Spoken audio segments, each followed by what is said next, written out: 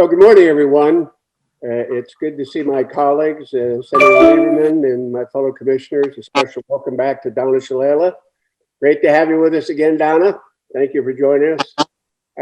You missed all these virtual meetings. I think this is the fifth, Donna, that we've had since last March. We're on our way to holding an in-person meeting when obviously COVID hit us, and the impact's been that we've stayed focused with a terrific team and focused on the mission, that we've been doing it with these virtual meetings. And hopefully sometime later this year, we'll be all together and gather in person. So it's a pleasure to welcome my colleagues back. I think I need a couple of thanks in order. Hudson Institute, you're our fiscal sponsor. We're grateful for your sustained support of this bipartisan commission. We're also appreciative of your willingness to let us host those activities, and we can't wait to get back in your facility and do them in person. We also want to thank our very generous, many, frankly, very generous supporters who've been with us for several years. We want to thank them for working with us to help strengthen our national biodefense capability. We're here today to discuss the critical role of some of our country's heroes, our first responders, that play in addressing biological threats. I must admit that I know some of their good work because of the two occasions when I needed their help, and without their participation in getting me to the hospital and taking care of me, I wouldn't be participating in this forum. So this first responder outreach today has a very special meaning to me, and I want to welcome them all. You know, we spend a lot of time, as we should, focusing on nurses and doctors who deserve our support, our respect, and our prayers, as they've moved for about a year, day in and day out into harm's way. But today we want to focus on police officers, firefighters, emergency service professionals, hazmat technicians, and dispatchers who are equally vital in responding to this biological threat. I've often thought the appellation first responder is so appropriate. The federal government talks a lot about first responders, but it's the local responders who show up first. The federal government ultimately gets there, but it's your neighbor next door who's the EMS professional, the police officer, or the firefighter that rushes to your aid. And I think their service during this pandemic has been somewhat underestimated and perhaps even undervalued, because they've worked tirelessly in support of their community and public health officials to respond to the needs of the men and women in their community. So I think that we held them a great debt of gratitude. And on behalf of myself, the commission, I want to thank all those who are speaking with us today and the constituencies they represent. We owe you a debt of gratitude for the tremendous work you've done during the past year. The commission recognized the daunting challenges facing the emergency response community when we released our national blueprint for biodefense over 5 years ago. And in that report, we discussed the importance of providing first responders with resources necessary to keep themselves and, as importantly, their families safe during a biological event. And where far too many of our fellow Americans have fallen victim to the current pandemic. And we often forget that some of those victims have actually been first responders who are responding to that crisis in their communities and in their neighborhoods.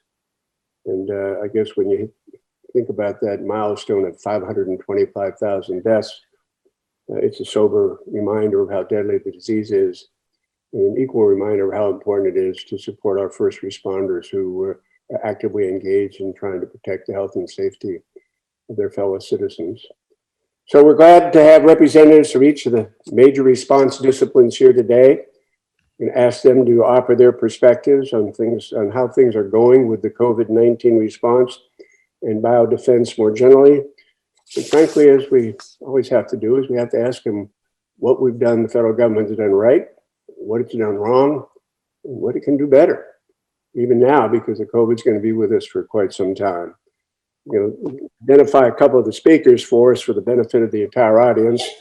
We're going to talk to Fire Chief William Jones of East Liverpool, Ohio, about what our firefighters need to carry out their duties on a day-to-day basis. We're glad to see Chief Philip Francisco of the Navajo Police Department. He'll be joining us. I'm glad we're having the fire chief. This is a forgotten constituency in America. And the pandemic has hit the Navajo Nation especially hard.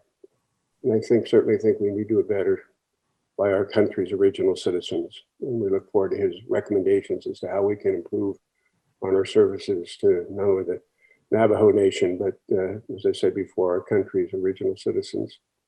Dia Gaynor is Executive Director of the National Association of State EMS Officials. She's going to give us a high-level picture of the pandemic's impact on emergency medical operations.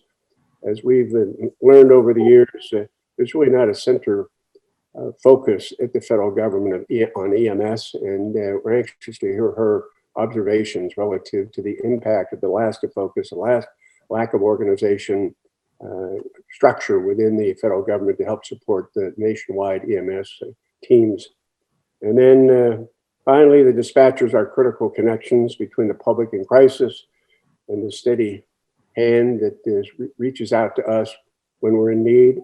We're going to discuss the roles and needs of our dispatchers in biodefense with Sherry Bartram. She's the Executive Director of the Southeast Regional Emergency Service Authority. So with those preliminary remarks, expression of gratitude to be reconnected with my panelists, with my colleagues on this panel, and with the panelists that are here. I'm going to turn it over to my friend and colleague, Senator Lieberman. Joe? Thank you very much, Tom. It's good to be back with you and all the other members of the commission and our team by virtual means. I must say, I'm getting tired of this and looking forward to an in-person meeting. I want to join you, Tom, in welcoming Donna Schiller back. We're really lucky that she's with us, and she's just a tremendous, a national asset. And incidentally, Lisa Monaco, who sat in for Donna for a while, seems well on her way to being confirmed as the Deputy Attorney General of the United States, which of course she deserves. And it's just possible, from what I hear, she'll actually receive a fair amount of bipartisan support, which she deserves. There is some reason for hope on the horizon today. Of course, when COVID-19 began throughout the country a year ago, few people thought that it would be possible to bring a vaccine to market in less than a few years. And yet, against all the precedents and normal expectations, we have not one, not two, but three vaccines approved by the FDA for use in the United States, and they are working. Others throughout the world are creating their own vaccines. And of course, millions of Americans are now being vaccinated every day. This is a feat, an accomplishment that really needs to be recognized for the marvel that it is. And it should make us optimistic about what we, the American people, can do when we work together. The speed with which we were able to develop, test, and bring these vaccines to market will save many, many lives, prevent more economic devastation, and allow us all to go back to something resembling normal life sooner than later.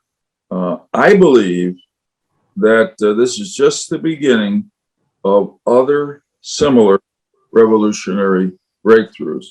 And we hope that our commission can be in the forefront of advocating and guaranteeing that those breakthroughs occur.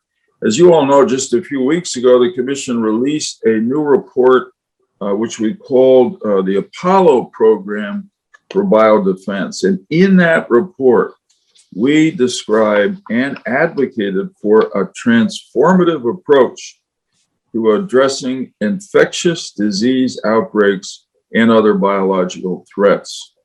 We think that a public-private partnership on a level rarely seen since the original Apollo space program has the potential to remove the threat of infectious disease outbreaks from our lives by 2030. As the nation continues to address the current crisis, we look forward to further discussing our recommendation for an Apollo program for biodefense with Congress and, of course, the Biden administration. In today's meeting, as Tom Ridge has said, we're going to get the ground level perspective on the COVID-19 pandemic from the first responders. We need to start by saying thank you, of course, to our frontline personnel and offering them our support going forward. I will tell you that during my time as chair of the Senate Committee on Homeland Security and Governmental Affairs, I regularly saw how information and communication stovepipes negatively impacted disaster response efforts. And I learned how the impact of September 11th, 2001, Hurricane Katrina, and other national tragedies was magnified by a lack of cohesion and communication in the field and higher up the chain. We risk hobbling our ability to respond swiftly and effectively when we deprive first responders of communication tools and others that they need to succeed. And that's why I'm glad we're going to be discussing today how we can better equip them to do just that. Late last year, our commission convened a roundtable discussion with first responders to learn about their biological threat awareness and vaccination information needs. During that discussion, participants described continuing gaps in knowledge in their understanding of the biological threat broadly. We also asked them how the federal government could better assist in educating them about infectious disease threats and the best responses to them. So I'm grateful that on our first panel, we have Jennifer Stone, Executive Director of Partner Forces, with us today to discuss some of the findings of that discussion. Thanks to you, Jennifer, and your team for your assistance in our work with and for first responders.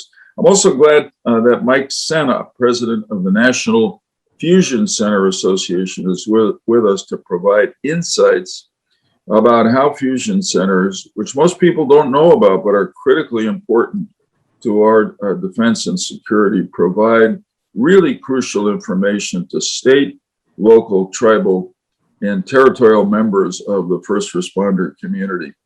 And I want to welcome Shumaine Benford, Chief of Emergency Management of the City of Boston, to discuss his personal experiences and communal information needs, both for COVID-19 and other biological threats. As Thomas said, in police stations, firehouses, and dispatch centers across the nation, our first responders have really felt the pandemic's effects and responded to them as best they could. At a time when every level of government, state, local, tribal, and territorial, are having to make difficult spending decisions with budgets that have been battered by COVID-19, first responders need additional resources, coordination, and guidance from the federal government. And that is, to me, one of the big lessons to be learned from the last year. When a crisis like the COVID-19 pandemic strikes, we need an all hands on deck response, including, of course, in some ways, beginning with our local first responders. But there is also no substitute for strong federal leadership and coordination. And I'm encouraged that the new Biden administration understands that and is exerting and showing that kind of leadership. So I end with a hope and a prayer by the time of our next public meeting, or if not then, the one after that, we're all going to be able to meet and see each other in person, because really you look great on the screen, but it's been far too long to shake hands or even boldly give you all a hug. Thank you, Tom. Thanks, Joe. By the way, I'm looking forward to that hug. Yeah, me too. I've been vaccinated, so I'm all ready. Listen, and how about Senator Daschler? You're next, Tom. Thank you. Well, thank you, Tom and Joe. After your opening statements, little more needs to be said. I associate myself completely with your remarks and share your jubilation at the return of Donna Schiller and our gratitude to our sponsors.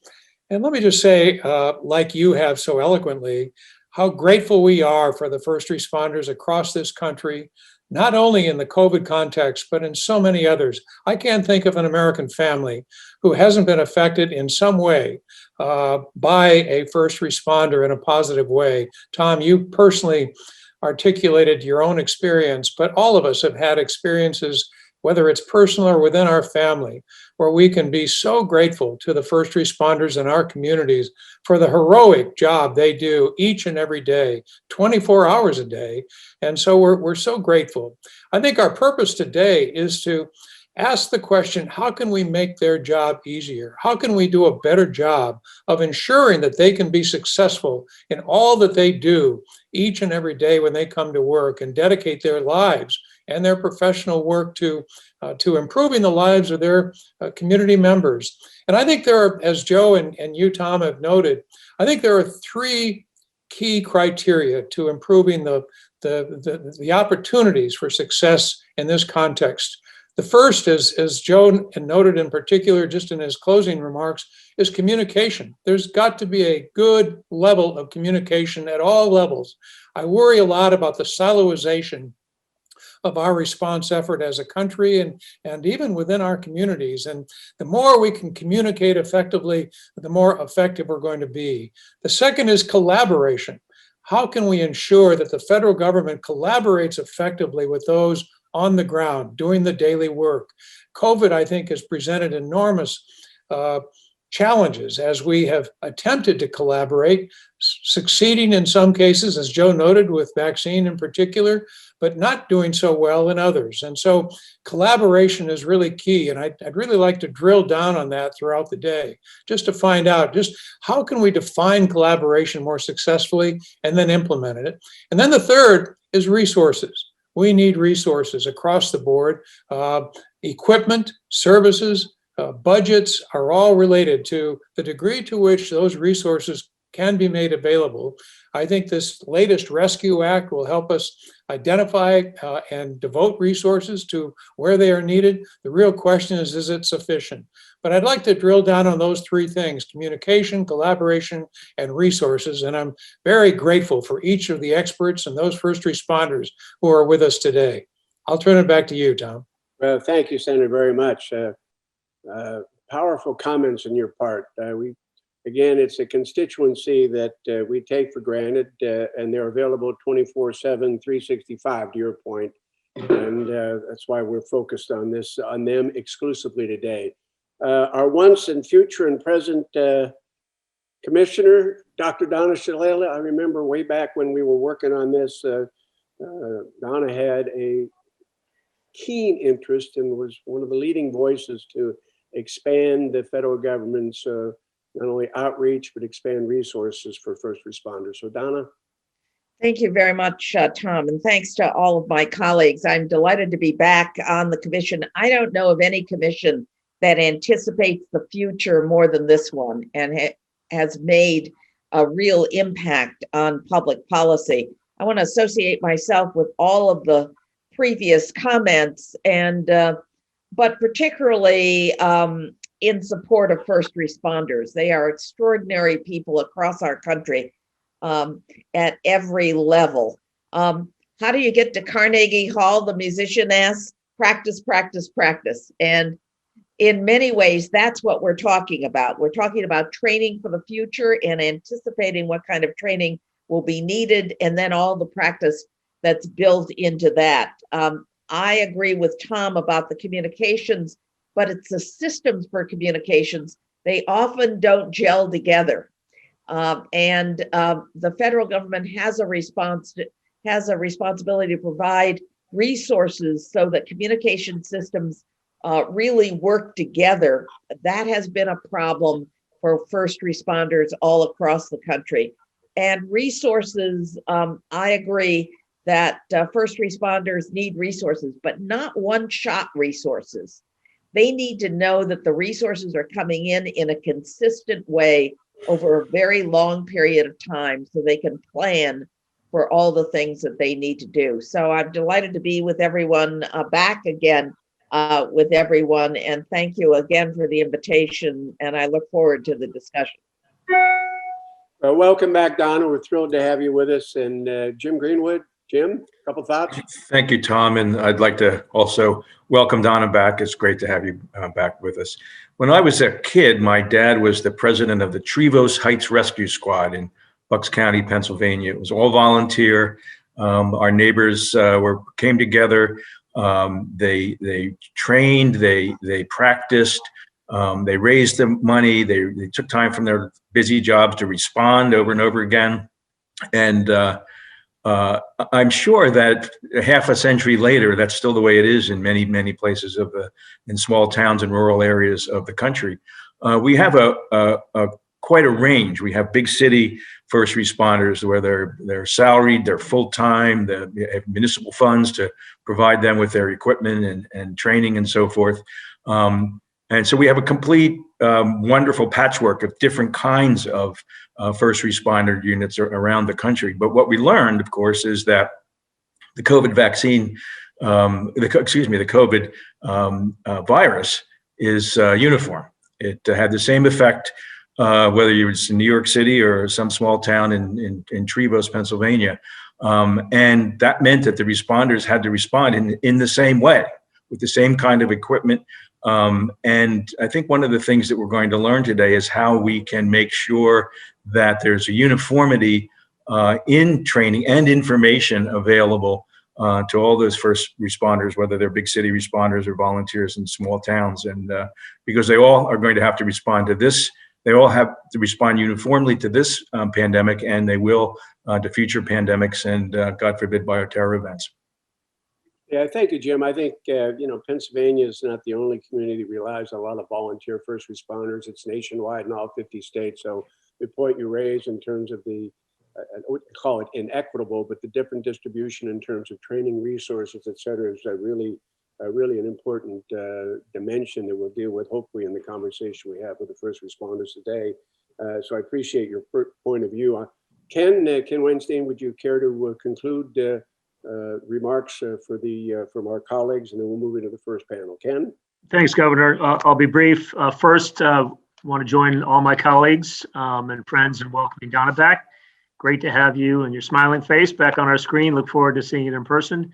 Also want to register my thanks and our thanks to Lisa for her tremendous service. And I was glad to hear what you said, Senator Lieberman, about Lisa getting what seems to be pretty strong bipartisan support, which is obviously a pat on the back and an affirmation of the approach that she's taken throughout her career. The national security and country first, politics second, but I think it's also sort of reaffirmation of the approach that our group takes, completely bipartisan and all about the mission first, and politics takes a back seat. So good luck to her, and we'll look forward to having her in that critical position at DOJ. I guess I just want to just to make a very high level remark about, or a couple remarks about first responders. And this sort of plays off of what Governor Ridge was saying. I think it was Governor Ridge, when you referred to them as heroes.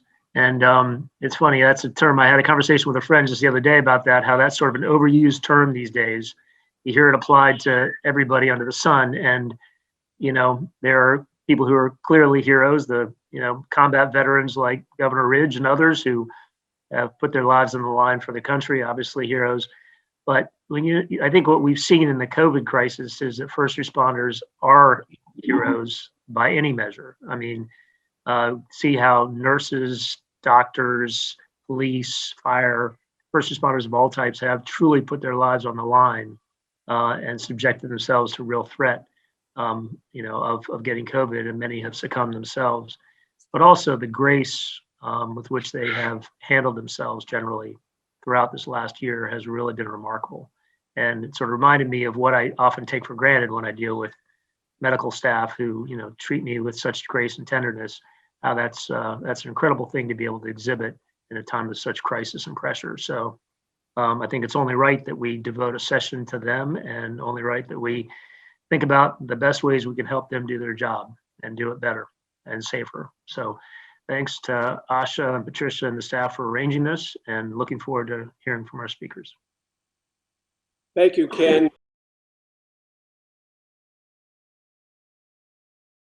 Thanks to the three of you who are on this first panel. You have a very sympathetic audience here, which really wants to learn from you about what the commission can do to better advocate for our first responders. So I'll leave it to that and go to you, the experts. The first is Jennifer Stone, who is president of Partner Forces, which presided over a workshop that we convened, a roundtable with first responders about this subject.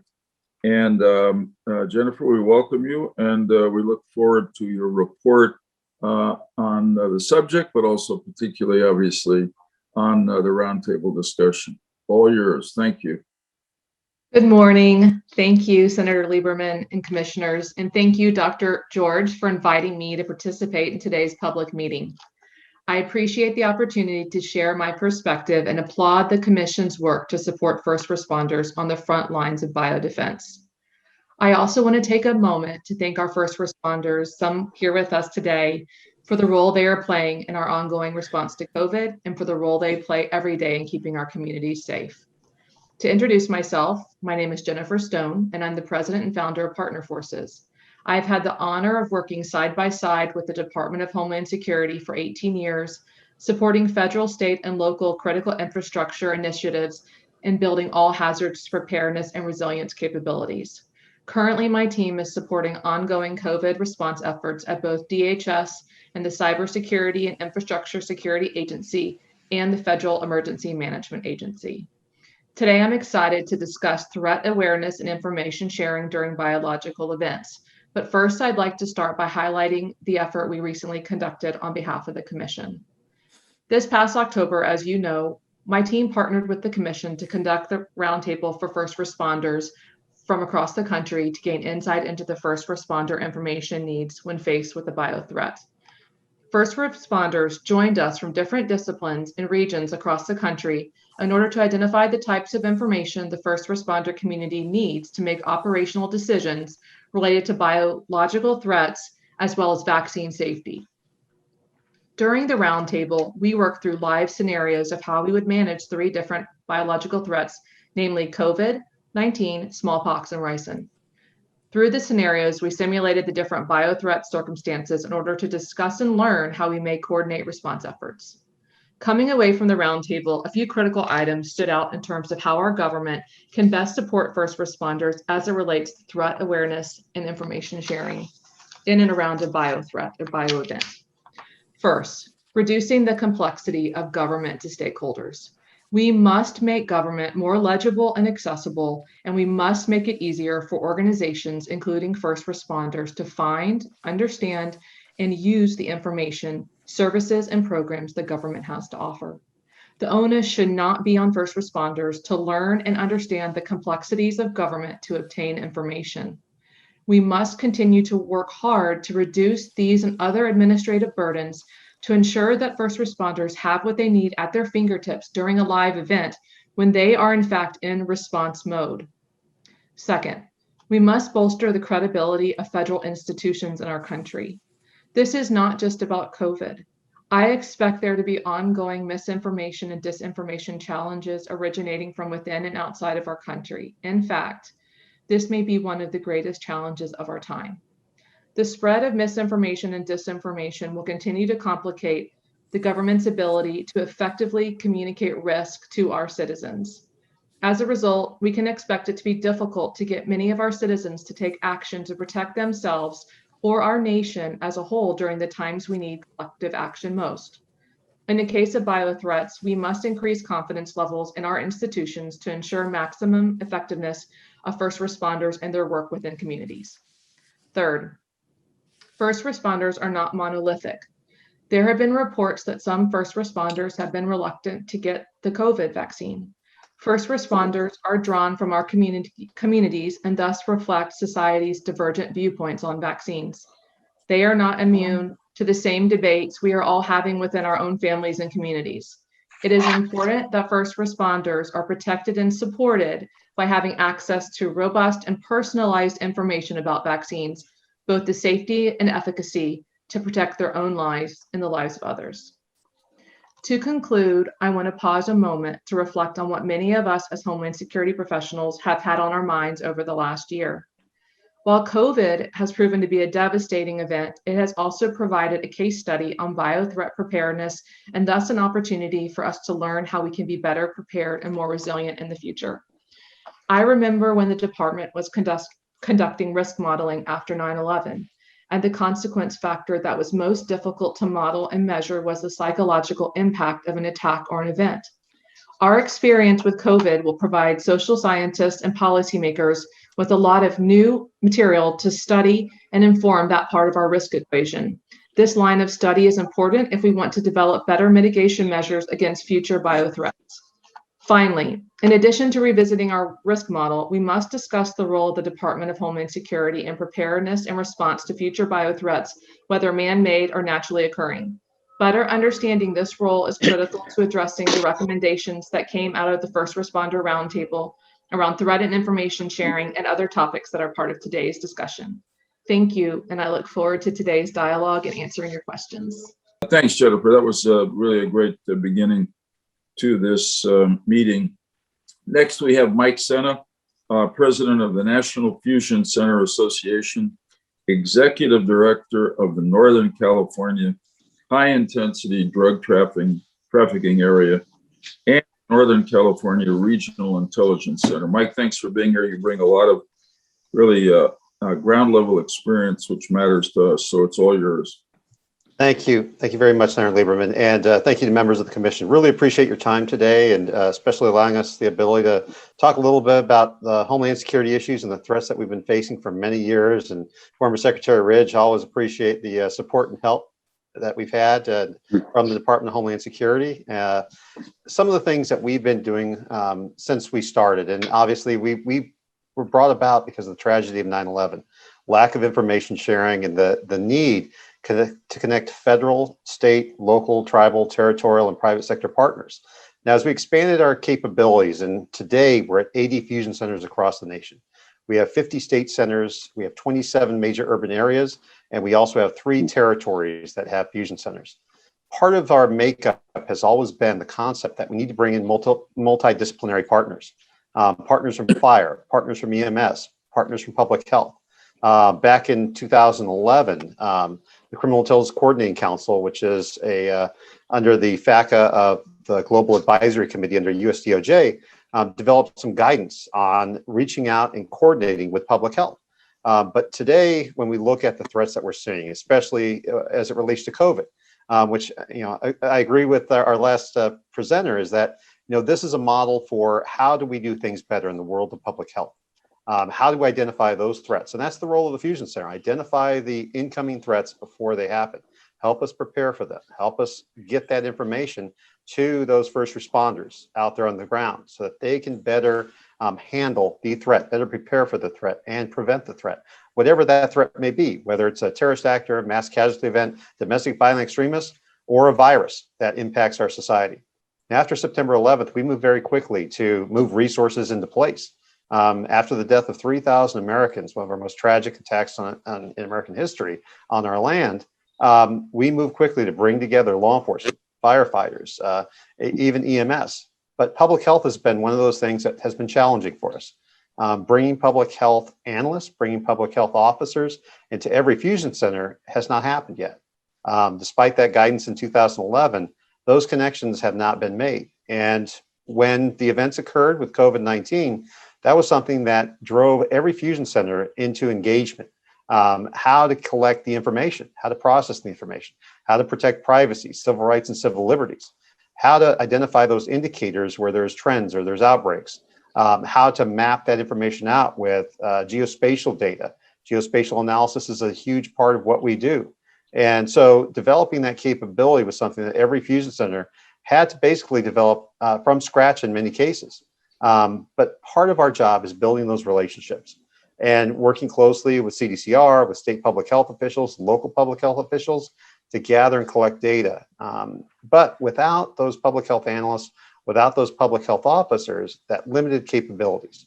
And a number of our fusion centers across the country started developing products to push out to first responders, getting that information out there in real time, connecting to those databases that identified hospitals and the bed capacity and God, I have a long capacity. So being able to push that information out quickly became a mission of the fusion centers. But that's not something that we should end just because COVID, there's a vaccine available, and that may hopefully we be maybe past that. The problem I foresee is that we will have future threats that are coming to us, and having the ability to have that geospatial data. And to highlight a program from my HIDA role as a high intensity drug trafficking area director, years ago, the Washington-Baltimore HIDA, in partnership with ESRI, developed a tool called ODMAP, an overdose mapping tool to map out suspected opioid overdoses, but now all suspected overdoses, and map that out throughout the country. The problem with these projects is adoption and use of the technology and people willing to share their data. There are no mandates that people share data. Trying to bring consensus and community together without some guidance, without some encouragement through grants. And fusion centers themselves are funded through, in large part, over a quarter of their funding is through federal grant dollars. The rest, a good majority of over 65%, is state, local, tribal, private sector partners providing resources.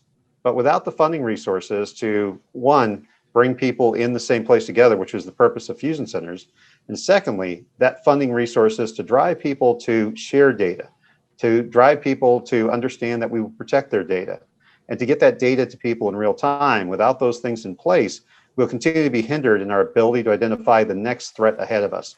And I foresee that being our biggest challenge, is that this is a wake-up call, and over 500,000 people that have died because of it. What will the next tragedy be?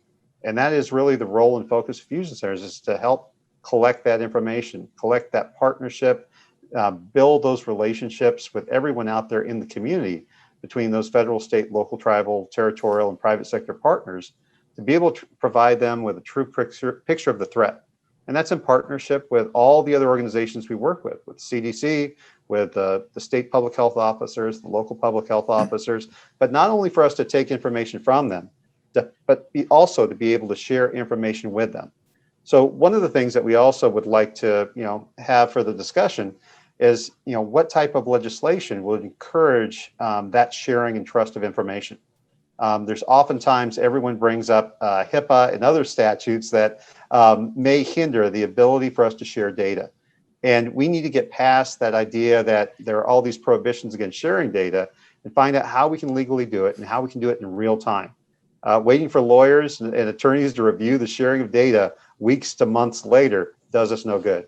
We have to have real-time data sharing. We have to have protocols in place, and we have to have people feel that they're safe with that sharing of data, and also safe in consuming data that they receive from their fusion centers.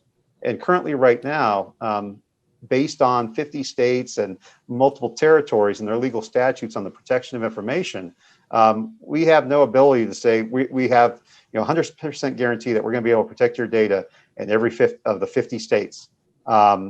Depending on which state you're in, depending on how information is shared, that data may be exposed to the public. And in many cases, there are concerns about how that's done.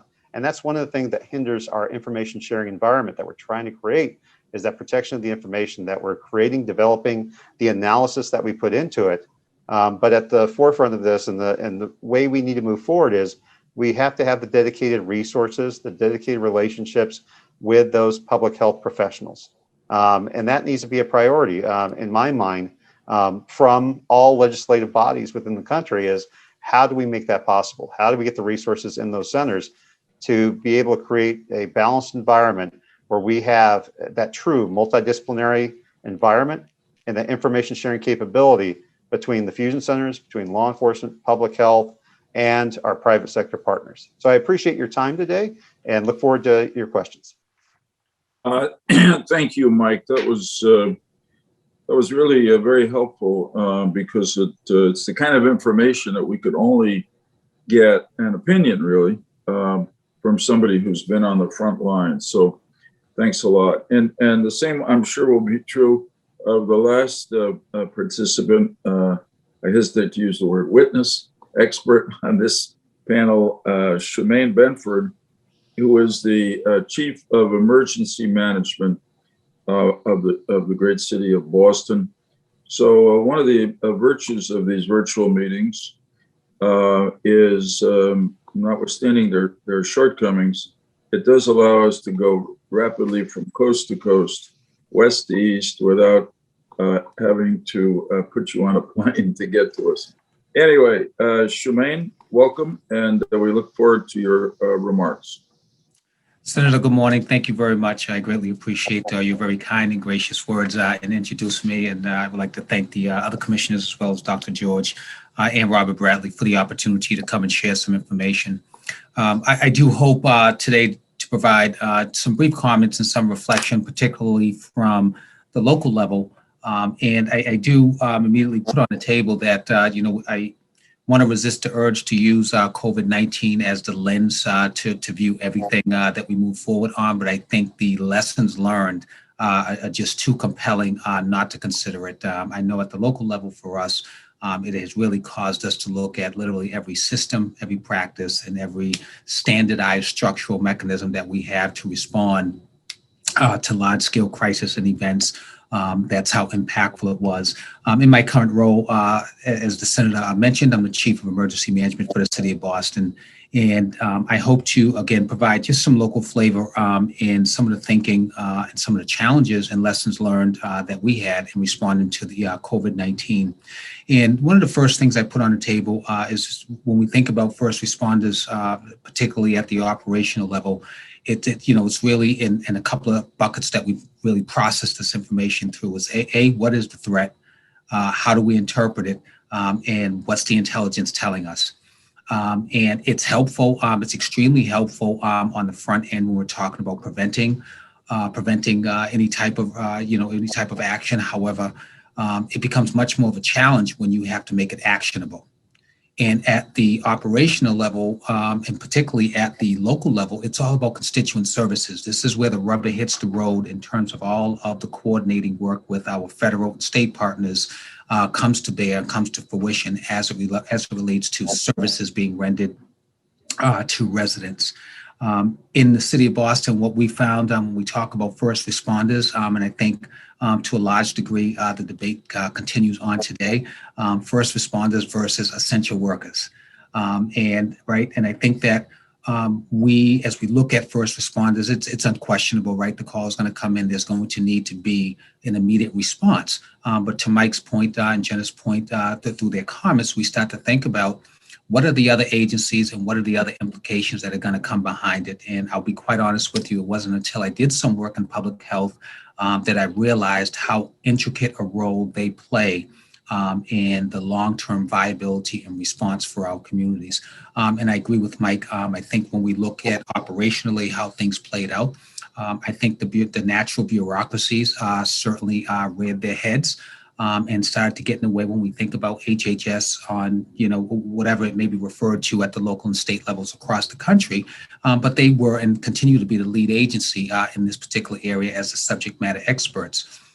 But when we think about the functional side of how they go about delivering their services, it's a little less operational than first responders. So it becomes, how do we, as Mike talked about, how do we better incorporate public health into the discussion when we start to talk about biological threats and other threats that come through human physical services. So it is imperative that we find a way to better integrate those disciplines into the conversation.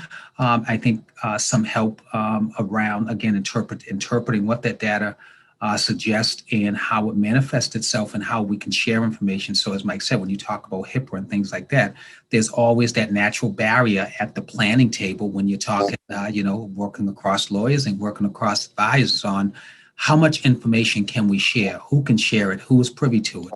We encountered challenges where people sitting at the table based on true and strict interpretation of the law may not have been eligible to receive that information. So I do believe that there are a lot of lessons learned and some work that we still have to do in that area. One of the other lessons that we learned is the flexibility. We have to ensure that as we get this intelligence, again, just thinking at the local level, that all of the resources that Mike talked about that supports fusion centers overwhelmingly, supported by federal grant money in particular and other resources. How do we go about thinking about costs that are going to be reimbursable?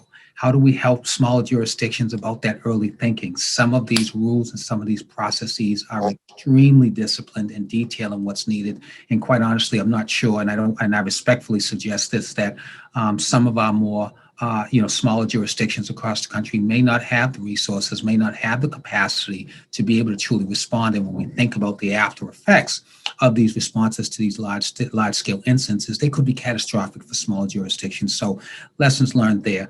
For all on the call can see, I am a Black male, right? And we know that we've had some social discussion over the course of the last 9 months to a year that has really challenged all of our governmental and our formal institutions. And how do we think about how we interact with different communities that have historical mistrust in government services and police services when we're delivering something as simple and as nondescript in terms of confrontation as public health.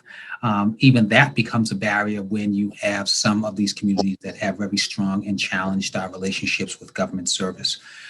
With regards to the city of Boston, and when we think about our next steps in terms of how we proceed, I think that we are very fortunate where we have done a much better job. Our BRIC, which is our local terminology for our fusion center, does an enormous job with intelligence and getting that intelligence out and presenting it in a way in which it can be interpreted. However, we have found when we look at FEMA and we look at the new national priority areas around investment and in elections and things like that, these are areas that have not historically operated in that public safety space. How do we have broader conversation? How do we bring those stakeholders in to help us think about how we respond to it? In think about a biological threat, and there are so many different variables that do come into play. We think about in Boston, we're having, we have a mayoral race that is going to be coming up, and there was a conversation around delaying the special election because of the implications of having multiple elections while we're still responding to a pandemic. So through traditional lenses, we don't think about those things, but they're very real in how we have to think today. So I do apologize for being lengthy on it, but I did want to give some context, particularly in some of the areas where we have not thought about and have not been viewed through the traditional lens. I think in closing, as we look at the pandemic response, I believe that it has given us a tremendous opportunity to turn all of our thinking on top of its head, because we really do have to rethink how we go about having some of these conversations to truly be resilient and in a capacity to respond. Thank you. Thank you, Shumaine. You were not too long at all. By Washington standards, you were right. And so it was excellent testimony. Governor Ridge, you want to start the questioning and then I'll follow you? Yeah, thank you very much, Senator. Very impressive panel. But I must tell you, I feel like I'm back in 2001 when my first responders were saying we didn't get the timely and accurate information we needed in order to do our job. And here we're 20 years later.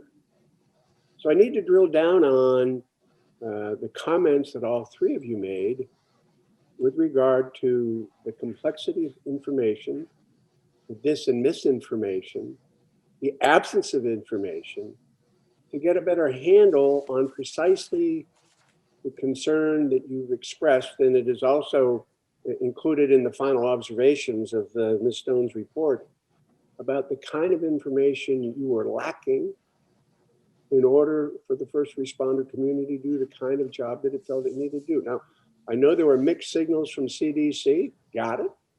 Maybe you got mixed signals from FEMA. And frankly, I'm just not, maybe it's because of my age.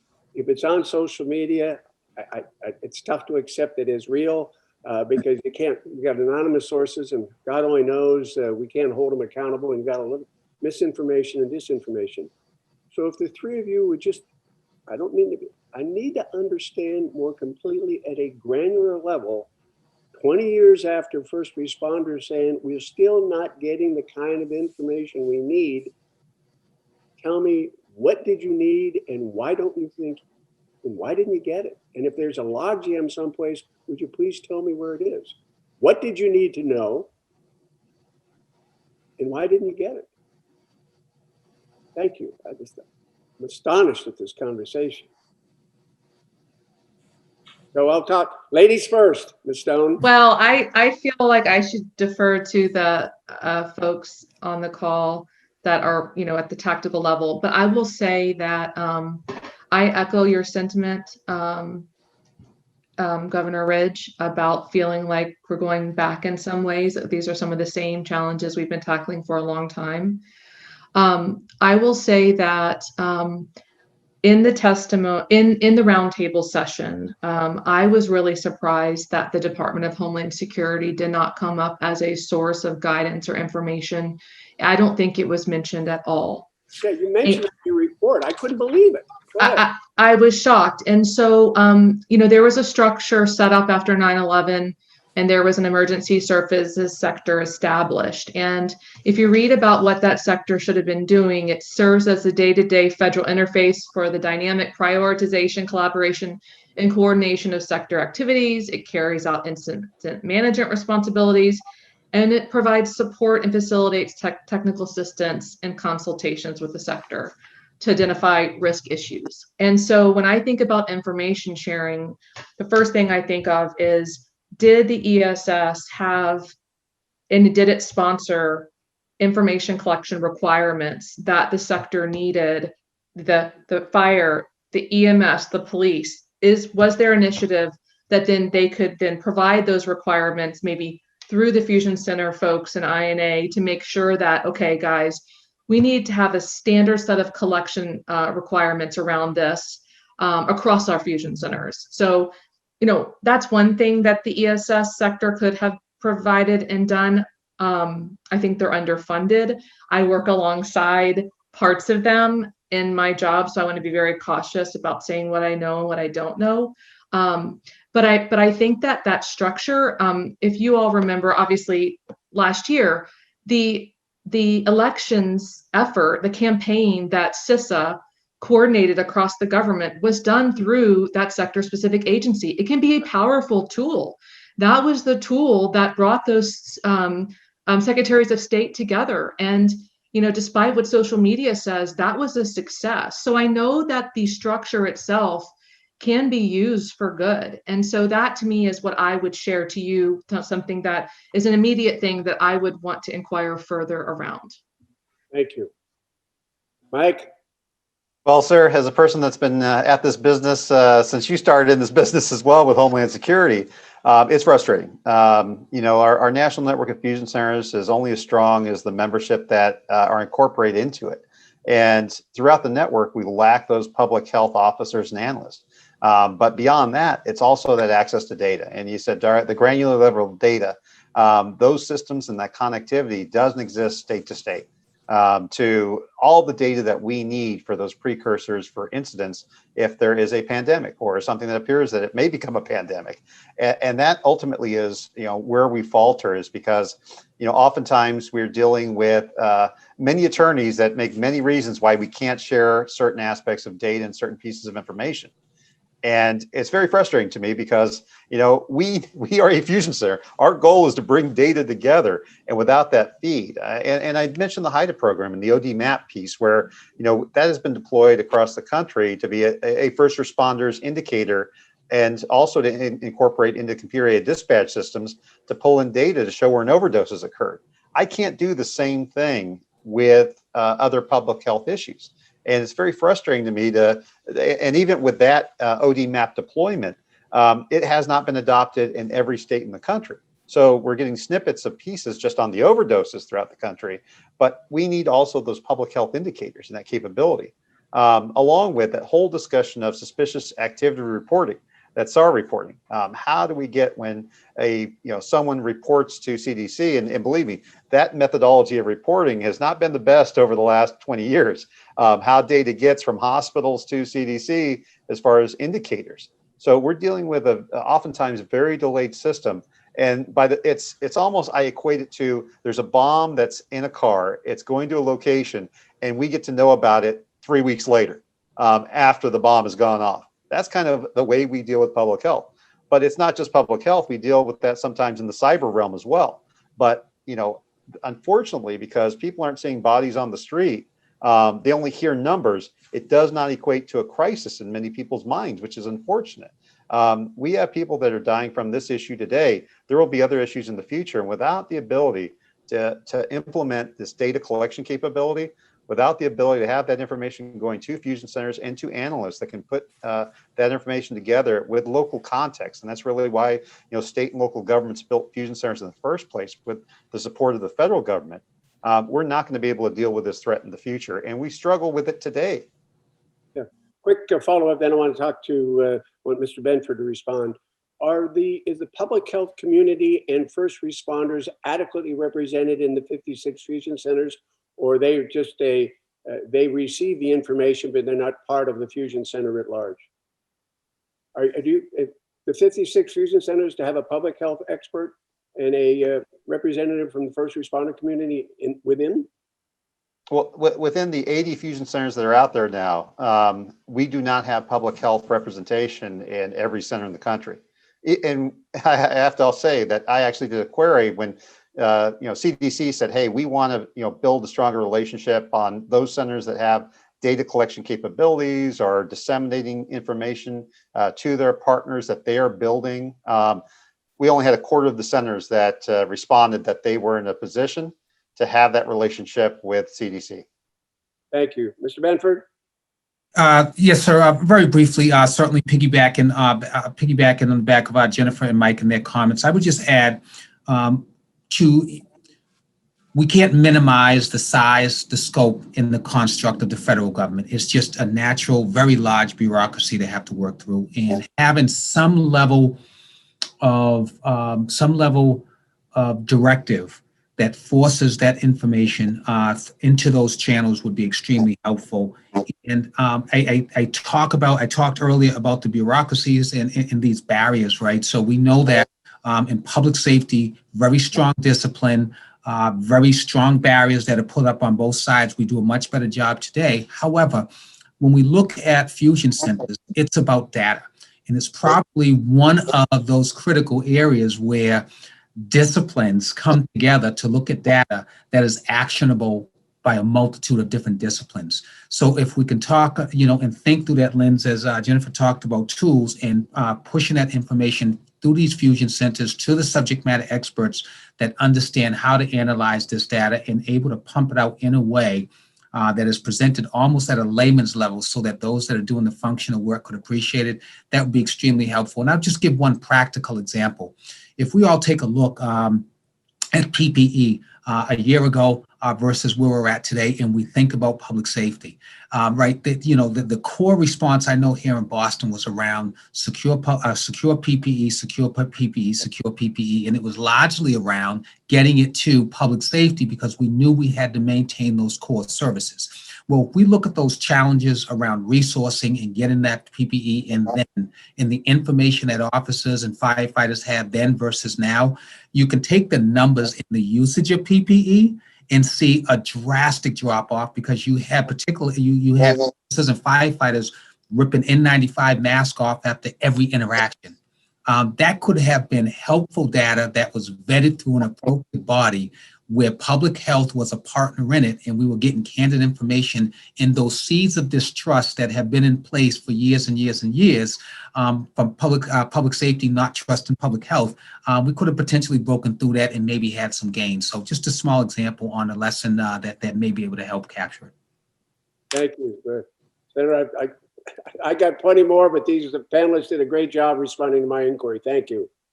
Thank you, Tom. So I'll go back to 2014 when our commission began its work. And we issued our first foundation report in 2015. To look back and say we were prophetic, it doesn't really count us so much as our professional staff and the experts we heard from, because we said there's no question a great probability an infectious disease outbreak, epidemic, pandemic is coming, and we're not ready for it. Our country's not ready for it. And one of the things we focused on particularly was the unreadiness, if I can put it that way, of our public health systems. So I'm really struck by the testimony that you've offered this morning about how much you have found that to be so. I'm not surprised, but it really points a way forward because, again, according to all the experts, another infectious disease outbreak, epidemic, or even pandemic is coming in our future. And one of the lessons learned, I think, has to be, what do we do to get to improve our public health systems, and also, based on your excellent testimony this morning, integrate them with the other systems. So maybe I'll begin with Mike, because you really focused on this. And ask first, what should the federal government do to facilitate the interaction of the fusion centers with public health, and what will you do, regardless of what the federal, or what will the fusion centers do, regardless of whether the federal government acts to close that gap that you found existed in response to COVID-19? Yeah, at the front of this, I mean, and especially dealing with public health issues, we have to have HHS and we have to have CDC on the same page with the National Network of Fusion Centers and with our partners at DHS and FBI and other components that we have within the federal government. Right now, that's not cohesive at all as far as, our relationship and all the partners' relationship, because, it's one of those things that if you don't work together, if you don't drill together, if you don't have conversations on a regular basis, when a disaster happens, you're not going to be prepared. And those, I believe, is the foundation that we have to come up with a strategy, some type of plan that describes how this will work today and how it will work tomorrow. And not just a plan that sits on a shelf, because we've seen way too many of those, but a plan that requires some type of metrics for how we accomplish this goal of situational awareness of threats, of analysis of threats, and of sharing and production of joint products. I think that's a key point, is that without basically pushing people to work together to develop a product, even if it's every year, then they won't work together otherwise in many cases. So we've got to drive them to do that. The other part of that goes along with the funding resources to bring those people together. We can't do these projects without at least some funding to make it happen. And that includes the funding for those personnel that should be working in fusion centers. We really need full-time public health and analysts, public health officers working in a fusion center, co-located. But we don't need them sitting in the corner, isolated from everybody and not able to share information with them. It's got to be a two-way street. And we've got to get past the barriers, the legal barriers that oftentimes come up, whether real or not, or perceived barriers, the laws that don't allow us to share data. We need laws that say you must share data. We need laws that say you will share data. Otherwise, we will come up to these issues that continue to plague us when we start talking about we have a public health emergency. Years ago, we had the issue with Ebola in the United States, and we had folks that were coming into the United States, going to their homes, and trying to share that information with law enforcement to say there is a person with suspected Ebola that is being quarantined, and they're at this location. Trying to share that information with law enforcement became quite a challenge. We should not have those challenges And I couldn't say that challenge isn't going to happen again tomorrow if we have another severe contagious disease that comes in the country, that we are hindered from sharing information. In those cases, they basically had to get a court order to allow them to share the information with first responders about that location. So I think that there's a lot of things that we need to do on the legislative side, and there's a lot of things on the policy side. And what we're going to try to do is continue to build relationships on our own with CDC and Health and Human Services, because we have to. I often say that we can't wait for the federal government to solve our problems. We've got to do it ourselves, because if we leave it to people to their own devices, it will never happen. So we will continue to have those discussions. We'll continue to talk about how do we do joint production, but without the backing of the federal government, it's often a hard task without that support. Okay, so I hear you, and I think it's a compelling argument about the necessary role of the federal government. Perhaps our commission can play a role in advocating that. Take a minute and tell us, have the individual fusion centers or the National Fusion Center Association already begun to try to involve public health officers in your work as a result of your experience with COVID-19? We have, and we had a number of fusion centers right off the bat that were able to build capacity.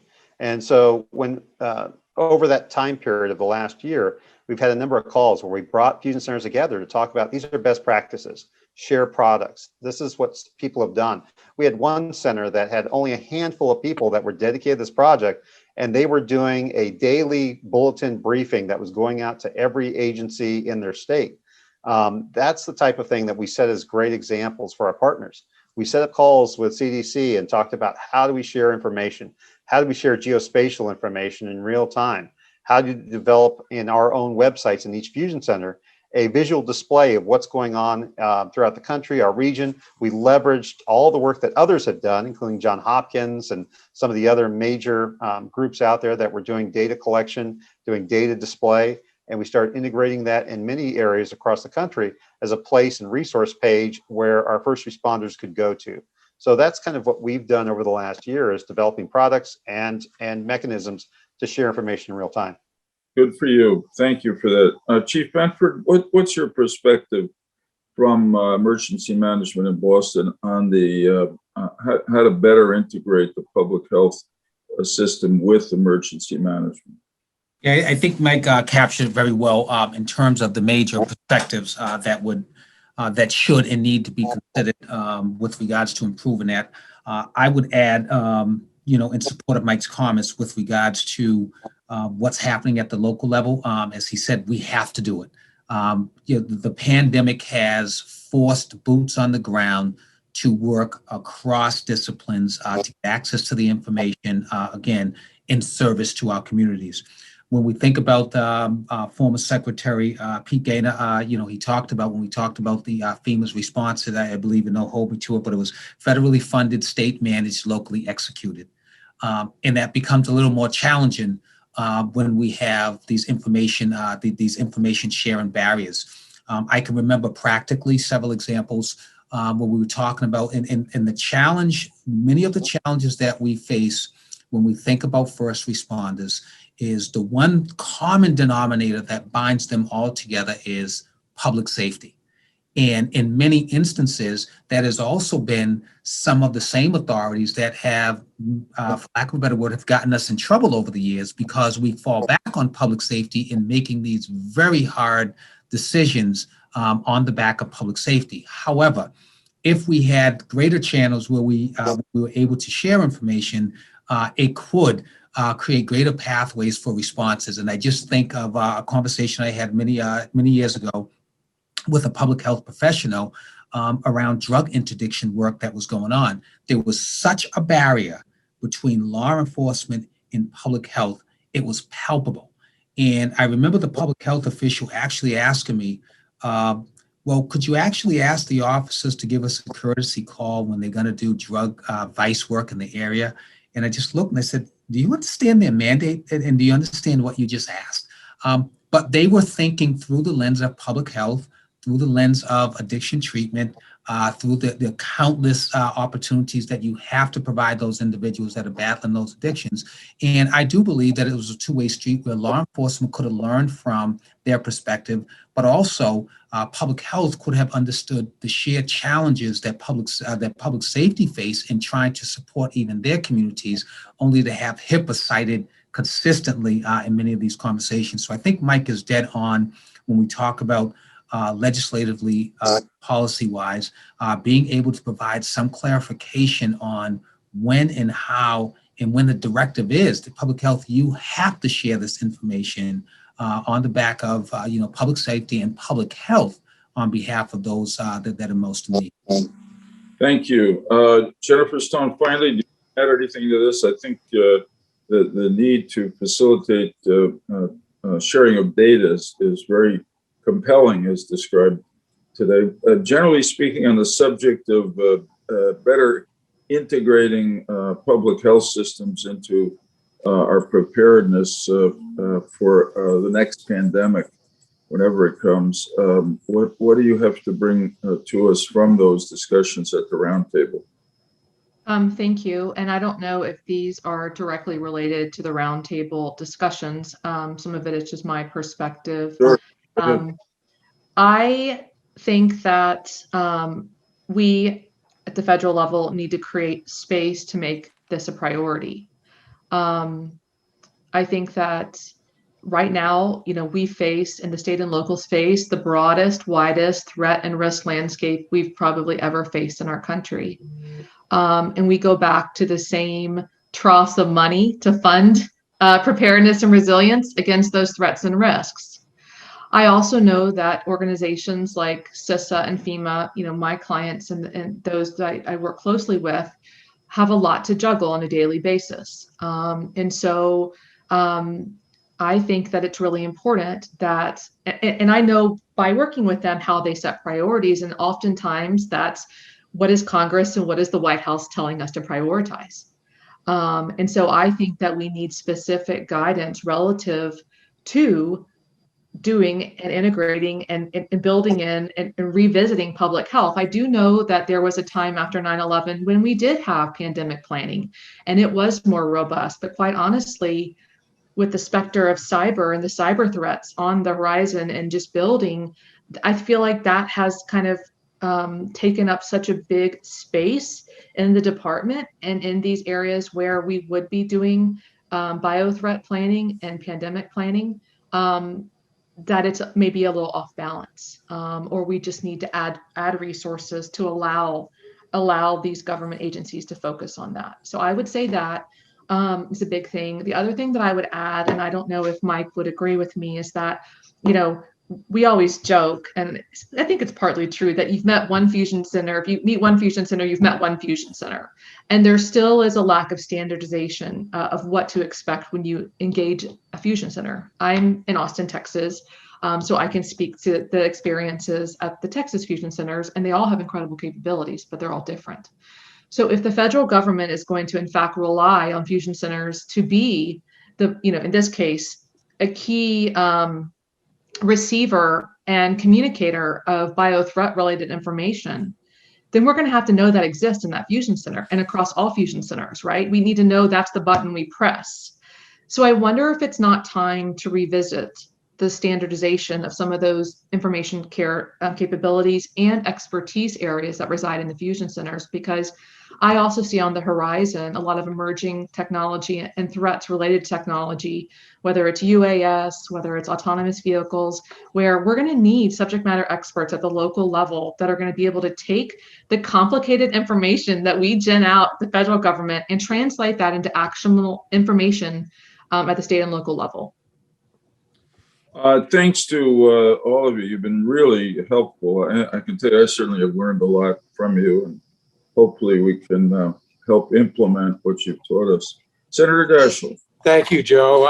I like you and Tom, I just really appreciate the extraordinary testimony and insights that our panelists have shared with us this morning. Just really outstanding. I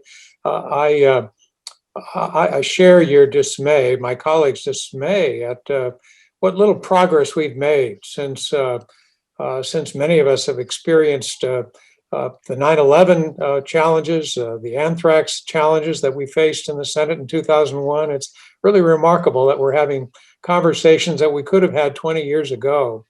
In my earlier comments, I talked about how critical it was for us to focus on communication, collaboration, and resources. And Jennifer, in particular, I want to thank you for your report and the work that you've done with the roundtable. And I worry a great deal about the lack of that communication. A good example is CDC's Advisory Committee on Immunization Practices.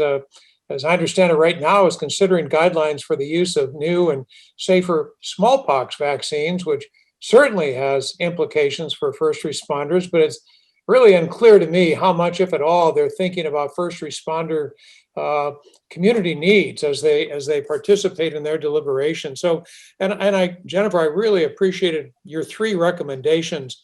I would just ask, based on your conversations in that roundtable and how you have kind of interacted already with the roundtable participants and others, how would you make government agencies more usable? Could we drill down on that first recommendation a little bit? Could you expand on that? Yeah. Share your thoughts on what you mean Yeah. more usable? Yeah. So I'll use a story from the pandemic as an example. In October, when we held the roundtable, I heard that there was still an issue with PPE, right? There was still an ongoing issue with PPE. At the exact same time, I knew that CARES Act had a whole big line item for channeling PPE to first responders, and that FEMA was the group that was charged with that.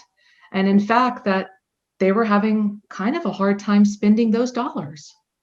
And so that was a big in my face disconnect and really made me realize that, I think it was Mike's point, we need to reduce that administrative burden. And I know FEMA tried to reduce administrative burdens, like this is very tactical, but on the, bits and pieces of information you had to provide to be able to be eligible for some of the grant funding that would allow you to buy PPE. They did reduce some of the, but it's not enough, right? It's not enough.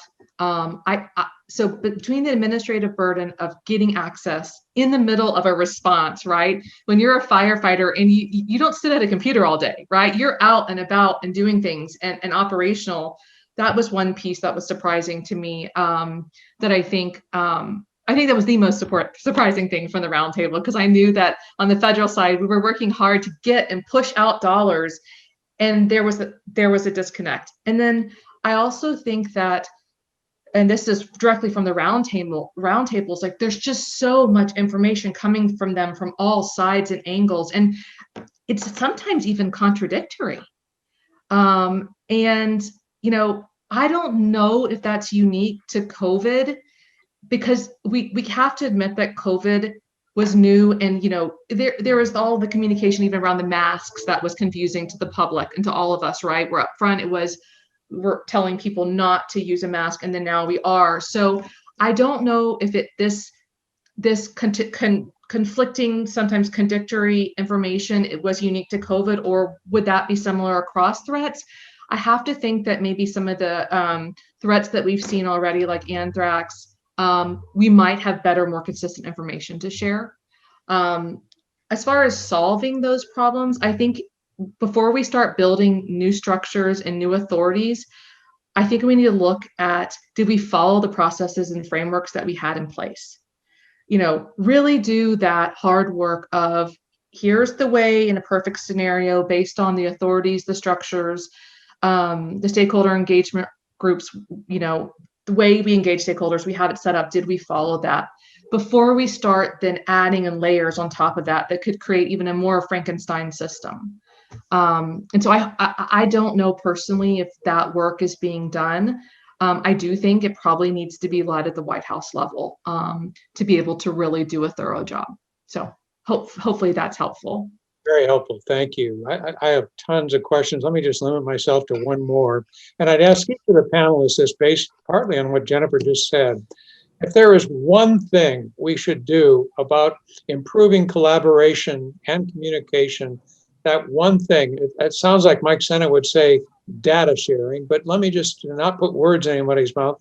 If there's one thing you could do to improve collaboration and communication, what would it be? And how, the second part of the question is, when we talk about resources, is it that we need more resources or resources used to better purpose? I agree that there are a lot of resources in government that could be better directed to the threat.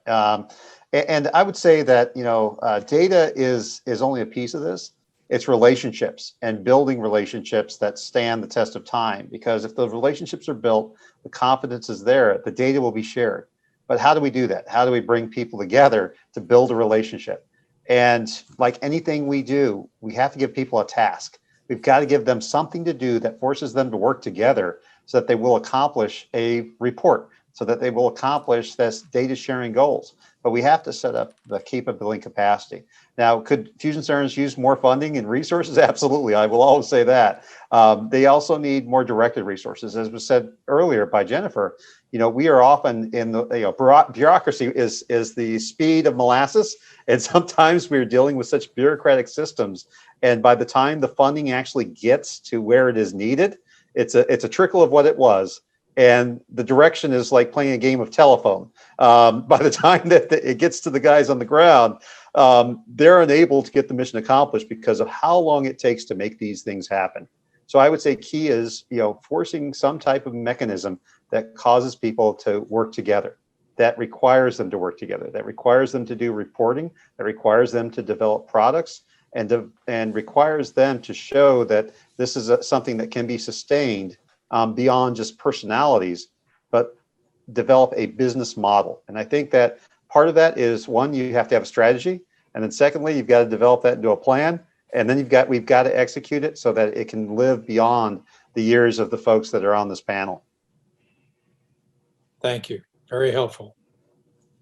And Senator, I would just add on the back of that, what Mike talks about, data in these systems. I too agree that there are adequate resources that are available, but I would never stop short of saying that additional resources could not be supportive and helpful. And I think that when we think through the lens and talk about relationships, I think we all have relationships now. And we rely on those relationships to help us meet our mandate. I think what we lack are those systems and those formal structures. And without those systems and formal structures, we really lack a mechanism to develop a sustainable infrastructure that will last beyond in any of our serviceability. I would also just point to one example and one comment around flexibility. I think during the early days of the response to COVID-19, I think in some instances we got a lot of relief from the bureaucratic hover that hangs over us with regards to those processes that Mike talked about to make resources and money available. I think when we saw some of the relaxing of that flexibility allowed local jurisdictions, state jurisdictions, the flexibility that they needed to be able to get things done across department and across enterprise. So again, any thinking around how we can formalize those systems, those structures, and really think about the flexibility that's really needed to get the work done being made available as best as could be. I understand that we have to have them to manage the resources, but we also need to think about the flexibility that's needed to truly meet the growing demand and the growing flexibility and dynamics of the different threats that we're facing. They're ever changing, and we need that flexibility as well. Thank you very much. Great answers. Thanks, Tom. I agree. Next, we'll go to Secretary Shalala, but as I think about it, I could also say Dean Shalala, Chancellor Shalala, University President Shalala, and Congresswoman Shalala, but most important to us, back as a commissioner, a member of the Bipartisan Commission on Biodefense. Donna, it's all yours. Thank you very much. This is tremendously complex. I just wanted to add a couple of things. Number one, we're trying to get different cultures actually to work together. And I'm not talking about ethnicity. Each of these first responders have their own cultures. that requires maybe some cross training. That is, they're trained together so that they understand each other better. The second point I want to make is that HIPAA is not in the way. There is a carve out in HIPAA for dealing with data that needs to be shared. I know because I wrote it, and it actually is there. So HIPAA is not the problem. And third, we need to break down some of these silos and get these agencies to work together. But that's why I thought we created Homeland Security, that Homeland Security was going to integrate a lot of this for us, including the public health piece, because Homeland Security took part of the public health piece from HHS so that it really could truly integrate.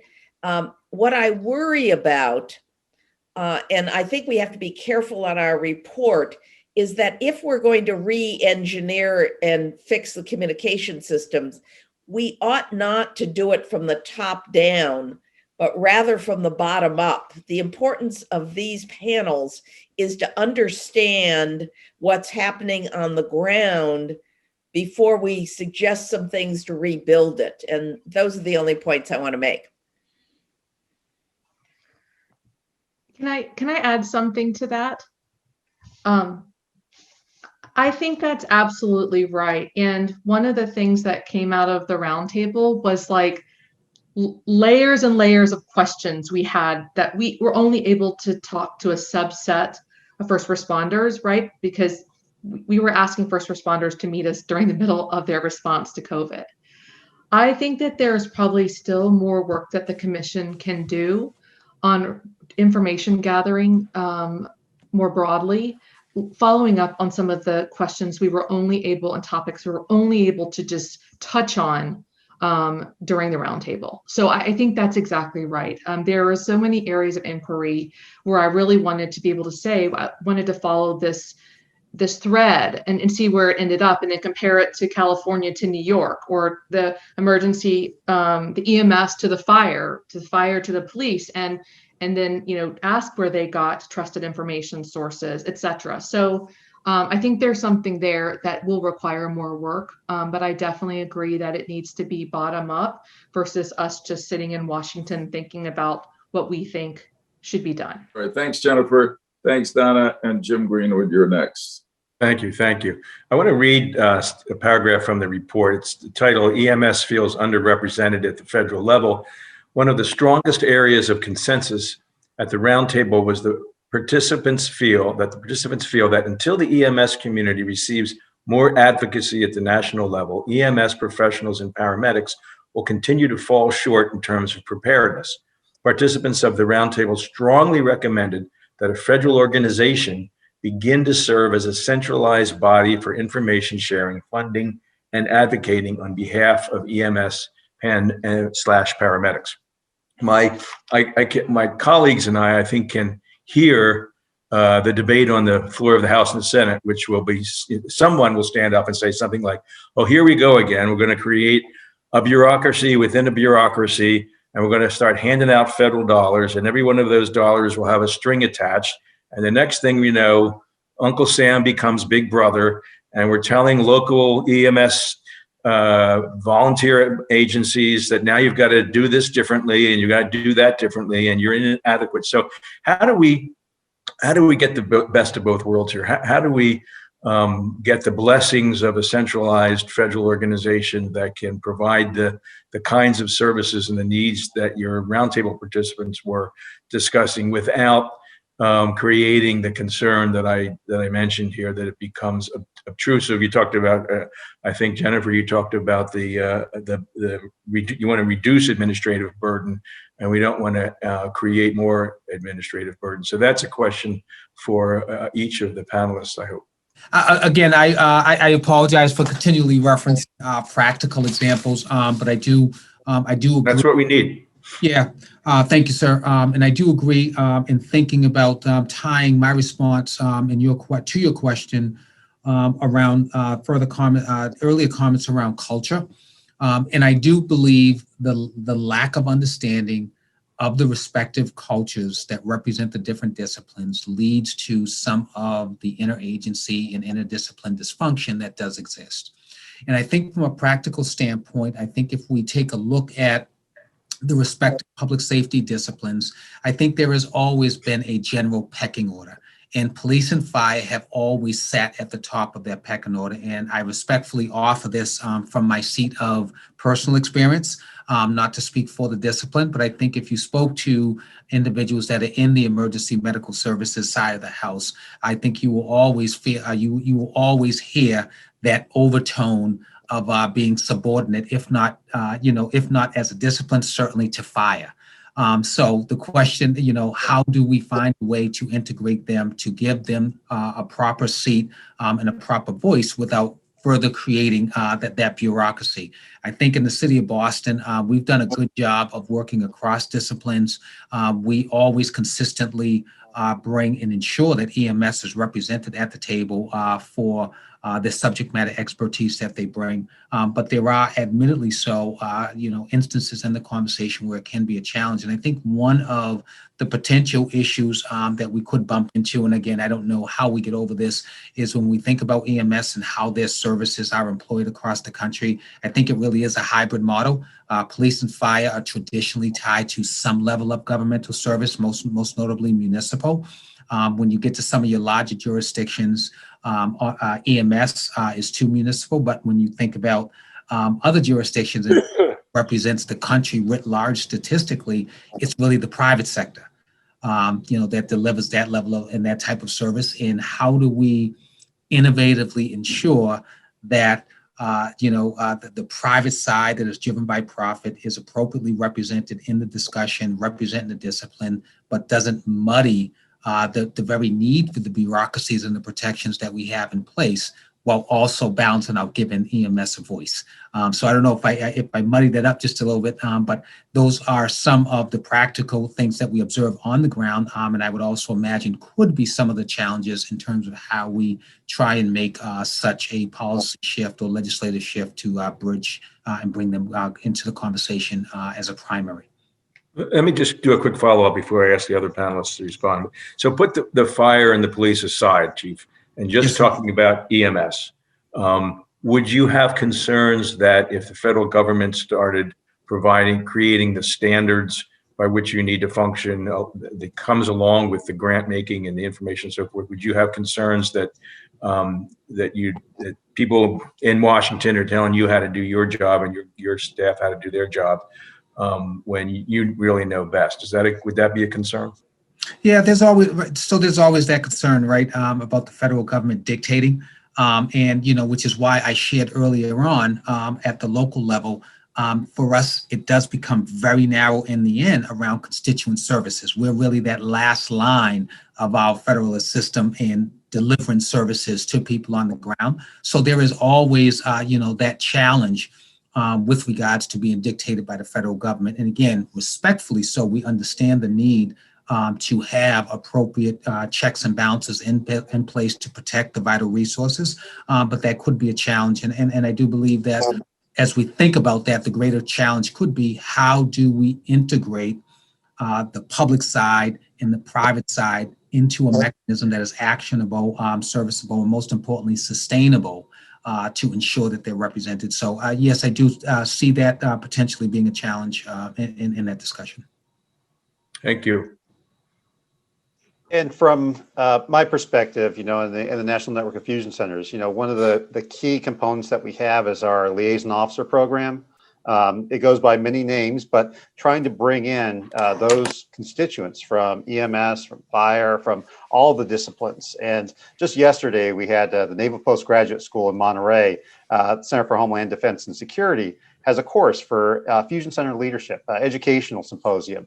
And yesterday, we had 3 folks that represent the outreach. They were fire service, but they represent those groups that are responsible for the outreach to EMS. It is growing within the network, but we do need more collaboration and capability. We have one director in the country that came from an EMS background in New York, and he's right now the director of the Fusion Center in Washington, D.C., Danelle Harvin. But beyond Dr. Harvin, We need more leadership in fusion centers. We need more participation in EMS. We need more folks that are part of that liaison officer program, because they become those folks out there in the field that become resources for us for information collection, but also for our dissemination. They're the ones that are going to see things most often. They're the first responders that are dealing with call after call, contact with people out there, that they will see suspicious behavior, that they will see indicators of opioid epidemic, that they will see indications of people becoming sick and because of some contagious disease. But we need that to be, as was said earlier, we need that to be consistent around the nation. We need resources to make that happen.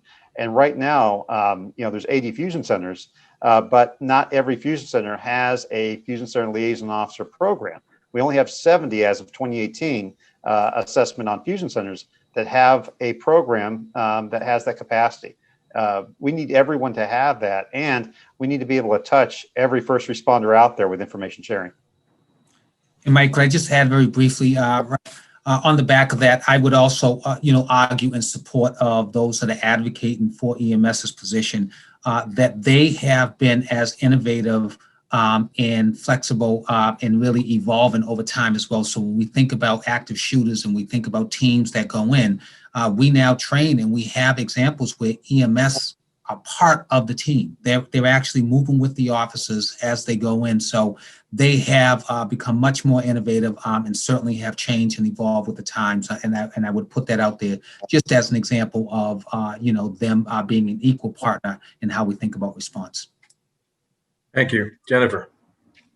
A couple things. So I think that, the Department of Homeland Security has thought a lot about how it can collate and pull together information that's helpful to first responders. And I don't know the status of this, but I know at one point, CWMD was investigating pulling together and creating like an Amazon type platform where you could share best practices, you could share technologies, and somehow DHS would be a clearinghouse just so you wouldn't get junk up there, right? But it was credible pieces, and you could press a button and buy. And so that's probably way off down the road. But I think to Chief Benford, and to your question to Chief about how would you feel about the government telling you and pushing down requirements? I think there's a balance, and I think we're starting to find that balance.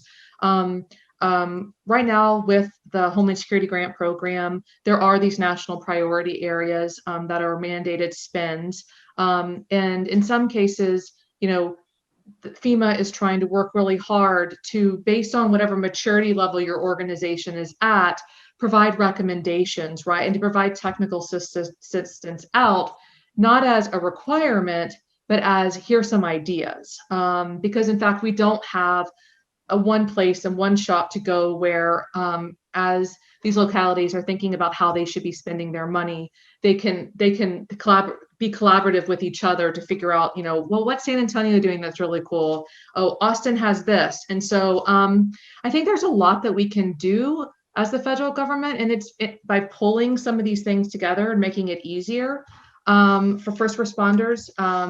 So that's one thing that I would add. And I think we just need to continue improving upon as we're putting out dollars, balancing, giving good ideas and sharing what we as the federal government maybe know, with not being too restrictive, that we don't allow state and locals to address their needs and gaps that they have identified. And it's a fine balance. Thank you. I'll yield back, Joe. Thanks, Jim. And final questioner on for this panel is the Honorable Ken Weinstein. Okay. Thanks, Senator. Just I guess a quick question for you, Chief Benford. Sort of interested about just the day-to-day operations of the fusion centers. One of the themes that has sort of guided our work on this commission is the imperative at sort of all levels of government to make sure that we're sort of engaged in sustained effort between the crises, so that it's not just reacting to a crisis, responding to a crisis, and then once we get through that, sort of putting it on the back shelf and then moving on to the next issue, in some other area or discipline. And that's a problem, dealing with any threat. And that's sort of a chronic issue in government operations generally. And we've talked about that in terms of, whether it's at the White House level, department level, or, collaboration among different levels of federal, state, and local, and tribal, et cetera.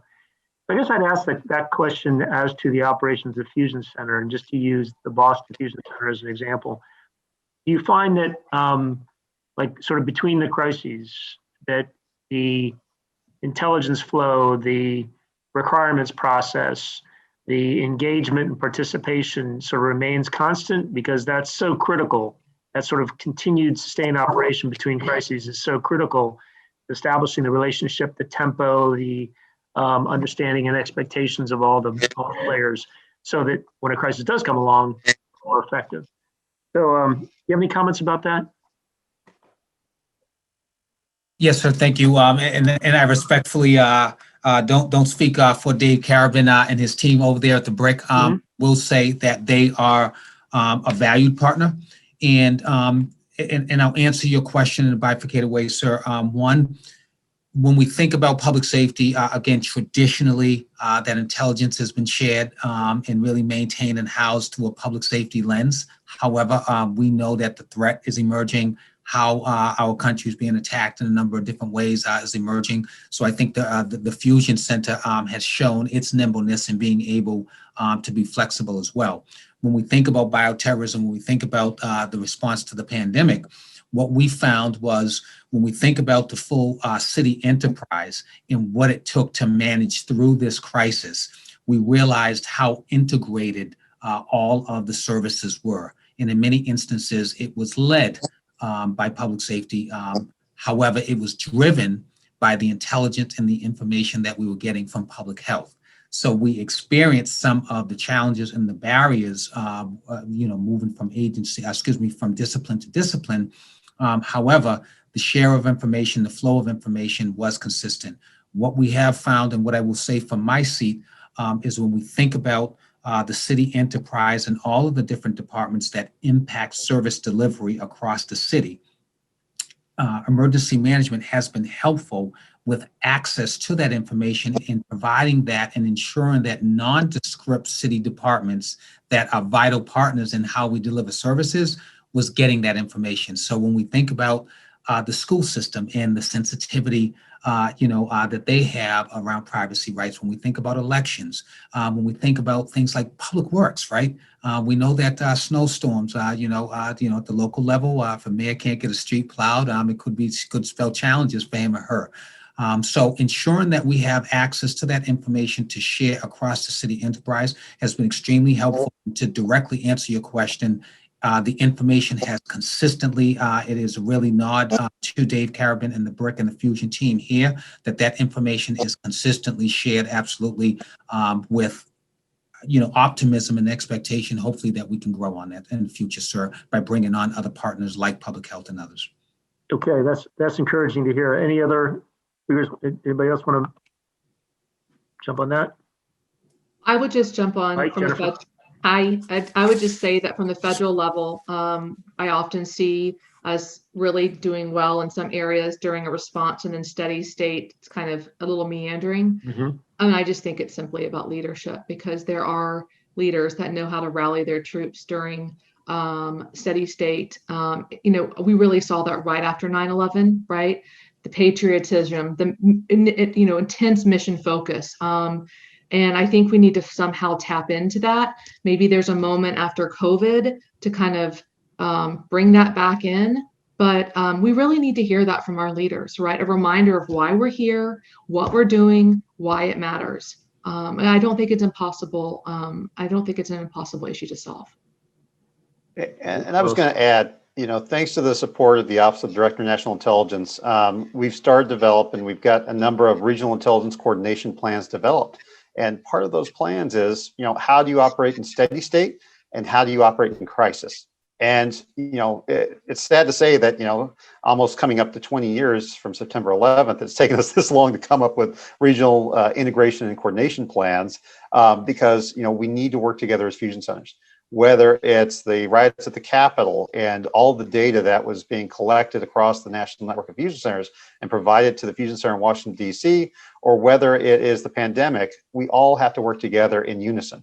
And, rather than, and I know that, that Jennifer had mentioned, hey, you've seen one fusion center, you've seen one fusion center. Each fusion center will have nuances based on their geography, based on their constituency. So we don't want to strip fusion centers away from that ability to be agile, to be able to adapt to their environment. But, we did develop the baseline capabilities for fusion centers. And it's more like the kitchen sink of what every fusion center could possibly do. It's a lot of things in that baseline capabilities document. We do need to focus on what are the priorities for the country and how do we get the resources to those centers. I mean, and we need resources directly to centers. That ultimately, that's the way it needs to be, because if it doesn't, and we don't have the guidance and support to make that happen, we can't have the flexibility to address the threat of today.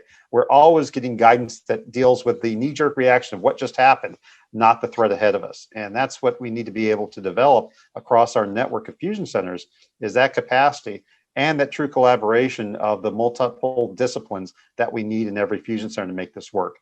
We also need to be able to give every person that's in that center the proper clearance classification and the ability to possess and review information from multiple disciplines. That includes criminal justice information, that includes public health information, that includes emergency management information, because right now we have silos of data that we can't share among folks who are sitting in the same room, and that's a problem. Okay, thanks very much. Thank you, Ken. Thanks to the three of you.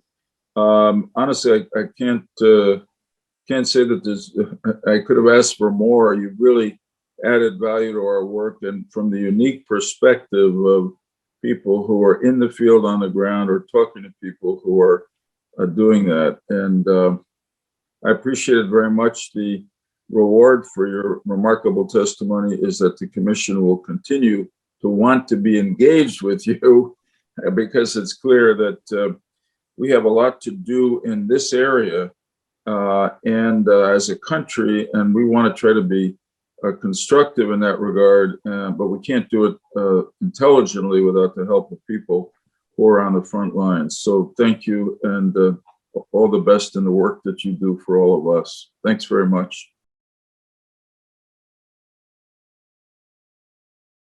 Continuing this virtual commission meeting, holding the line on biodefense, supporting our first response to large-scale biological events. This panel is going to be devoted to taking a look at resources and support given to the first responder community. And I would tell our panelists that your impressive bios are included in the material that's been distributed to the commission, to the panelists. So I'm just going to introduce you, and then you can expect some good inquiries from my colleagues on the panel. First, I want to introduce Fire Chief William Jones, East Liverpool, Ohio, and he'll be followed by Dia Gaynor, Executive Director of the National Association of State EMS Officials. We want to thank you for your participation today. I would tell you that this is the fifth, I think, virtual meeting we've had. We'd much rather be seated across the table from you, but we're grateful for your participation and your contribution in this ongoing effort by this bipartisan commission to deal with issues of biodefense. And you're building on a foundation that we created over 5 years ago, and we need your input, and we're grateful for it. So I'm going to first go to you, Chief William Jones. Chief Jones.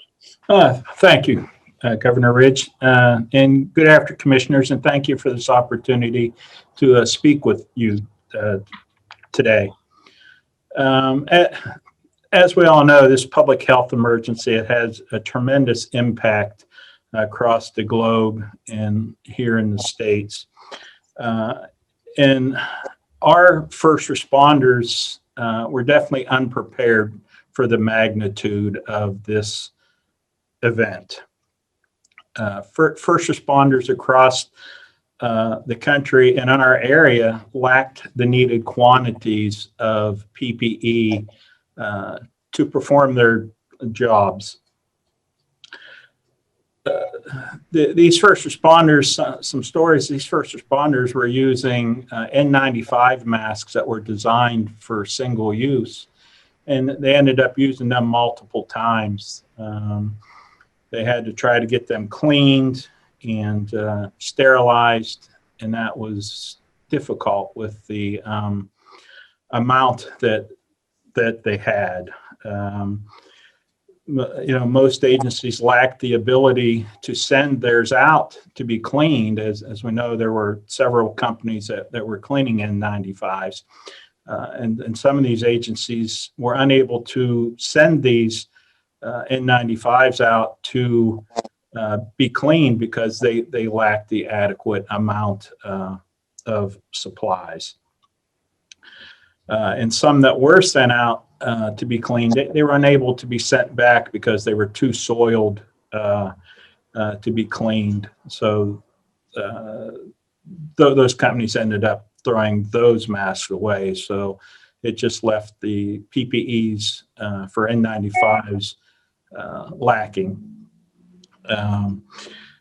The PPE from the SNS supplies were delayed in getting to our area and to other areas from speaking with my peers.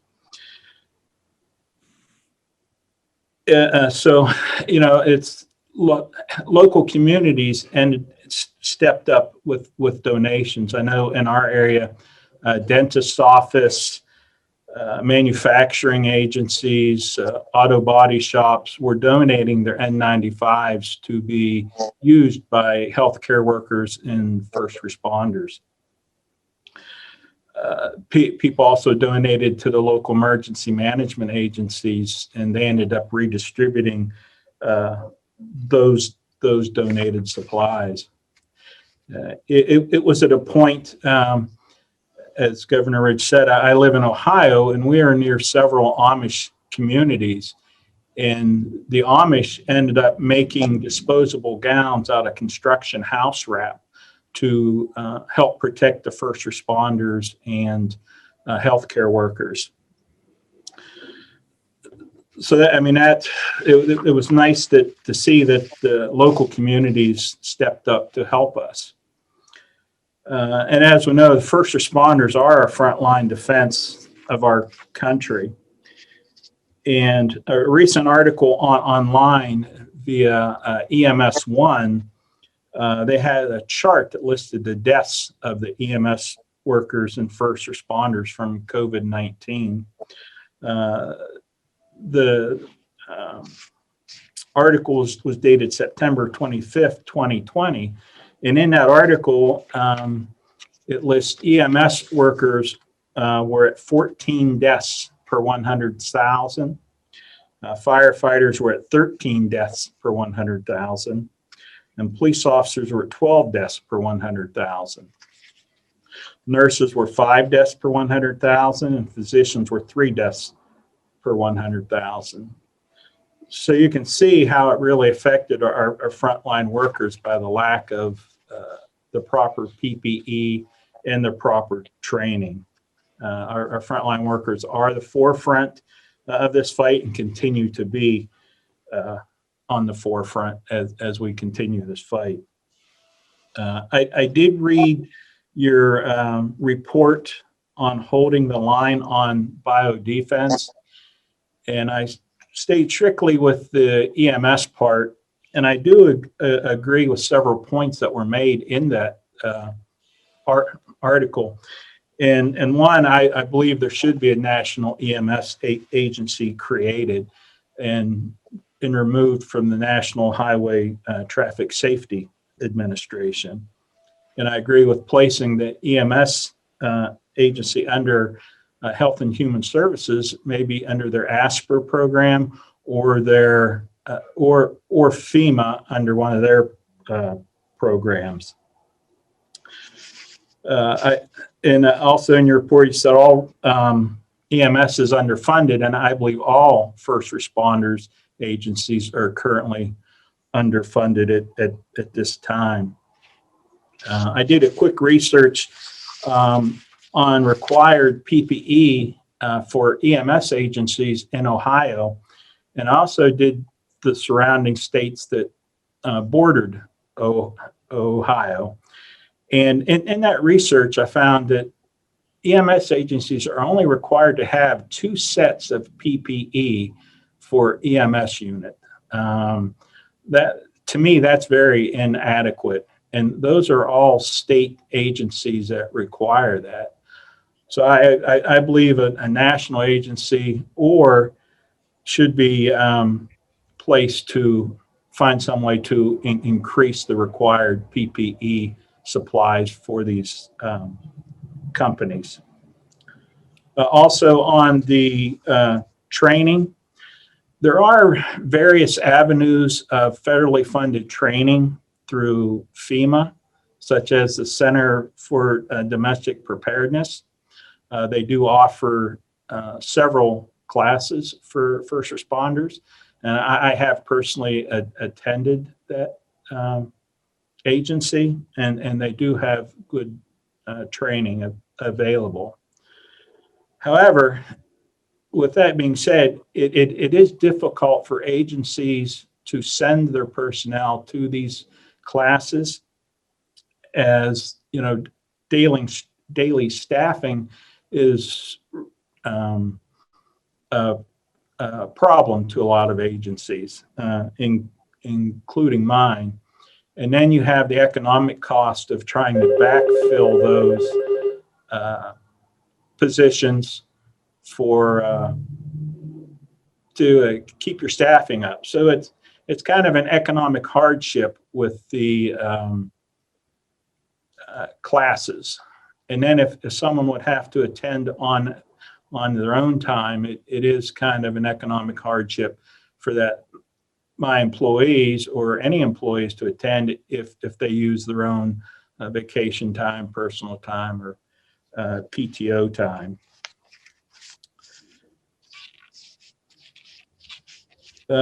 With that being said, that's really all I have at this time, and I do wish to entertain questions from the commission if they would have any. We have in waiting Ms. Rhea Gaynor. Thank you, Governor Ridge and commissioners. It's an honor to present to you this morning and for afternoon for some of you, depending on your time zone. My name is Rhea Gaynor. I'm the executive director of the National Association of State Emergency Medical Services Officials. Our members are every state, all 50 states EMS office, the District of Columbia, and 5 territories. 4 out of 5 of them are based in the state health department. The others are either freestanding boards or commissions or in the state consolidated Department of Public Safety. Very basic duty to protect the public in a regulatory frame of mind, licensing paramedics and emergency medical technicians. By our count, there are over 1 million EMS personnel currently licensed in the United States. They license ambulance services and other EMS agencies. There are over 23,000 of those organizations licensed by the states, over 18,000 of which respond to 911 calls. I bring that up to help you think about the footprint of this incredible manpower resource that is mobile and available to their communities on a day-to-day 911 basis, let alone a disaster or a pandemic type of scenario. Our members set the minimum requirements, as Chief Jones just mentioned, about equipment, minimum staffing requirements, radio and other telecommunications and telehealth capabilities, and very importantly, patient care reporting requirements. I'll talk about that in just a second. But our members also have another dimension, unlike, say, a state board of medicine that licenses physicians, and then the physicians are left to their own devices wherever they work. Our members also have more complex legislative mandates to develop, implement, lead, and ultimately regulate systems of care for time-sensitive emergencies. Generally, these take the form of trauma systems, stroke, disasters, and other conditions where the clock makes a big difference. But what's important about those time-sensitive systems of care is that they have attributes that are applicable to a disaster, a pandemic, or an other major low-frequency, high criticality event, like protocols, the clinical guidelines that the crews, the EMTs and paramedics should follow. Destination determination, which hospitals do these patients go to and why? And what we learned very vividly during COVID-19, when they should not be taken to the hospital. But effective EMS systems, simply prevent moderate medical emergencies, whether that's exposure to a biological hazard or some other endangerment, from becoming a serious medical emergency, preventing serious medical emergencies from becoming something that causes permanent disability, and preventing severe conditions from turning fatal. Patient outcomes, patient safety, but above and beyond those two things, EMS personnel safety are foremost in our minds. Chief Jones did a great job of talking about PPE. I'll simply say ditto, Chief Jones, to everything you said about PPE challenges. And I think there are more, especially as it relates to marketplace cost and resource availability issues. But in this mode, EMS and EMS systems are very, very diverse. In some states, they may be predominantly fire department based. In other states, I'll use North Dakota as an example, 137 ambulance services, the vast majority of which are rural volunteers with no affiliation with the fire department. They are, loose-knit, incorporated groups of well-meaning community members who meet the same minimum standard as their career counterparts in the bigger cities. They rise to the challenge, whether it's through holding bake sales or donations or stipends from local government, keep themselves afloat through a variety of unstable ways. So especially in light of a pandemic, but also on a day-to-day basis, and even if it's a motor coach crash, that closes an interstate highway for 6 hours, the EMS serves as this safety net for public health, right? When prevention efforts fail, or when vaccination efforts aren't rolling out fast enough, the 911 system picks up the pieces, on behalf of the rest of the healthcare system. And as incidents get larger, then that brings in the emergency management type focus, and it puts EMS in this intersection, whether you want to use a stepchild reference or a not my problem reference. And I think this is where I'd also bring up the question about federal support. This is a very sort of volatile subject at times, depending on which interest group the discussion is raised with. And there is, in fact, a strong federal partner in the U.S. Department of Transportation at NHTSA that makes a robust patient care system reporting possible called NEMSIS, or the National EMS Information System. And I want to talk about patient care reporting because it's a perfect balancing point between states that require that patient care reporting be done by EMS crews after every 911 activation. In some states, it's voluntary, but nonetheless, there are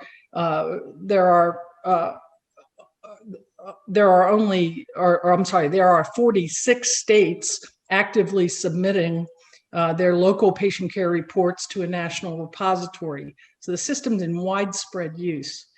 And I bring this up in the context of the subjects that we were briefed that you would be interested in as it relates to resource availability. Again, Chief Jones covered the PPE piece, but resource availability also includes the humans, the manpower, the crews that are in the backs of those ambulances or on those fire engines or in those helicopters and their availability to treat and transport patients and ultimately document their findings, the signs and symptoms the person was having. Resource availability is a two-way street. The information that's available from local EMS agencies is incredibly powerful. And I raise this because it seems to be an unknown for other federal partners outside of USDOT. If you were to look for the EMS program or unit or office in Asper, I don't think you'd find it. If you looked at in CDC, you wouldn't find it. Even if you looked in FEMA, you wouldn't find it. And yet, states contributed 44 million patient care records to the National Repository last calendar year alone. 44 million 911 responses detailing the patient's chief complaint, the signs and symptoms they were exhibiting, what kinds of medication had to be administered, where the patient was transported, why the patient was transported, where they were transported.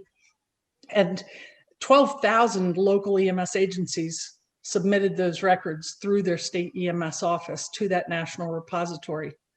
States that are on the most current version of NEMSIS, the record, when that paramedic, when Chief Jones's paramedic closes that record, if his state is on the most current version of NEMSIS, that record is uploaded in 7 minutes to the national repository.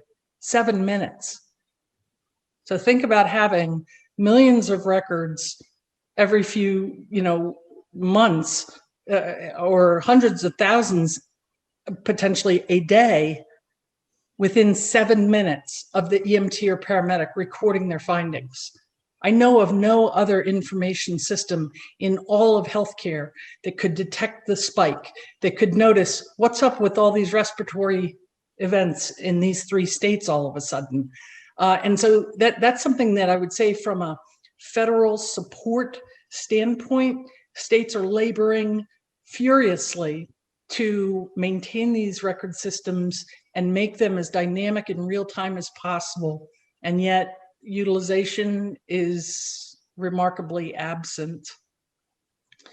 I would say finally, on that question of the potential for federal support, that would depend on federal focus. And unless and until there is a federal agency, whether it's the NHTSA Office of EMS or elsewhere, is both charged with and fully enabled and resourced to assist EMS agencies, we'll continue with the permanent scars of what we've learned about EMS system weaknesses, not by any local community's fault, that exist today. Mr. Chairman, I'll conclude my comments there. Delighted to answer any questions. Well, I want to thank both of you. This whole question of resources and support is something we heard initially from our first panel. You've given it quite a bit more depth. The first panel was talking about the need for information sharing to be broadened, et cetera, but you also bring another dimension, that is absence of federal, I would say, oversight, absence of federal resources, absence of federal direction, absence from a distinct federal partner that can use the information you can generate 44 million times a year. So you've given very provocative testimony. I want to go to the heart of something I think is inherent in both of your statements. Obviously, PPE was a problem, but the entire country was ill prepared for that need writ large. So that's not just EMS, that was just characterizing our inability. No, not even our inability. We were just ill prepared for it. But putting the question of equipment aside and PPE aside, if there were to be a central focus for EMS federal oversight in the federal government, I'm intrigued by the fact the reports go to the Department of Transportation, but I said to myself, but I wonder, one is that information provided to CDC or HHS, and two, if not, why not? And three, who does the analysis to send whatever critical reports might be forthcoming from an analysis down to the fusion centers to push back out to EMS again in other parts? So I want to ask you, from your perspective, if you were to align an EMS center point, a partner in one of the federal agencies, where would it be? CDC, HHS? Where do you put it? Ladies first. Oh, Mr. Chairman, you're tough. You're tough. That's a difficult question to answer without acknowledging the significant level of effort that the U.S. Department of Transportation has made and invested in this system for the last 20 years. Good. It was our members who begged for it. And had CDC stepped up, or then ASPR didn't yet exist, had another federal agency sort of stepped up to help us with the Universal Data Dictionary and the XML standard and all the electronic parts that make this all work, they would be equal partners. But I cannot answer the question of where the loop that you just described closes. I'm not sure it does. Well, you know what? It's so refreshing for somebody to respond, I'm not sure what the answer is, because you do have loyalty and some support within Department of Transportation, obviously.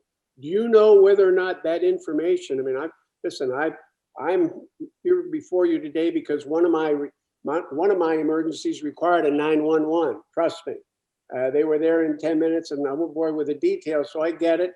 And the two questions I have, one, does Department of Transportation analyze it and send the information on to CDC and HHS? I do see there's clearly analysis that occurs at the NEMSIS Technical Assistance Center at the University of Utah. That's funded by NHTSA's Office of Emergency Medical Services. There are graphical analysis that's done, and I'm confident it's transmitted or shared. And there's also pretty extensive peer-reviewed journaled research that depends on the data in all appropriate de-identified aggregate forms that makes publication of peer-reviewed research possible. Okay, and finally to you, and then I want to ask the Chief Jones to respond. The reports are generated every 7 minutes, did you say? 7 minutes of the in states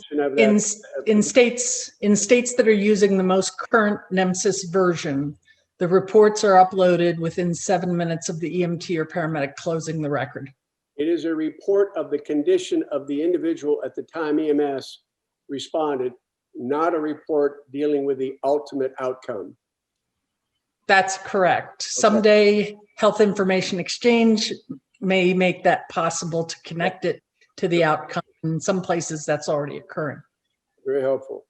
Chief Jones, East Liverpool, 11,000 people. Are you full-time EMS or part-time? We're full-time, sir. Good for you. Yeah, Fortunate. We've actually been in existence for 125 years.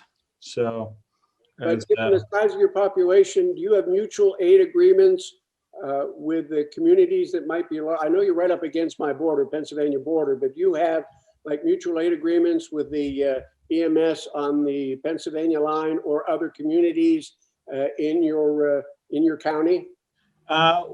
We do. We are only one of two career departments in our county. It's a county of 100,000 people, and we have two career departments. So yeah, we do mutual aid with EMS, and we do mutual aid with fire also. And also we do cross states. We are a regional hazardous materials team that we do.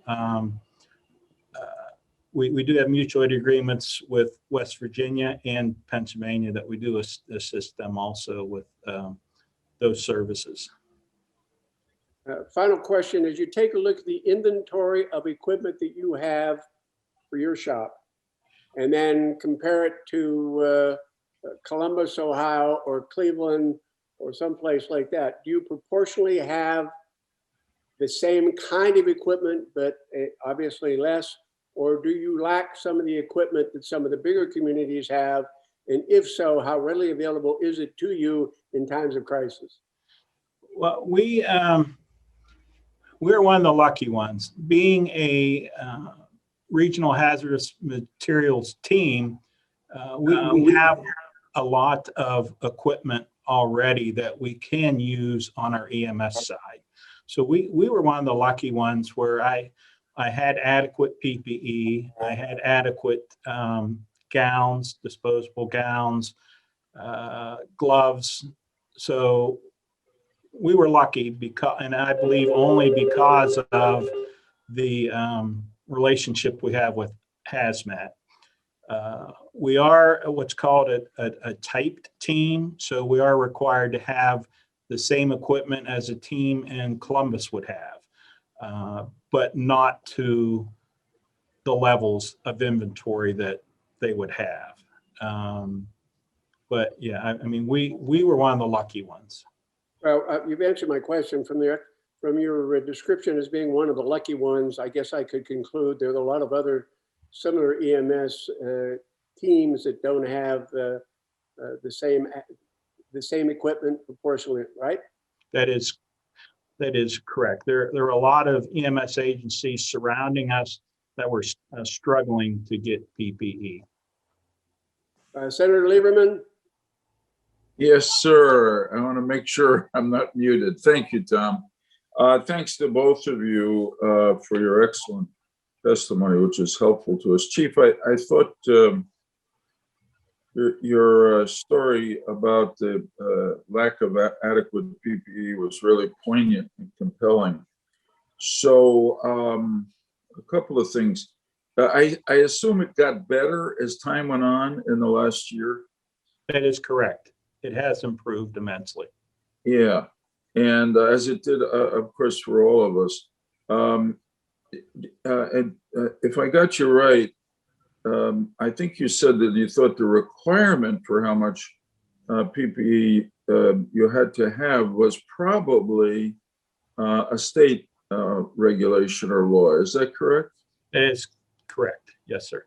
So is there any work going on with the state of Ohio or other states to, by your colleagues, to make sure that the next time we have a problem like this, you got enough PPE? Not to my knowledge, there's nothing at this point. Okay, so that's something we want to work on. Obviously, there is a strategic national stockpile which had PPE, but even though there was some indication at the beginning that they felt they had enough, they clearly did not. So we were running to catch up, and thank God we ultimately did. So I'm going to come back to you in a minute, Chief. I'm just getting your testimony. And in the previous panel, the witnesses focused a lot on the disconnect of public health personnel with, for instance, fusion centers or broader emergency management operations. And of course, representing state emergency medical services, you're part of that public health sector. So I wanted to ask you, from your perspective, would you say that's true nationally, you know, as the executive director of the National Association of State Emergency Medical Services officials? Is it true that that the public health experts and implementers, the large numbers that you talk about who handle so much, are not really integrated in the broader emergency response operations and plans, including, of course, such as those that went into effect of necessity once we realized we were in a pandemic, but and were inherently public health problems? Senator Lieberman, the appropriate answer would be it varies wildly by by community, by county, by region, by state. There Yeah. were brilliant examples of integration of public health and emergency medical services in partnerships like we've never seen before, especially on the vaccination front. There were others where the even basic lines of communications were not open, and some, if you will, unintentional disregard of EMS as a component of the public health response. Right. And some of that is driven by federal guidance and resources. I'll bring up emergency support function number 8. Do a Control F and search for the word ambulance. You won't find much. So the very guidance that public health, well-meaning, in attempting now to perform these emergency management type functions, are not necessarily being prompted to think about EMS as part of the public health infrastructure and public health response, versus assuming, oh, maybe the hospitals have that taken care of. Yeah, okay, that's really interesting. I love your use of the word wildly varying. So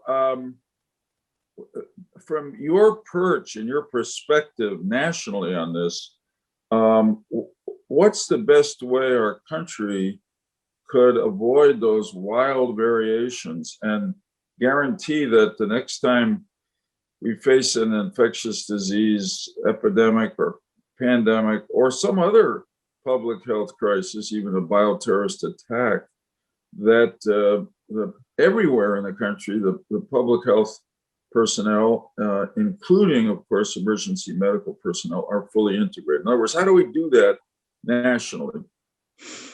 Well, Senator, I fear that you will force me to raise Governor Ridge's question again, which is point to the federal agency that has the authority and scope to knock on that public health door and knock on that emergency management door, so that not only among our federal partners, but all the downstream guidance, doctrine, principles, and other materials and initiatives that are developed have an equal attention paid to EMS as other mainstream components of emergency management and public health. Okay, we work very well together, Governor Ridge and I, so I like to evoke an answer that to a question he's raised. Thanks. No, I get you. That's helpful. Chief, what's your perspective? I mean, you're the chief of the fire department, and yet I know you have emergency medical service personnel within, if I understand it correctly, within your operation. So maybe you don't have the problem, but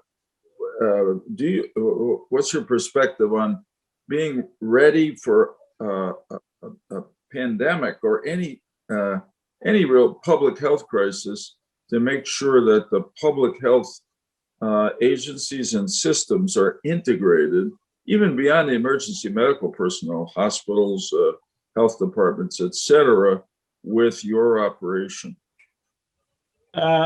Again, we started early on in this pandemic. Being from a small community and county, we were able to establish early on meetings with, and these were held regularly, weekly. We met with our local hospitals in the county, emergency management agencies, the health departments. Were all part of this coalition to talk and confer on what's happening with each department, what each department can help do with the other department. So I think that helped early on. So I think my perspective would be going forward is that good communications between agencies would always be helped. Start small coalitions, with your hospitals, your emergency management agencies.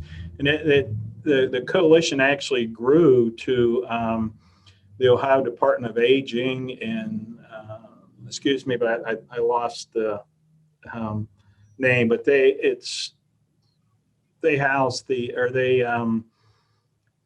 take care of the nursing homes. So we ended up meeting with those groups, just so we could confer and exchange ideas and see which each other entity is going and doing. That's great. And that was at your initiative or whose? No, it was at our our county health commissioner. He's the one that has established this coalition. Okay, that's great. Thank you both. Very helpful. Governor, back to you. Well, I'm going to go back on our other colleagues. Donna?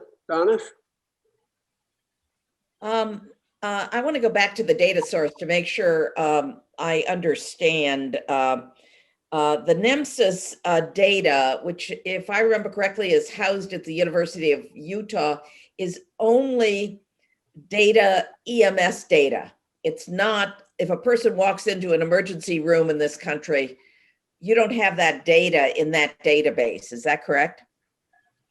Yes, Madam Commissioner, that is correct. And it's a 911 sourced incidents. Yeah, it's terrific data. It's actually, the HHS people know about it because they integrate some of that into the National Center for Health Statistics uses that data along with other data that they collect. Though they've been underfunded, the advantage the EMS system has, it's been well funded for a very long period of time, and it's great. It's great data. Could I go back to the PPE? Because I want to make sure I understand. Initially, I take it that EMS services had PPE because they just assumed you needed it for an incident, not for an ongoing pandemic. And that's the way the laws were established, Chief? Yes, Commissioner. I believe they are just to have for not really pandemics or other diseases. I think it's more for bloodborne pathogens, for bloods, if they would get in contact. I don't believe it was established for pandemics, but Yeah. it's very inadequate and only 2 sets per vehicle. So an organization like the National Organization of State Legislators ought to take this one on in terms of changing laws across the country so that you don't have a limited supply. But what you said was that your supply increased over time, I guess, as the CARES Act kicked in and as we got more PPE. Yes, and as it became more available, yes, we were able to pick up more PPE through our state emergency management agency. They delivered a lot of PPE to local emergency managements in each county, and that's where our supplies began to pick up. And Chief, I've actually been to East Liverpool. I'm a native of Cleveland, so Oh, not nice. an hour away, if I remember correctly.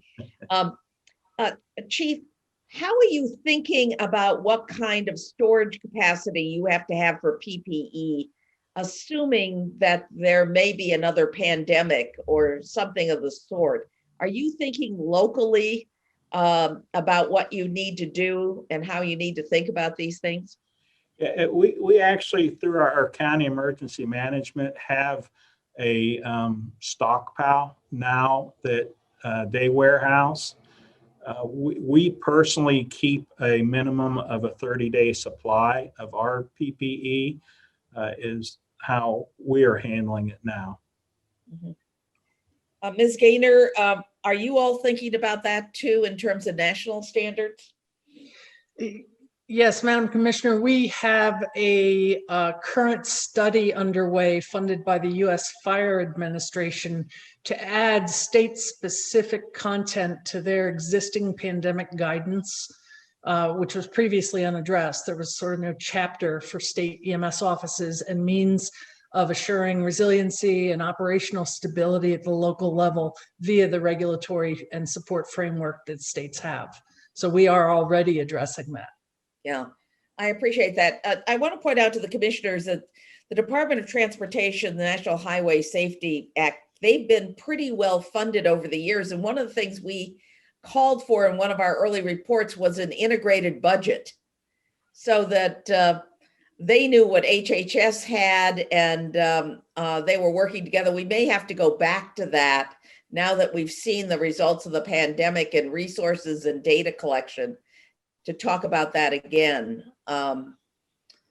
But I do think that this data is tremendously important in the whole stockpile issue. I'm glad that you're looking at it from a federal level, but more importantly, at a local level, the emergency management people are worrying about it. Thank you very much. Thank you, Donna. I guess on behalf of your fellow commissioners, I guess I want to ask you, if you were going to have an EMS as center point, would you keep it at transportation? Would you slide it over to CDC or put it in HHS? So you could help kind of coordinate within the federal government on down to the locals and states. I mean, she's our resident HHS and federal expert. So we, from time to time, go from the panel back to Donna. I'd follow the money, Secretary Ridge. The problem is that HHS has so many things it needs to fund. We've underfunded CDC over the years. The data collection, the Center for Health Statistics, is located in CDC, but the Public Health Service oversees it. I don't think we should think rationally about this. I think we should perhaps leave it where it is and keep the coordination, because the transportation safety people always get the kind of money that they need. And I'm more concerned about the coordination, knowing the committees of jurisdiction, how the appropriators will look at this. Thank you, Donna. Thank you very much. And so that's my kind of pragmatic approach. Oh, good. I had to have that perspective. It's important. Senator Daschle? Thank you, Tom. I join my colleagues in thanking both of you for outstanding presentations again, and appreciate your insight a great deal. Communication is something you both have put a real emphasis on, and it's been somewhat of a theme through the whole day. I referenced earlier an ongoing discussion around guidelines for smallpox vaccination at the CDC's Advisory Committee on Immunization Practices that could be pertinent to the EMS community. And I guess I'm wondering, how do discussions like these filter down to you and to your members? And do you have ways of improving communication in settings like that with the EMS community to make sure that your perspective is taken into account?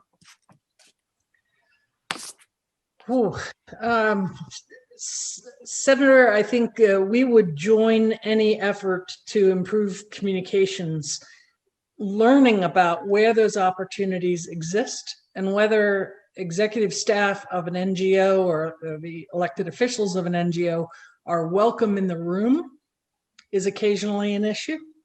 And interrupt and ask you, why would that be an issue? That seems odd to me, but I totally accept it. I'm just curious, why would that be? I would think they would invite it and welcome it. As would our members. We have encountered that in the course of the pandemic year, where there were conventions of federal officials and that the NGO perspective was not permitted. Literally, there were occasions where we weren't permitted to participate.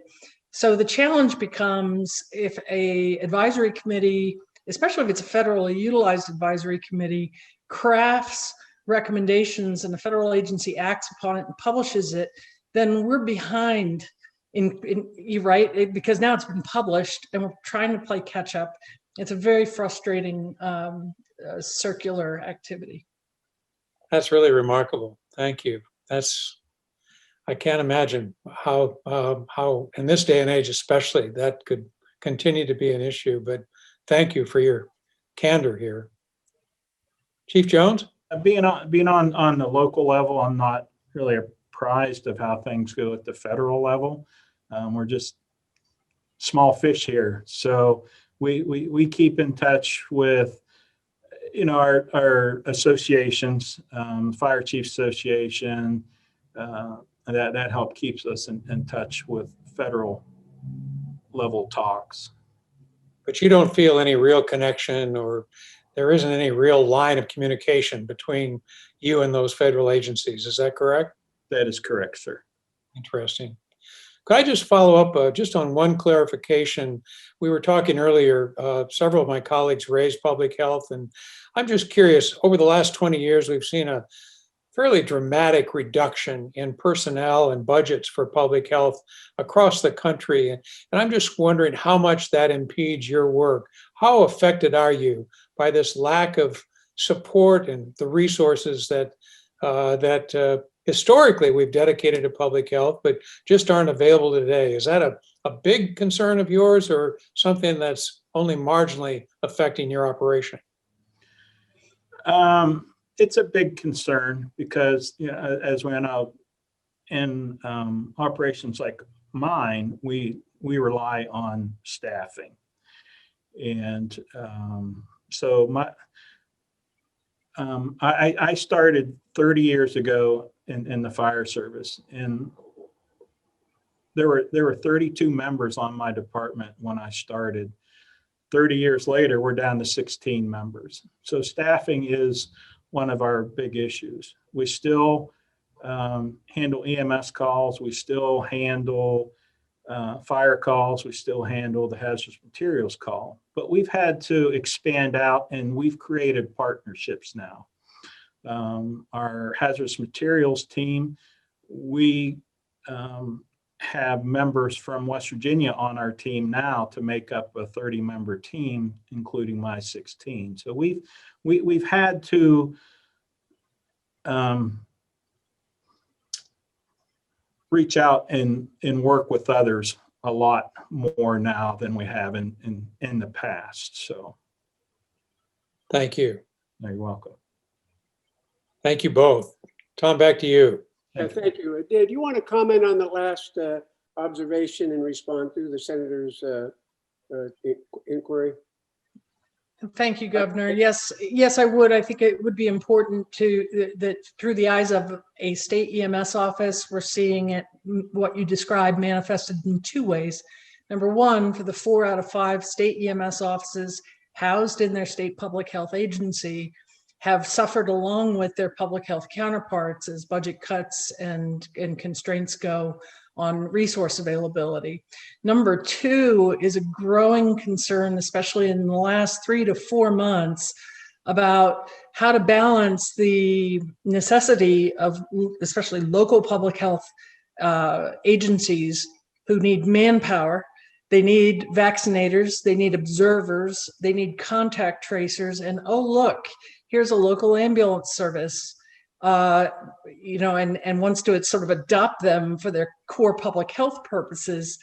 And the challenge then becomes, well, who's going to respond to the next 911 call?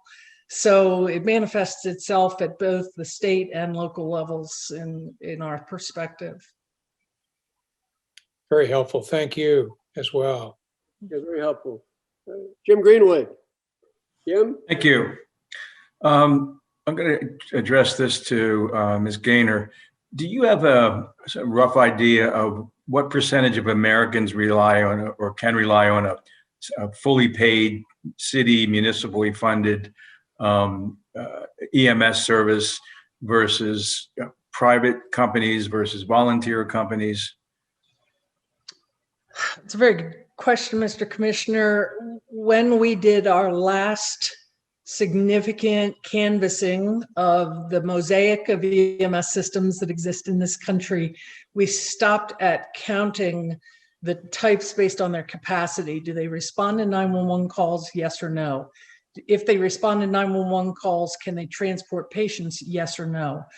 We did not attempt to get into the differentiation among service types: fire, hospital-based, community-based, non-fire, private for-profit, all of which may function on equal footing in 4 side-by-side counties in exactly the same capacity, even though they have 4 completely different business constructs. It has been elusive to build a proper classification of those agency types for us to quantify the answer to your question. Okay. Would I be right in assuming that each of those, though, regardless of what their configuration is they must minimally abide by the standards of the National Highway Traffic Safety Administration. Is that correct? No, Mr. Commissioner, they must abide by the rules, regulations, and statutes of their state. NHTSA generates resources that states may use to establish minimum standards, national education standards, national EMS scope of practice model are two examples. But NHTSA has no regulatory authority over EMS systems at the local level. That power resides exclusively with the states. Okay, so they can suggest standards. They might have model set of standards, but it's the state line. And is there great diversification among the states? And you wouldn't do this in public probably, but would you be able to say some states are more lax than others in terms of the standards that they impose upon their EMS services? State EMS offices have made considerable strides in standardizing approaches to EMS agency regulation, and specifically EMS personnel regulation that I neglected to thank Senator Lieberman actually for an effort in 2011 to protect Department of Homeland Security EMTs and paramedics to assure that they were functioning legally wherever they were in the United States. And the states developed collectively, thanks to the Department of Homeland Security, an interstate compact for EMS personnel licensure.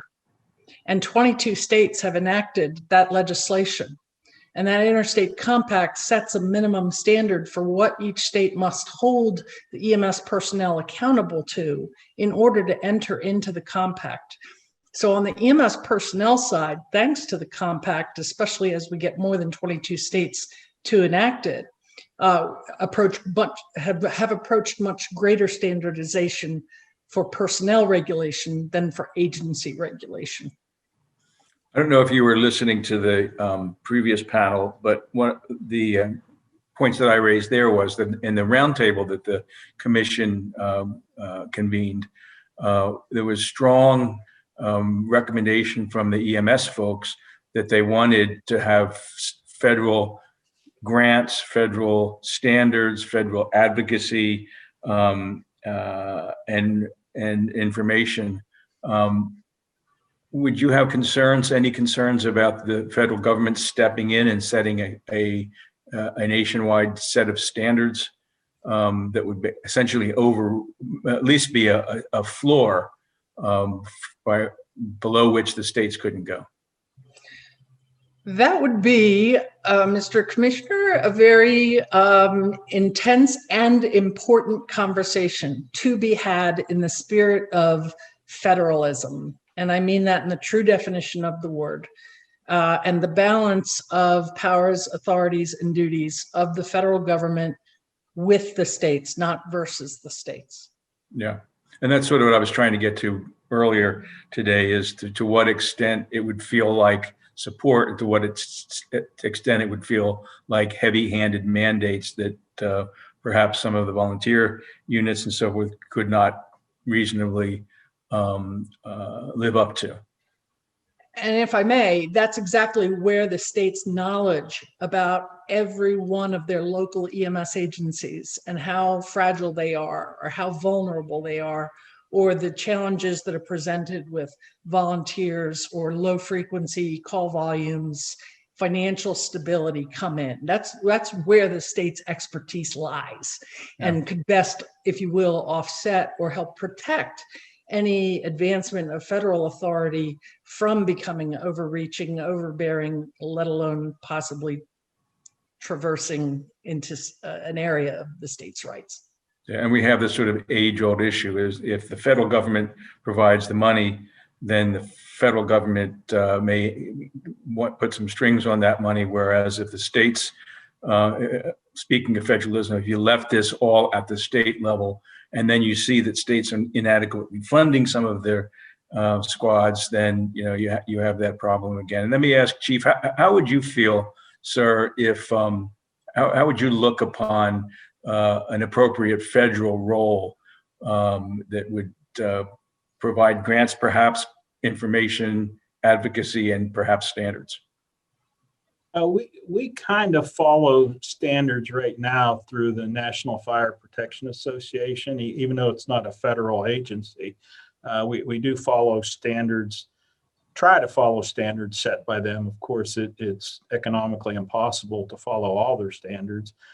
And we do follow some federal standards because we do apply for FEMA grants, and there are standards tied with those grants that we must follow.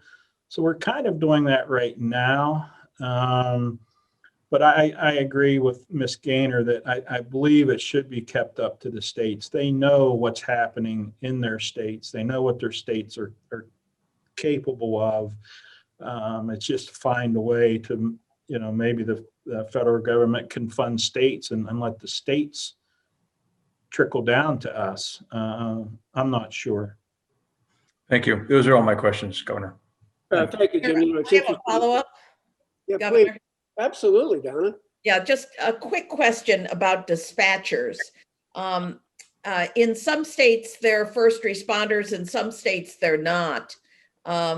There is some national legislation which has never gone anyplace. There's a lot of turnover on dispatchers. They're under a lot of pressure, as you well know. Do you have a view on whether dispatchers ought to be first in the category of first responders? Who are you directing the question to? Both of you can answer it. Go ahead, Ms. Gaynor. Oh, thank you, sir. Well, first I'll reveal my bias that for 4 years I worked for the state of Maryland, dispatching their medevac helicopters. So having served in that kind of role, although not a conventional 911 environment, I will say they are no less a first responder than any other uniformed badged individual who appears at a scene. They are dispatch life support. The instructions they give, the intensity of the scenarios they endure is nothing short of experiencing patient care in person. I hope that suffices. It does. Representative Torres has a bill, a federal bill to make dispatchers first responders because it's so uneven around the country. So you basically would support that kind of legislation. I cannot envision a scenario of opposing that. Thank you. Ms. Gaynor, did you send that question to Secretary Shalala? It seemed like a beautiful setup. No, actually, I'm a co-sponsor of that legislation, and I just wanted to put it on the record. Well, I'll tell you what, all you need is just Ms. Gaynor's response. It wouldn't need any other testimony. You said it all. That was about as powerful a response to any inquiry we've given anybody at any time. Thank you for that perspective, having lived it and felt it, and you know it. So I also appreciated the conversation around federalism, federal mandates and the like. I just one-off observation. The one thing the governors don't care for are federal mandates without the money. Yeah. And we used to get those from time to time as well. I want to ask, we have several ex officio members of the commission who listen, take notes, and contribute. We have a little extra time. I want to ask any of my colleagues who joined us today. Yeah, Asha? Before we go to the ex officios, could we let Ken ask some questions? Ken Wayne. Whom? Oh, Ken. Oh my goodness. Out of sight, out of mind. Don't forget about me. Oh, apologies. Oh, Ken. I'm feeling ignored here, You have Governor. the balance of the time. Okay. Thanks, Asha. Settle in. I've got about 2 hours of questions here. Just actually, first, just want to say, Chief Jones and Gaynor, thank you so much for these presentations. They've been very informative. I actually just have one question, one follow-up for you, Ms. Gaynor. You alluded to a situation when you were talking, I think, with Senator Daschle about the issue of communication and being involved in decision-making, et cetera.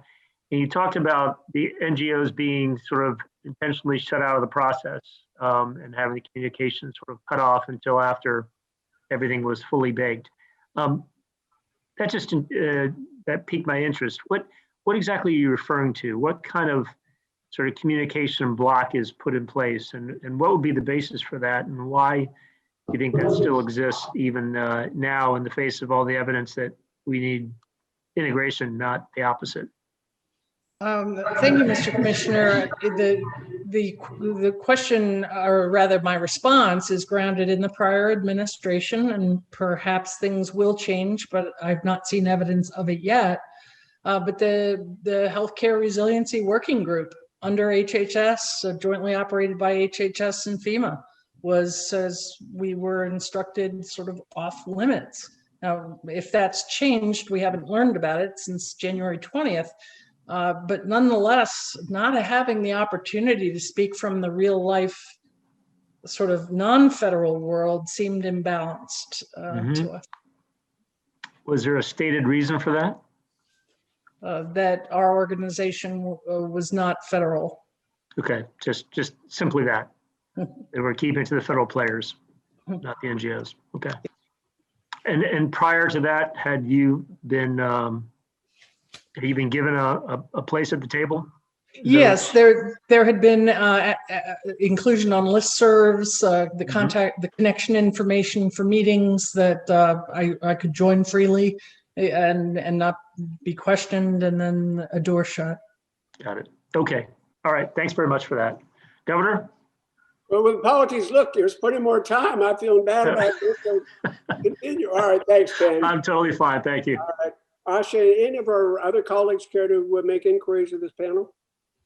This is Jerry Parker. One comment, a comment that came up that's very, very important, and that's the champion for emergency EMS in the federal government. And that's just something I think we need to, work on. And that gets to HHS, Department of Transportation, who has been the champion of EMS at the federal level. And that was brought up in the dialogue. I mean, I think he asked a good question, but who is the champion for EMS at the federal level? Who's your Well, I think that was the point. Right? Who and it really is DOT? Should it be HHS ASPR? I mean, there's so I think that's just, it's a question I think is going to require for us to unpack that more. And we had some good there was some good comments about that during this panel. And one of the panelists may want to echo that if you. I'm happy to respond cautiously. I'll begin by talking about a very special population that EMS encounters over 1 million times a year, and that's children who are experiencing severe medical emergencies or trauma. Trauma is the leading cause of death for children in above age 1 in the United States. And the U.S. Department of Health and Human Services, Human Resources Services Administration, Health Resources Services Administration has a dedicated EMS for Children program that focuses on research, operations, support to state EMS offices for the purposes of advancing pediatric care capabilities in local EMS agencies and in hospital emergency departments. I would be remiss if I didn't raise that very important longstanding program that Senator Inouye helped establish decades ago that has made a tangible difference in the care of children in the back of an ambulance. As to champion, clearly the U.S. Department of Transportation, National Highway Traffic Safety Administration, Office of Emergency Medical Services devotes their time 100% to EMS, as their name implies, largely because the clock is the severely injured motor vehicle related crash victim's biggest enemy.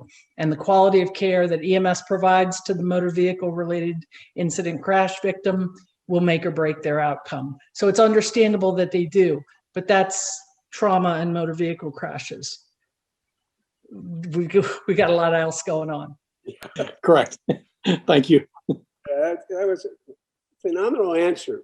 We got HHS for children, DOT for trauma victims and accidents, but there are other areas where you probably need other champions, but we'll continue that conversation internally, Ms. Gaynor. Well, on behalf of the commission, we want to thank you not just for your testimony today, but a lifetime of service to your communities and to your country in such a critical capacity. And we wish you continued good health We know you'll sustain that professionalism and that commitment to service you've demonstrated throughout your life. So thank you very much for sharing these with it. Don't be surprised we get back at you. Great. Thank you. Thank you for the warning, Governor.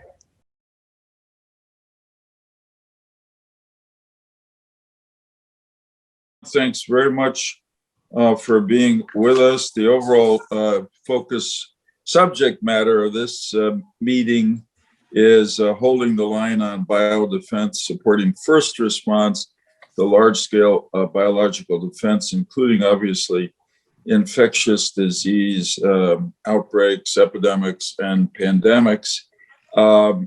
This is, you're the third panel we've had today, and I'm sure you will build on what the other two have done. It just shows us the truth of the old maxim that there's no substitute for talking to people who are on the ground with experience, particularly if you happen to be making policy or trying to help make it in Washington. So we're very happy to have you here with that perspective. And Ms. Bartram, as Executive Director of the Southeast Regional Emergency Services Authority, I'd like to call on you first.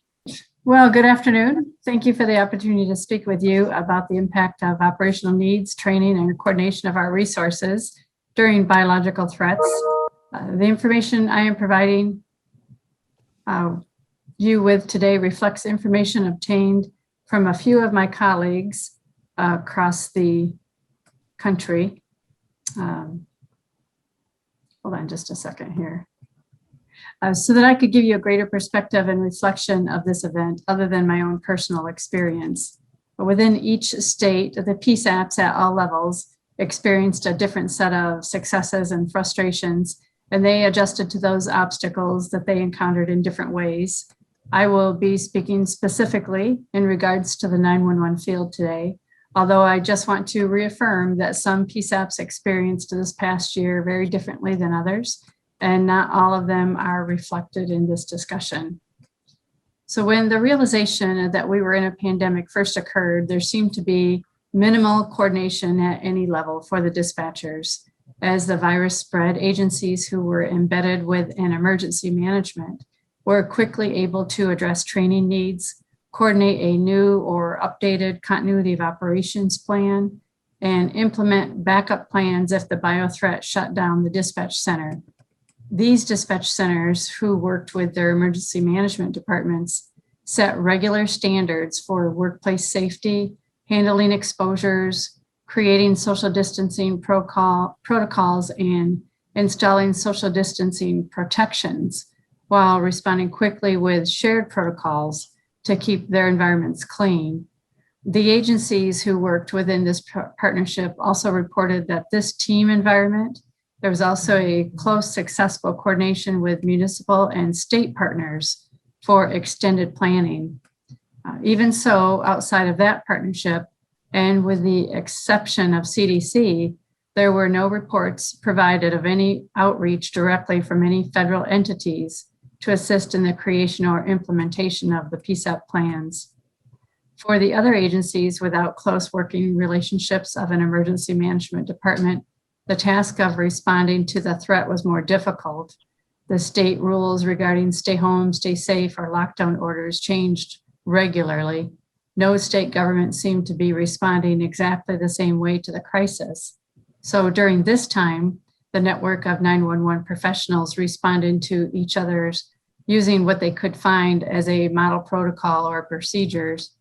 Also during this time, the CDC was issuing guidelines that opposed the previous ones on a fairly regular basis, making it a challenge for the PSAPs to know how to address quarantining as staffing started to become a challenge due to sicknesses. And of note, some PSAP directors and managers were sent home by their authority boards, their counties, or their cities because they were considered non-essential employees, and those rapidly changing efforts had to be coordinated remotely. Some of the hazard grant money that was made available to 911 centers was only available if the center was under authority of a law or fire agency, And so the independent 911 authorities had to wait for a language change to the grant to include them, or in some cases, they just missed the grant opportunities altogether.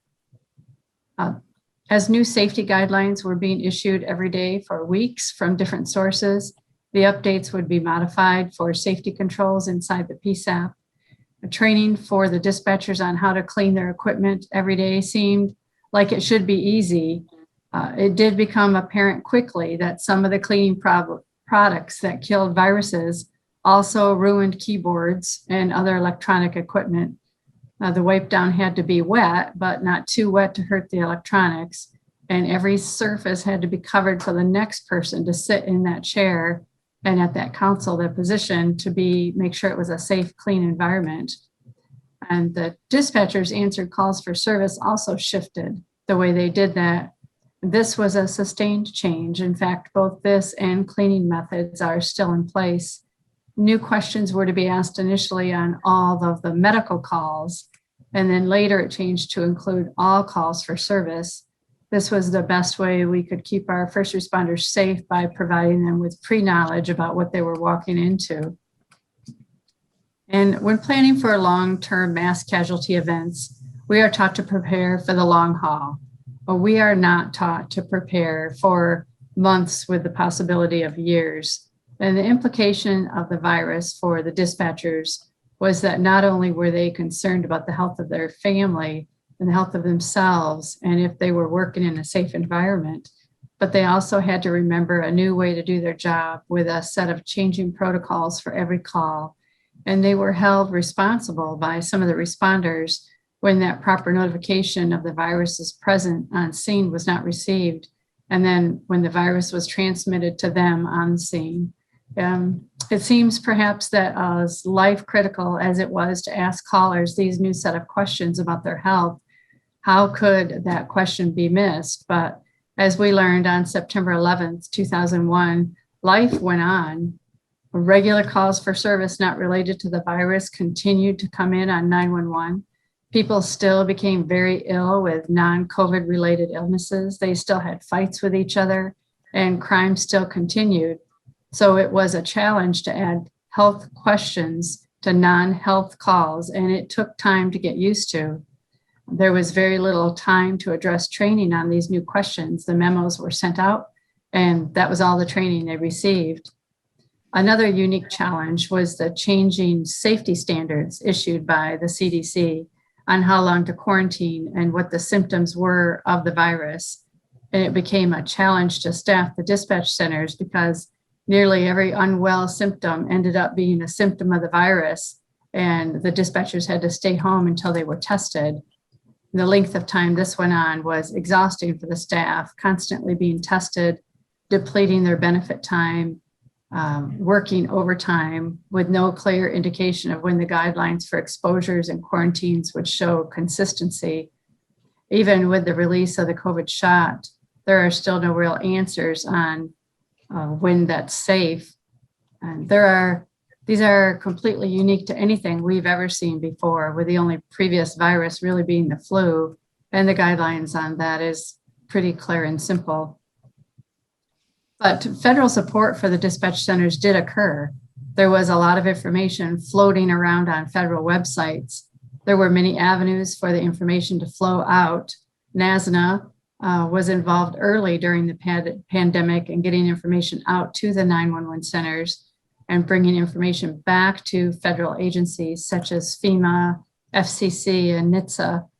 The problem was there just was no central place where dispatch centers knew where to look. And so they didn't, other than the CDC website. The release of consistent guidelines and materials in one central repository would be extremely helpful in any kind of event such as this in future situations.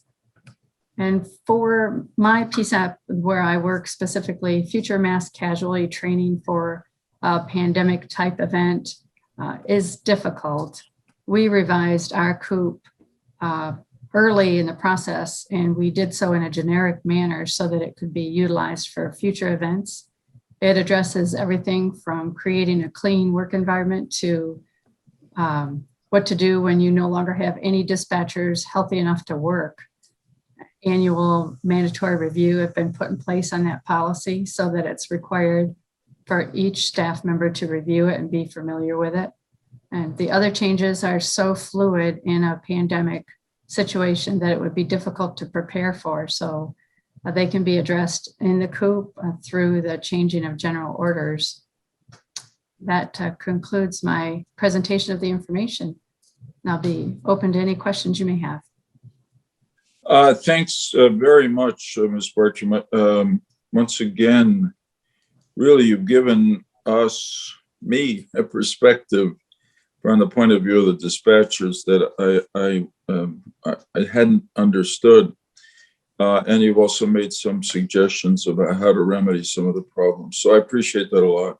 And we will have questions. We're going to go through the rest of the panel now. Next is Rob Brown, who's the interim chief. Rob Brown is interim chief executive officer and executive director of the International Association of Fire Chiefs. So he brings the collective view of our fire chiefs, which are very important to us.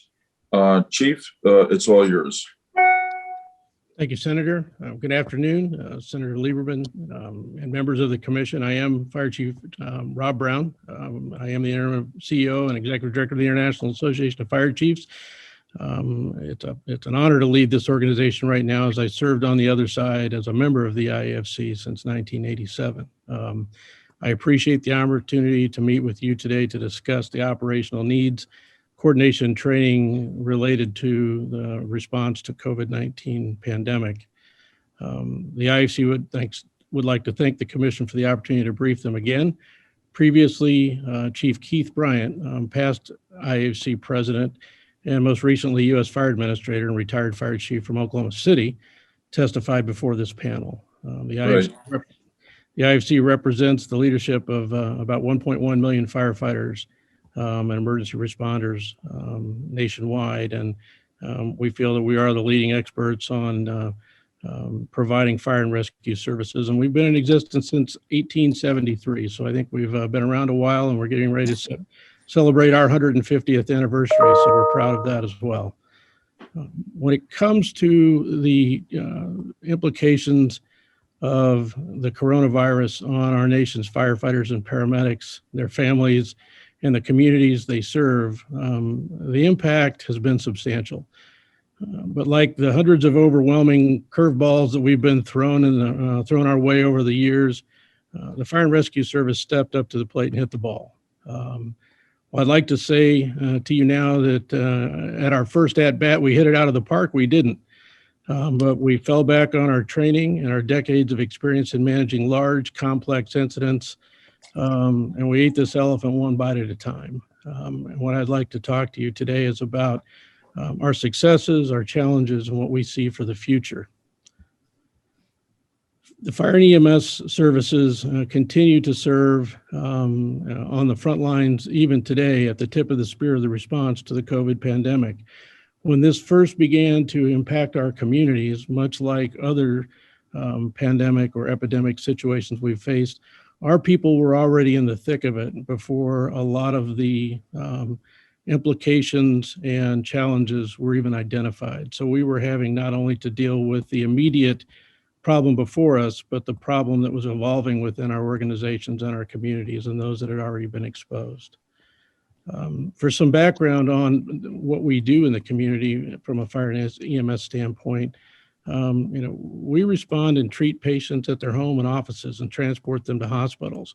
There was a lot of focus early on about hospital workers, and we love our hospital workers, and that was an important part of it. But early on, we have paramedics that are out there on the street in much less controlled and sterile environments that were being exposed. In some cities like Plano, Texas, the fire service stepped up to actually do the testing in the senior citizen centers so that they could help control the virus and the outbreaks in the long-term care facilities. We support and facilitate public vaccine campaigns. We work with public health to provide emergency medical support at testing centers, and in some areas, we've completely are managing the public vaccine effort. A good example would be the Orange County Fire Authority in California right now. And of course, we also have programs in some of our fire departments that provide vaccine to homebound individuals and those that can't travel. So we're not only just responding to emergencies, we're trying to be part of the solution to the problem as well. We suffered a pretty severe impact on our workforce, much like our 911 communications operators. It's our mission to respond to emergencies, and through that mission, we know that we take inherent risk, and we did have numerous personnel that were exposed to the coronavirus. As of March 4th, we've been able to identify 166 total deaths reported that were directly due to COVID-19 complications with fire and EMS responders. 113 of those were fire personnel. 53 of those were EMS providers only. In addition, the exposure to fire and EMS personnel has led to widespread infections in our fire stations, the need to quarantine large numbers of personnel. In the early days, before we were able to get good information, several communities were left without fire protection in many areas because of us having to close stations and quarantine people. That's what led our organization to stand up our operations center and began tracking and pushing out deconflicted information to the fire service so that they could make the best decisions possible on when to quarantine and how to continue to serve the public. Regardless, though, the stress of responding to COVID-19 took its toll on our responders, just like it did on healthcare workers, other frontline workers, and other public safety workers that were not only part of the response, but had to worry about their families at home. We all watched on TV the doctors and people that quarantine and trailers and things to stay away from their families and infecting their families. And that was a major impact on the fire and emergency medical services as well. When it comes to volunteer firefighters, which the majority of the firefighters in this nation are, that was a real stretch because these are people that weren't on duty. These are people we called to duty. And oftentimes, they were faced with the decision, do I respond and leave my family and risk the situation of bringing back an infection? And if I do, how do we deal with that? The volunteer fire service stepped up to the plate just like everyone else did. We didn't have any widespread walk-offs of people saying, I'm not going to volunteer. They all responded. But the effects on their families were real, and they continue today.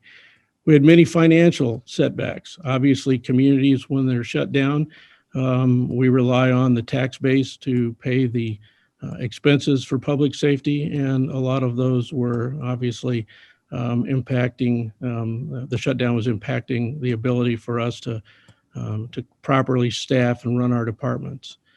We were challenged by the fact that the federal government allowed the states to set their own priorities. And so as we're trying to work with fire departments throughout the United States and our territories, we were finding that some states were prioritizing public safety and firefighters, other states were not. There was not enough equipment initially to meet the demand.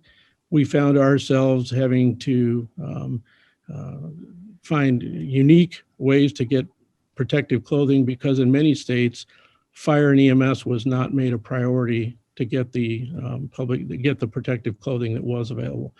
With the shortages, we often turn to purchasing protective equipment on the open market. And I can tell you from the International Fire Chief standpoint, we had to, we didn't have to, but we entered into a deal with Amazon, who helped us procure PPE for fire departments through a private site so that they could get priority access to disinfectants and PPE and other things such as that.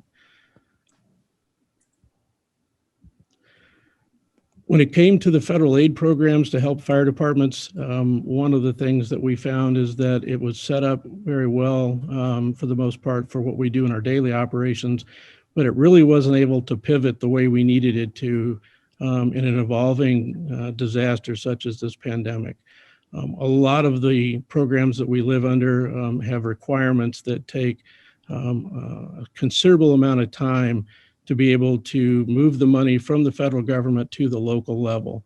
There are also matches, funding matches that are in place that just don't work during this time of disaster, especially when cities and counties are seeing their budgets cut. Where we were able, through our government relations staff and the United States Congress, work to get the money put in the budget. But again, the processes to getting it back out were cumbersome, and changing the laws on the fly were difficult.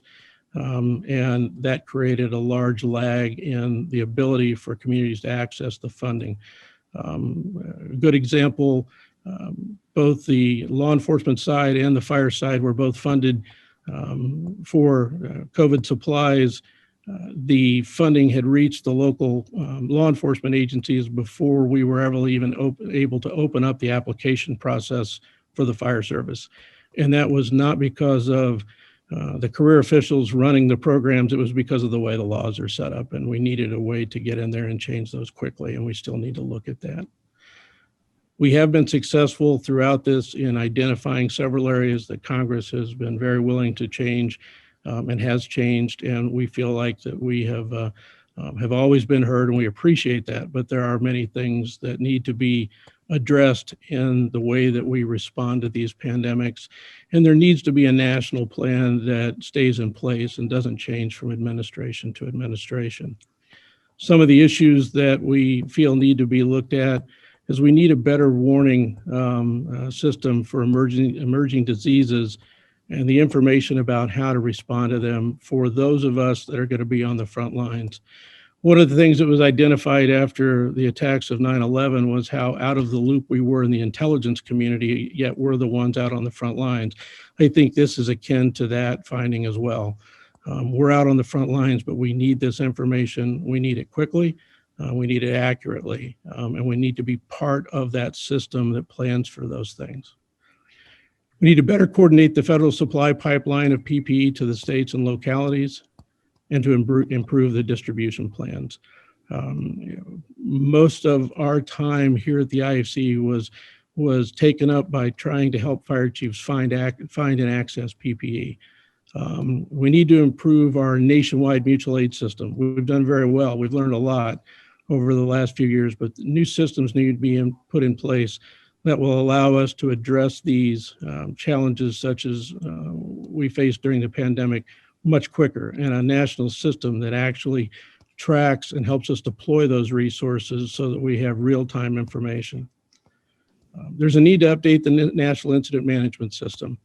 The National Incident Management System is designed as an all hazards system, and it works very well for short and even what I would call short range disasters. But we get into long-term disaster situations such as the pandemic, there needs to be much more training in the other agencies to be able to support us.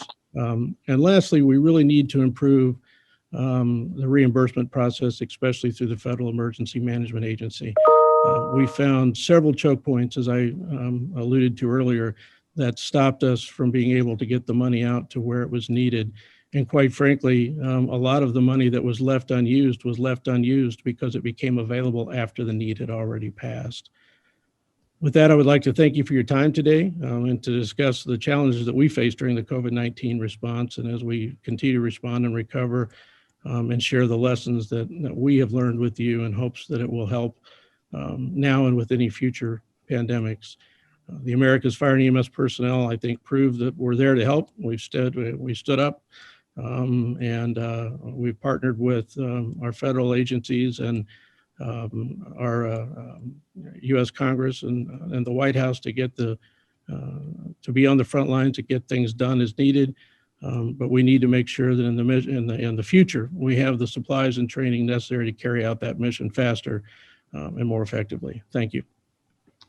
Thank you, Chief. That was really helpful. Your stories of what the chiefs experienced in response to the COVID-19 was quite compelling, and I appreciate the fact that you offered some specific ideas. I just want to draw out two things you said, which have been reflected somewhat in the work of this commission from the beginning, and then also to me is one of the responses to the last year. And part of it is that when you have a big national raging challenge like the COVID-19 pandemic, you absolutely require a strong federal collaborating, coordinating leadership role. When you yield to the states and locals, they're going to compete, and it's just not going to work. And we have to take that away.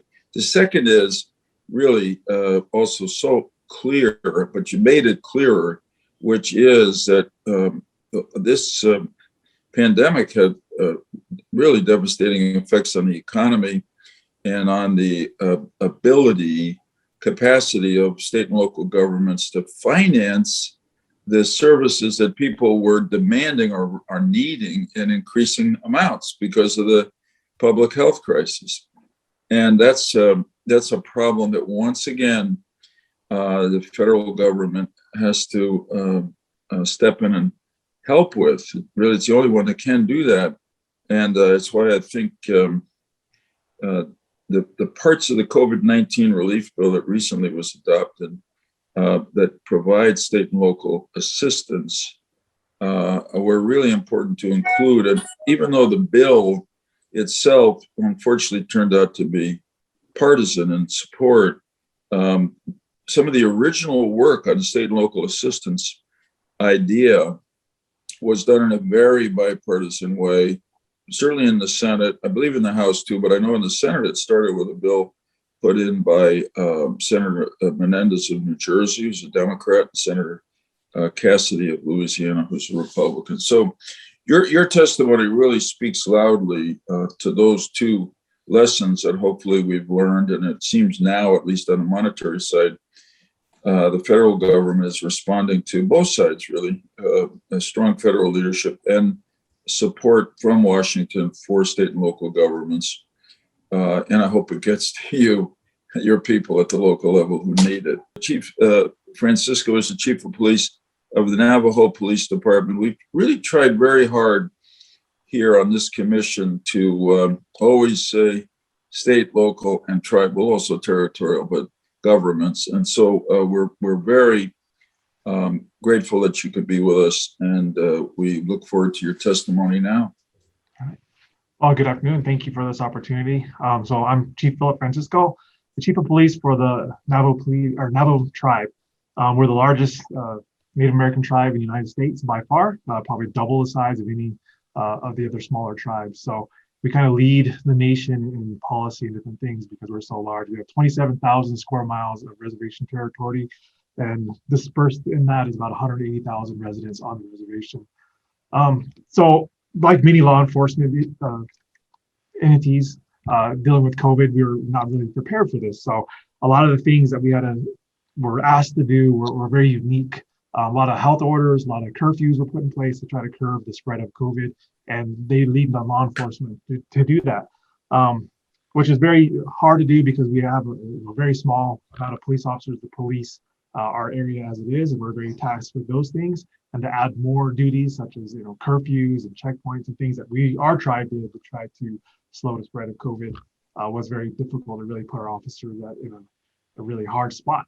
The things that I've seen that were a little bit difficult is we had a lot of advisement from our health professionals coordinating things about how people are supposed to stay home. We need to follow these procedures, but there wasn't a whole lot of thought of how first responders were to take care of themselves. So a lot of the curfews and things we couldn't, comply with because we had to be out there every single day. A lot of the orders, how to take care of yourself, quarantining even was difficult because we still had to have our officers available on the street. So it was really difficult to balance keeping our officers available for emergencies, just like fire and EMS was. They still have to respond to these things, but yet keep them available, safe, and healthy to be able to do that while doing extra duties. So there was not a whole lot of thought from our health professionals on the reservation because they were thinking about how do we protect our citizens, but they weren't really thinking how does this affect law enforcement or first responders. So that was very difficult.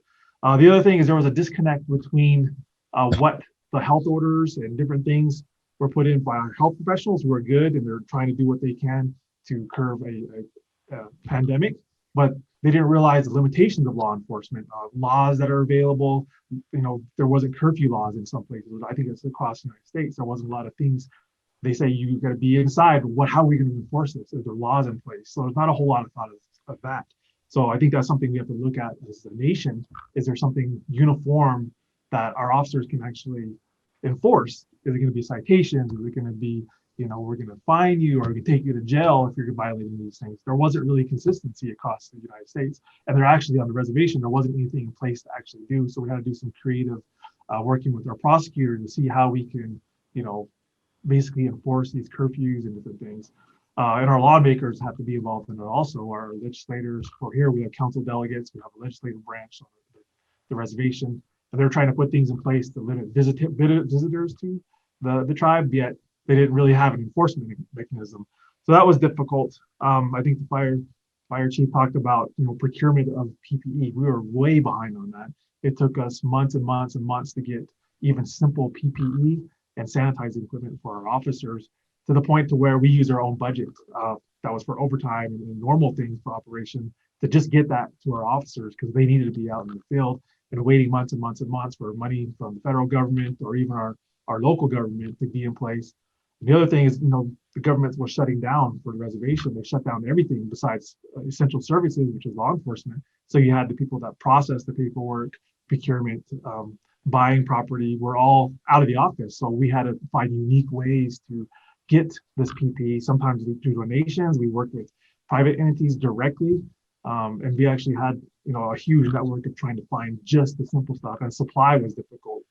The other part is coordinating with our health professionals. They were prioritizing the health professionals, which they needed to be.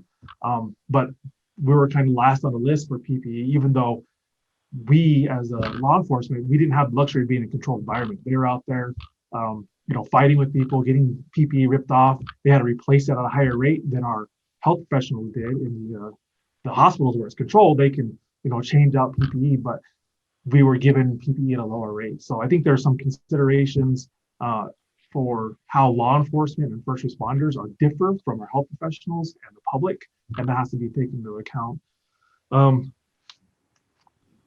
We had to actually do our own internal incident command system separate from our health professionals because we were so getting information so behind the curve that we had to make up some of our protective stuff. So we had to look at CDC guidelines directly and try to make a policy and procedure and train our officers what to do because we were getting information so lagged from our health professionals that we had to be very creative. And I think this is kind of the same thing that happens to a lot of our other police departments across the United States, is that we had to be very creative because we didn't have the luxury of waiting around getting policy from somewhere. We had to be out there in the field and we had to protect our officers now because it was life and death.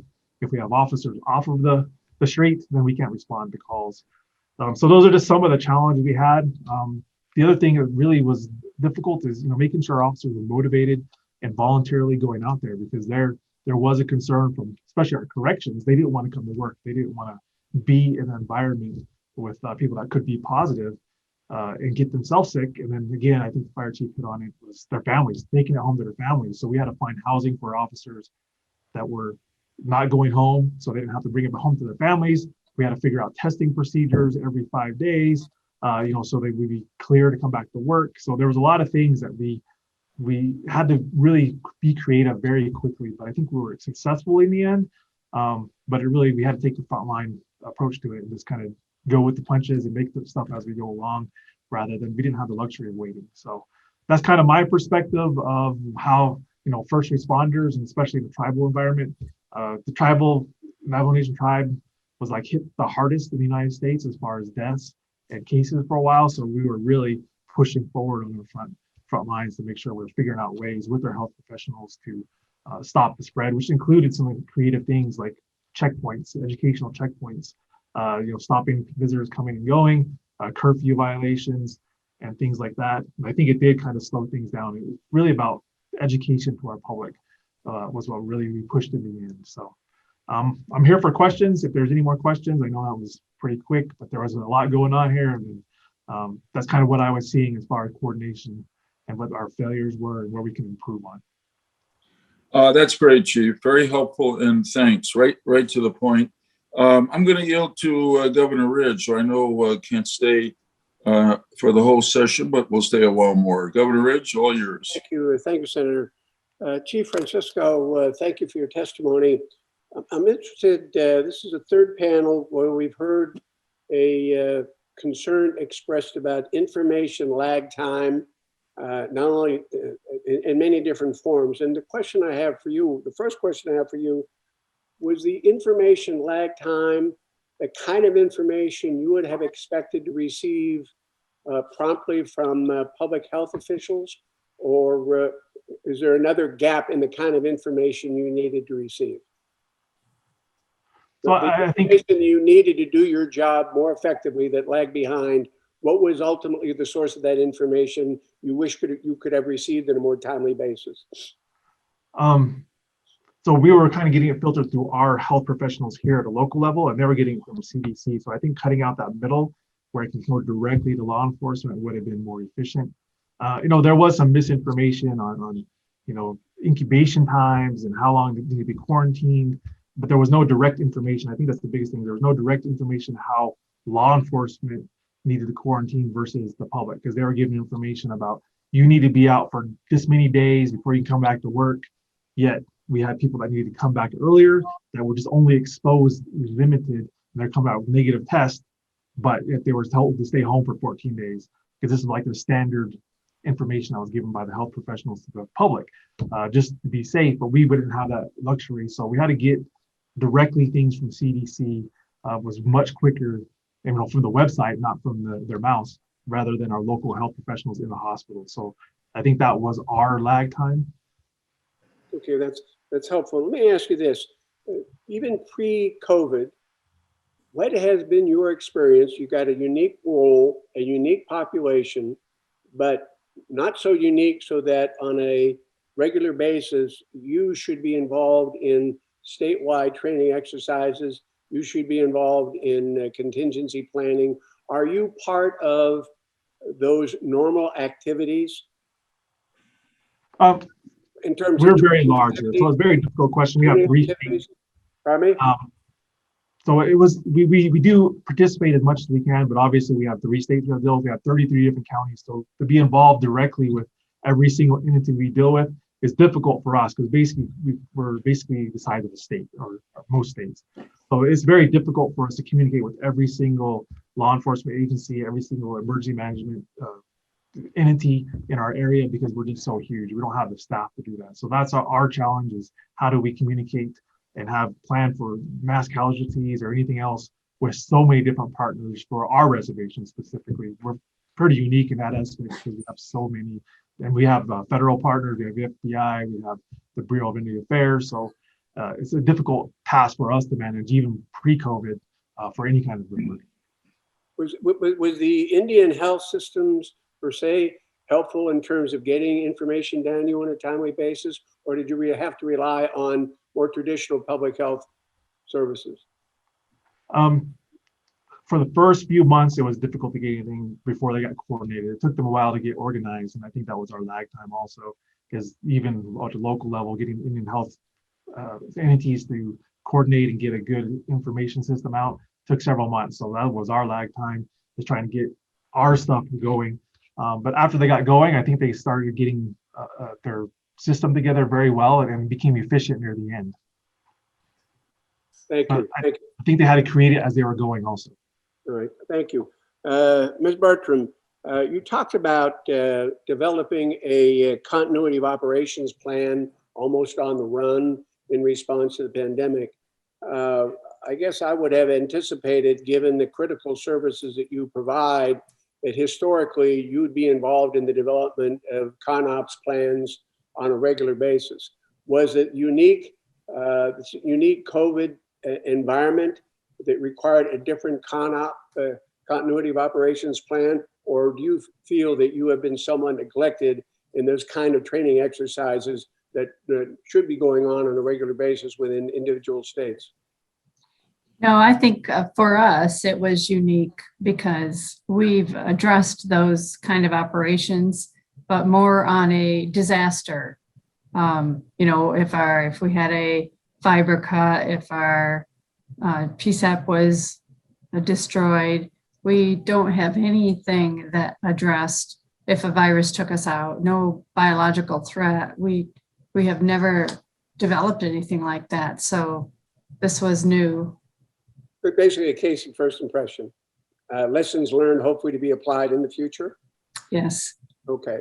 And what might they be? If you're going to say the 2 lessons from your perspective that you've learned through this experience during the past 2 years to apply to your group you represent, what would they be?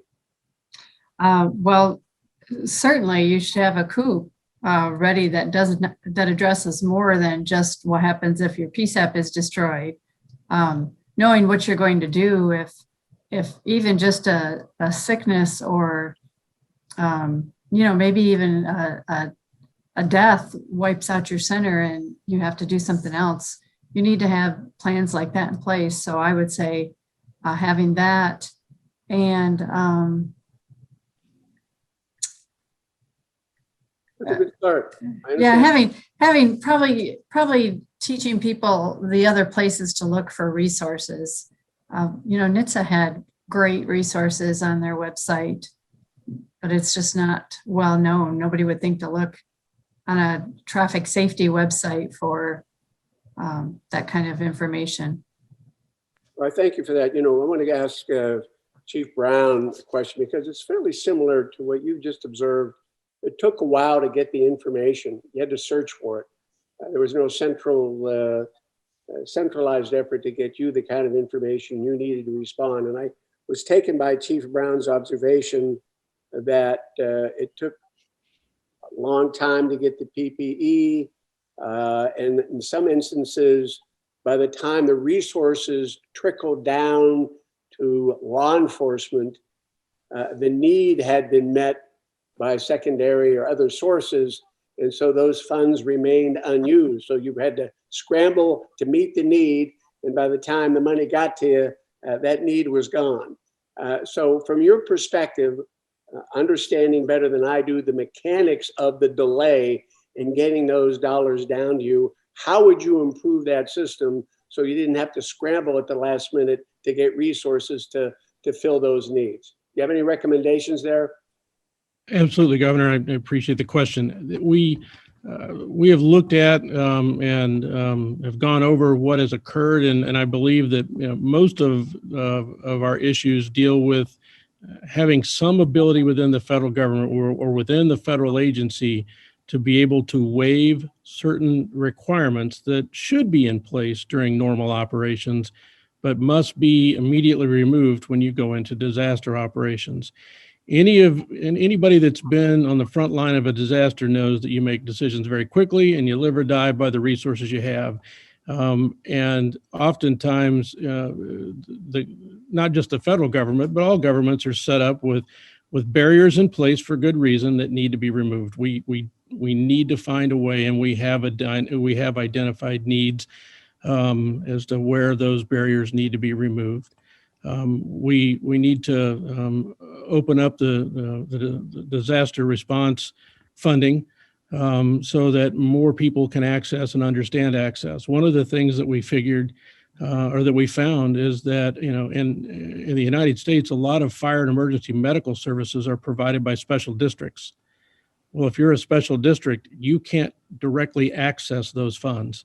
You have to go to your county government to get those funds. And in a lot of cases, the county government said, we're not sharing those funds with you. We're using them for county functions. And so they were completely locked out of being able to access funds. And some of these special districts are very large. A lot of people don't know, but the Los Angeles County Fire Department is actually a large fire protection district and an amalgamation of several things. So it's not just small rural areas we're talking about major metropolitan areas that are challenged by some of the laws that are in place. So to answer your question, we've developed a comprehensive list of recommendations that we would like to submit to Congress that should be looked at for the future. I would ask just my final question back to Chief Francisco. Do you heard the chief's concern with regard to access to those resources. So a two-part question. One, do you feel like you had equal access to those resources? And do you have any, I guess I'd like to see Chief Brown, if Chief Francisco could take a look at your list to see if he could add anything that they might need because of the special needs given the native tribes that should be can't be ignored any longer either. Chief Francisco, any comments you'd like to make? Yeah, I mean, so it was very difficult to get, any kind of equipment. I think having a fund available for emergencies where line officers or, police departments on the front lines can access that very quickly, maybe even some kind of fund that they use only for emergencies rather than go through the whole process of getting the, the funds filtered through all the way to the bottom, going through the whole government, the state government, federal government, having it accessible right then and there during emergency, and then waiving those procurement, because usually it's 3 quotes, you have to go through all this whole process, just to be able to get that equipment in the hands of officers, because it's a safety thing. Officers have to work, and firefighters have to work, EMS have to be there. They don't have the luxury of waiting and going through that process. So having that available, I think, would make things much efficient in any kind of large scale emergency. And I think that's a good recommendation for sure. Well, that I guess was one of our challenges. Yeah, the country's original citizens have been hit especially hard during this pandemic.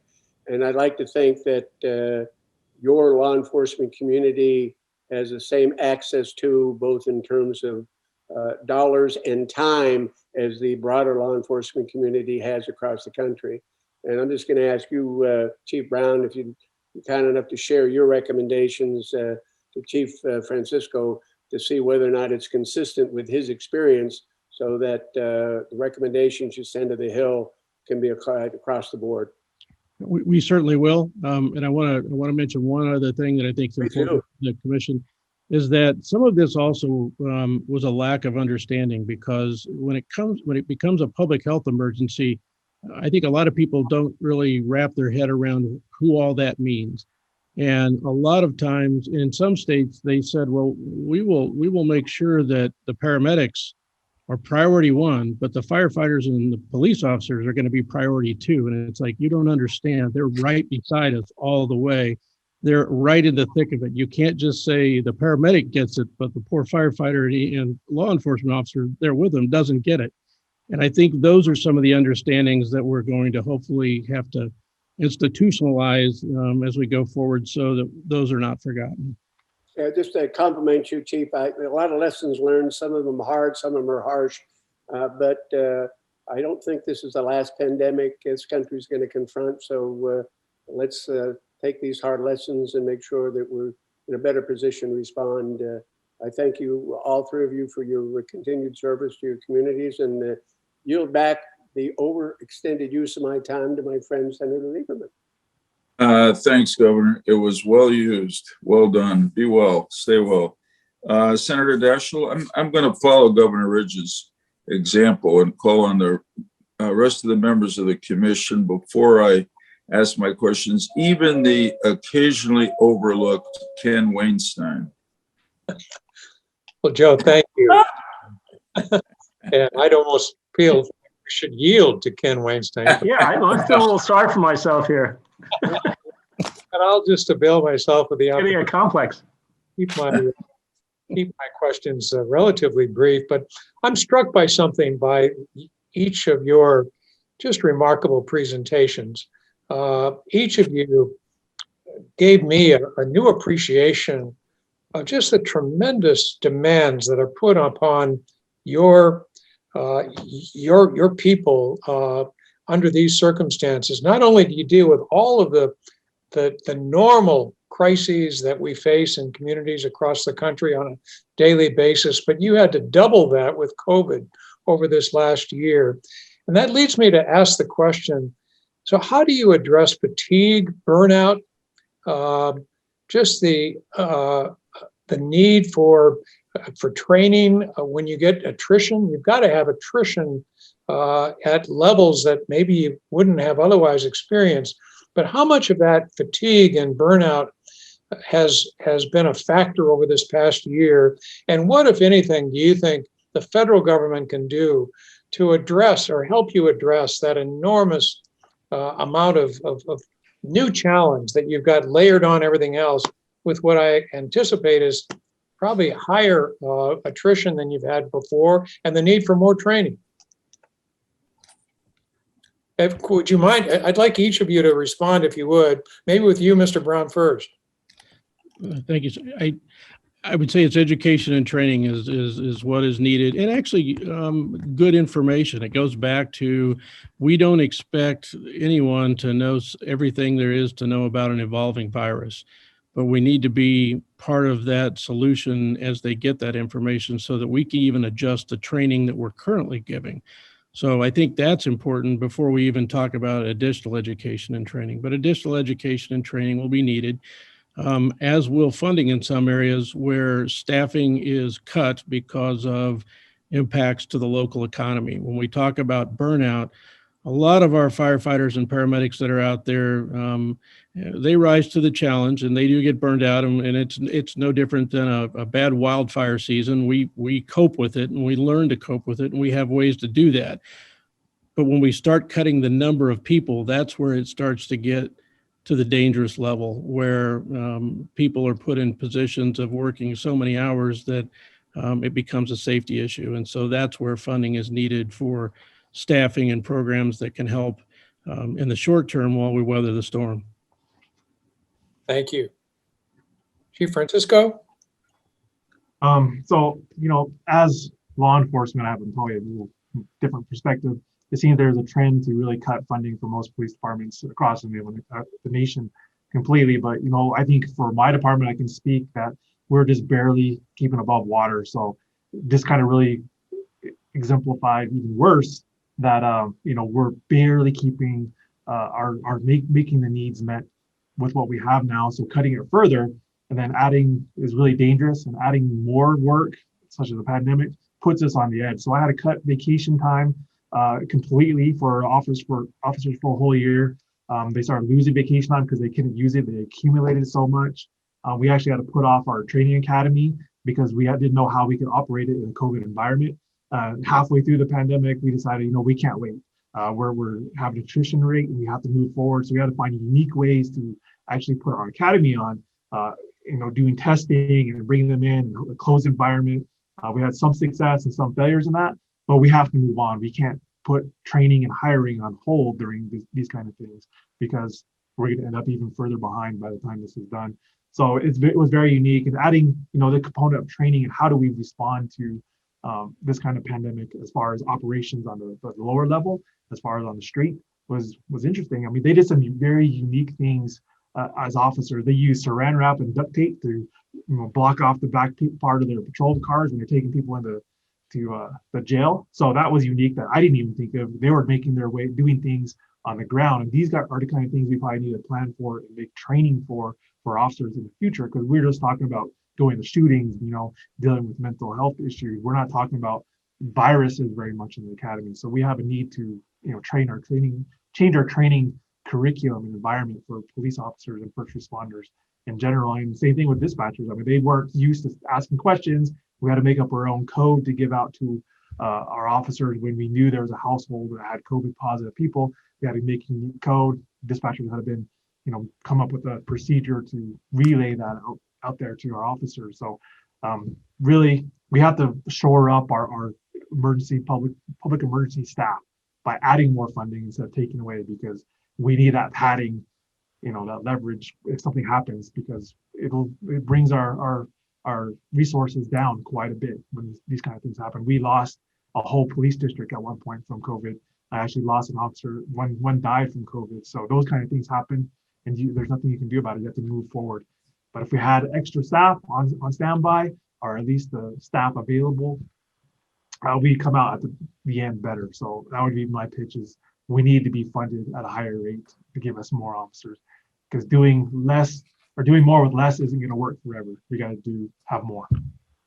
Well, that's very, very helpful. We thank you for your inspirational dedication and the ingenuity that you've obviously demonstrated. Ms. Bartram? Well, I've listened to Chief Brown and Chief Francisco. I don't have anything as inspiring Dispatch 911 is federally classified as office and administrative support. And I see Chief Broughton shaking his head. It is just unacceptable that this profession is still classified as admin and office support, and not where they should be. And I think that being classified in that category has caused, especially during this pandemic, it caused problems. As I mentioned when I was speaking, they missed out on some grant opportunities. There have been, in my state anyway, I don't know about others, there's been problems with them getting workman's comp because although certainly they're considered essential workers, they're not classified in the right place. So here, there has been lots of questions. They've really had to fight for it. I think that would be something that would really be helpful if that could be addressed and changed. We didn't have here around us a big problem with attrition. We've worked hard to address some of the peer support and the fatigue in our industry, but those things just with our classification has hurt us. So I didn't realize that there was that distinction and that it had that kind of an implication. That's really remarkable. Thanks for sharing that with us. Joe, in the interest of time, I'll turn it back to you so you can call on others. Thank you, Tom. Really good questions and good answers. Next, we'll go to Secretary Schiller. Thank you very much. I know Chief Francisco needs to leave, so let me direct the first question to him. Did you or do you meet regularly with the Department of Health? You're both in Window Rock, and I'm wondering whether you've been able to get some resources from them or to coordinate with them. Yeah, so I mean, we were attending their command meetings, weekly. And just at some point we had to kind of start moving away. So I have one person just taking notes at this point because it's kind of become, routine now. But we were up there every day, working with them directly, fighting for resources, trying to, pitch what's going on here, our limitations. So there was that pretty good collaboration. But again, there has to be some kind of,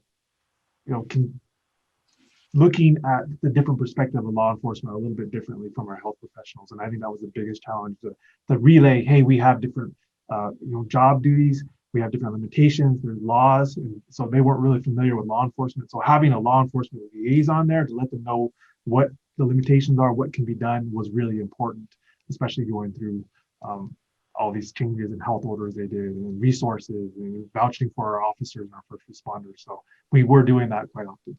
Yeah, and the Navajo Nation is about to get a huge amount of money under the American Rescue Act.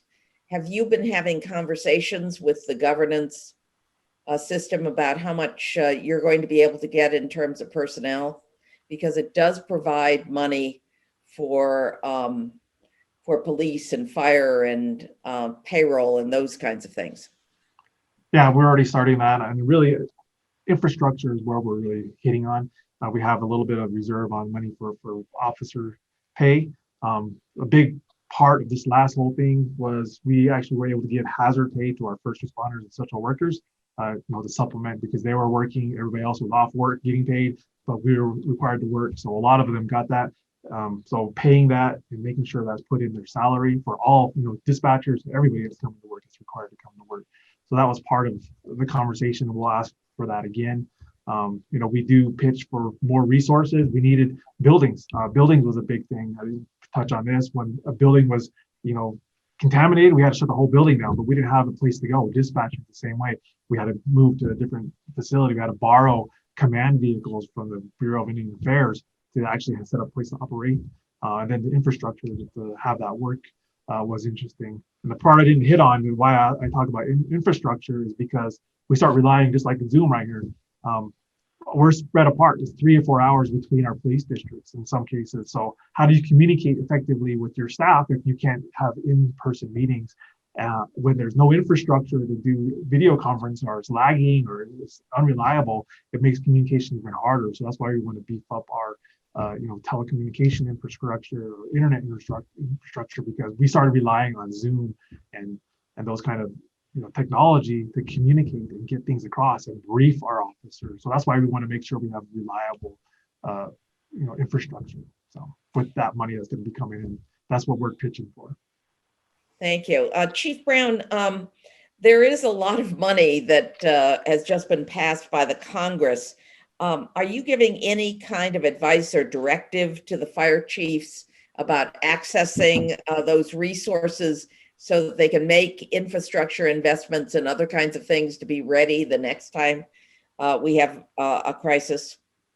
Absolutely. Our association, and in particular our government relations people, have poured through the act and have made sure that we've identified especially the non-traditional areas of funding so that we can bring that to the attention of our personnel.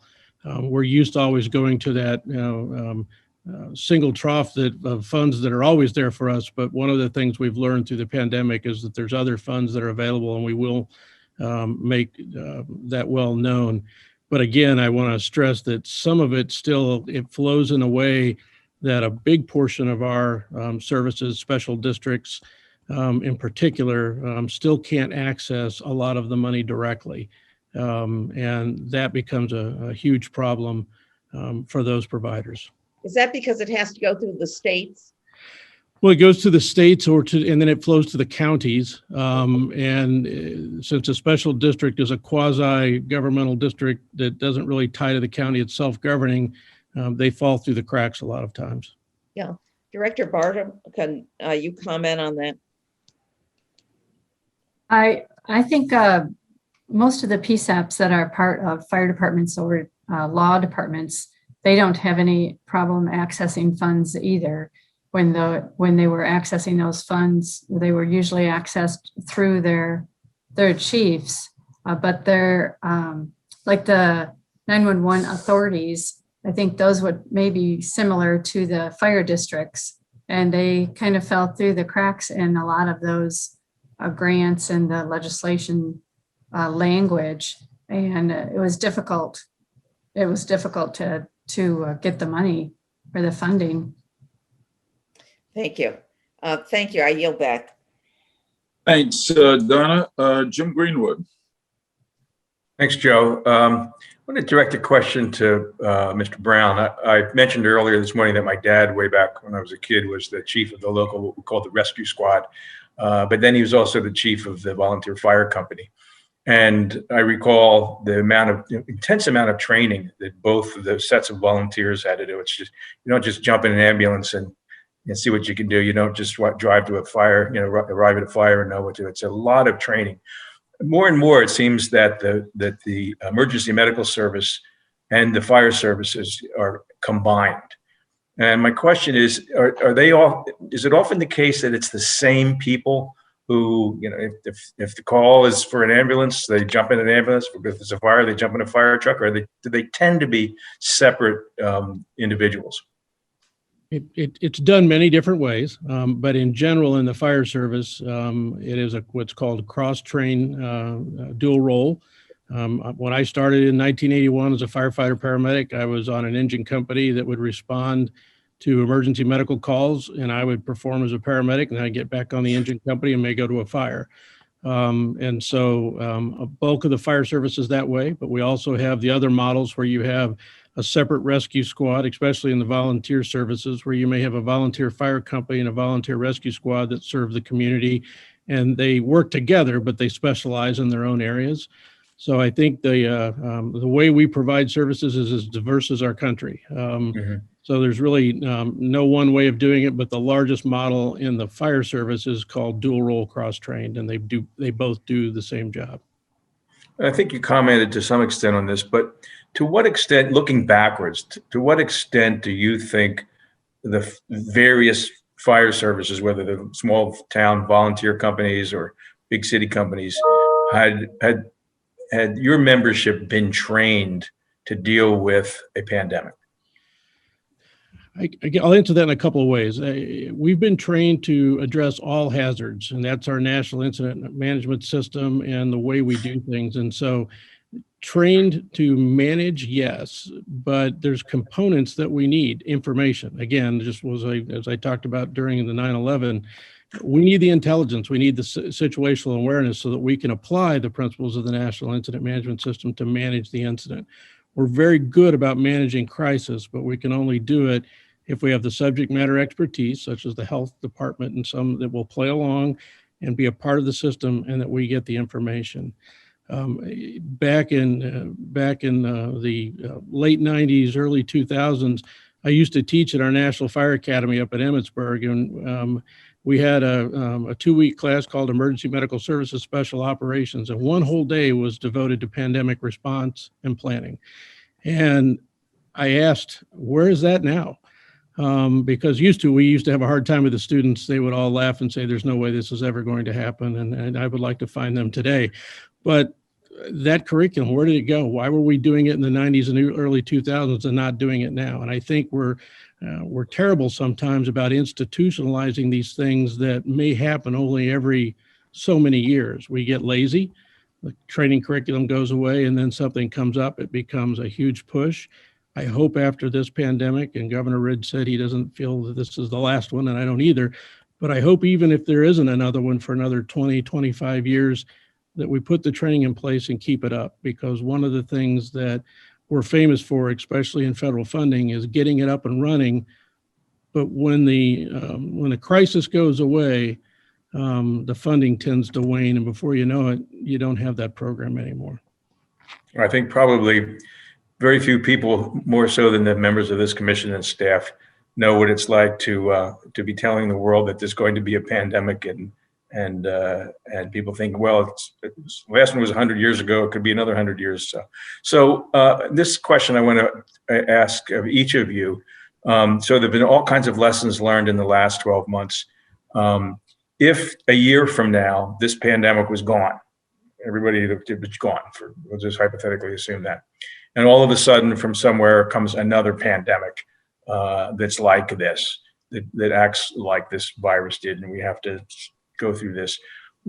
In what ways do you think you're better prepared? You would be better prepared were that to happen? In what ways do you fear that you still may be unprepared?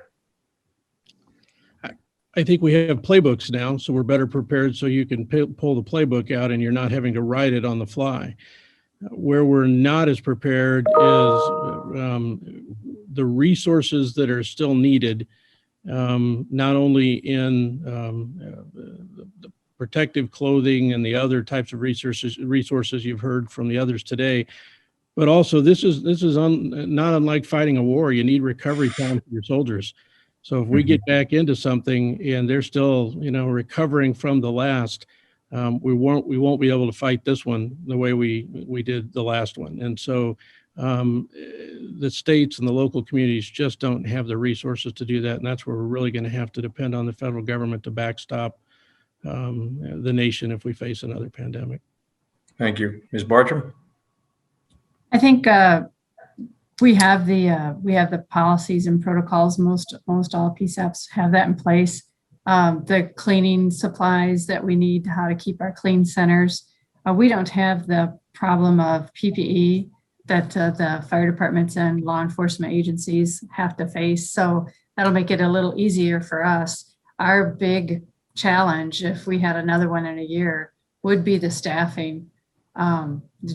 Everyone would probably just be getting over it, and they're weary from that battle, and have to go into it again, not knowing how long that was going to last. That would certainly be a challenge. Thank you. And Chief Francisco? For us, we're going to have a stockpile of PPE and prepare for the next one already. That we already are doing that, so we're not behind the curve. That would be the biggest thing. And we've identified a lot of weaknesses that we're already improving on: purchasing, struggles, getting those things done in communication, and the equipment. We identified what we need in case this happens again. So we're already moving forward. We'll be prepared for that, and we have a good plan already in place at how we disseminate all information and quicker quicker way and open up those lines of communication. So I think we've already fixed a lot of those things. Obviously, this is a long pandemic of over a year now, so a lot of things have already been fleshed out. But so we won't be behind the curve like we were this first pandemic, where months goes, nobody knew anything, everybody's struggling, everybody's trying to find what the resources they need and a plan, but we'll be prepared to hit the ground running for the next one now. So I think that's what good came out of this pandemic, to prepare us for the future. Thank you. Those are all the questions that I have, but knowing that Ken is after me, I'm going to think if I can use up his time a little bit. I'll yield back, Joe. Thanks for resisting the temptation. Thanks, Jim. Ken, it's all yours. Thank you. Thank you. Appreciate that, Jim. Just a couple questions. This has been a very thought-provoking presentation. So Chief Brown, you talked about how each state set its own priorities as related to PPE and other issues during the pandemics. And you made that observation, and how the fact that different states prioritized different parts of its operations and crisis response differently, and law enforcement and public safety personnel were prioritized differently in different states. What would you recommend in terms of the prioritization and the uniformity of that prioritization in the next go round? I'll relate an analogy that came up during this with our president, and it was along the lines of you can't really tell the states a lot of things to do, but if they want their highway money, they will set the speed limit at the limit that the federal government wants it set at. And so we felt that it's somewhat the same, that there needs to be incentive at the state level to follow the federal guidelines. We need to set what is right for the distribution of the PPE and to who is made priority for receiving PPE and vaccines. And by all means, we're not saying public safety is it. There's a lot of people. Just as you heard with our communications operators that fall through the cracks, that needs to be defined, and states need to know if they're going to receive this money and this equipment, then you'll distribute it the way that it's supposed to be. It doesn't come in and then you get to change the rules. And in some states, they were changing the rules even at the county level.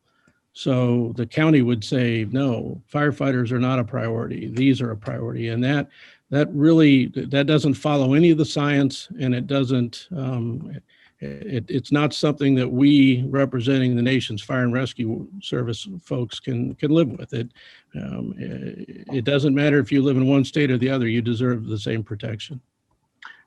Well, I guess that gets to my question. Is there any geographical distinction that you could think of that would mandate a different prioritization in one state from another, or one county from another? I would say no. Now, I do believe that when you get to there's obviously a matrix, so everybody's a priority, and then there's going to be sub priorities. As to your point, if you get to a state where the supply chain is interrupted and there's only few to go around, then of course that state needs to be able to make decisions as to how they sub prioritize things.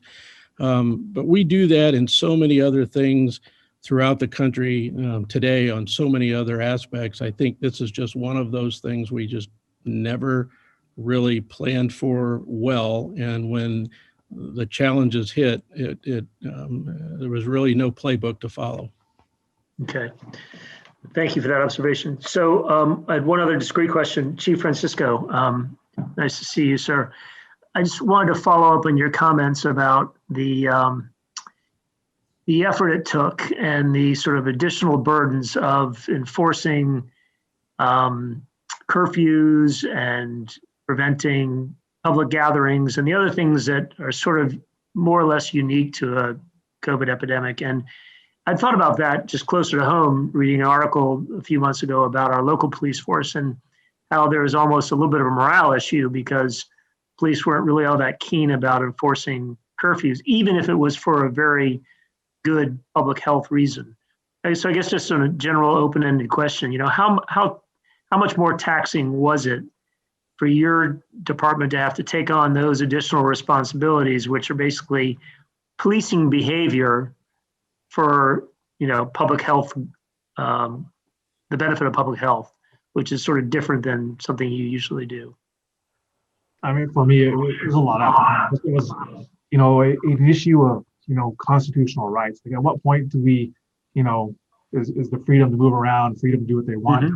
When do we take that away? And what authority do we have? So it was a lot of talking to lawyers, we got to talk to the prosecutors on how we're going to move forward with this, because you have politicians and the health people, wanting to push certain agendas, to keep people home. But yet we're kind of at odds with our legalities and, protecting people's constitutional rights and things. So there's a lot of that conversation. It was very difficult and very trying, very argumentative at some points. And then getting officers to do that when, they don't feel right about it, or some did. So there was a wide variety of attitudes about, hey, I'm doing a good job because I'm going to stop people from moving around and spreading this virus because it's dangerous. Some people were like, why are we doing this? So it was difficult. We probably wrote over 2,000 citations, which still have to go through our court system. And then there was a bunch of, talk about, where's that money going to go that we're collecting? Is it going to go back to the police department? So it was a lot of effort on the administrative side as far as police administration. And then the officers getting out there because it's taken away from their regular duty. They were having to go out and do curfew violations, go out. They wanted us to go on PA announcements, stay home. These are the hours set. We had to do public, forums, basically online, YouTube. So it was a lot of effort, a lot of work on top of our regular duties, which our regular duties never stopped. And actually, they started to grow because everybody's at home. You have more, family violence. You have more people staying at home drinking. So, we started to see a rise in that. So it was a very taxing on the police department, to say the least. Well, thank you for that. And thank you and your department for doing what I know is unglamorous, but really important work during an epidemic. But I can imagine that was it was difficult to probably to sell that to your department, that's an important part of the job, and also to sell it to the public when they, as you said, just want to exercise their constitutional right to walk down the street at 11 o'clock at night. And you have to explain to them that really isn't your constitutional right. Right. Okay, that's it for me. Thank you very much. Thanks, Ken. Chief Francisco, if you have a little difficulty convincing people of the alteration in their constitutional rights, I'm sure Attorney Weinstein will be available to assist you with the argument. Happy to do it. Yeah. Hey, thanks to everybody. The questions have been really good and the answers have been really helpful. I just have one line of questioning comes off of something that Chief Brown said, which is in an area that our commission has focused on, but going back to our 2015 foundational report, which is information and trying to integrate or push the intelligence community with all its resources to get into this field of biodefense, particularly infectious disease. So, Chief Brown, you said that you just need a better warning system, and I wanted to ask you first: did you have any warning from levels of government, state?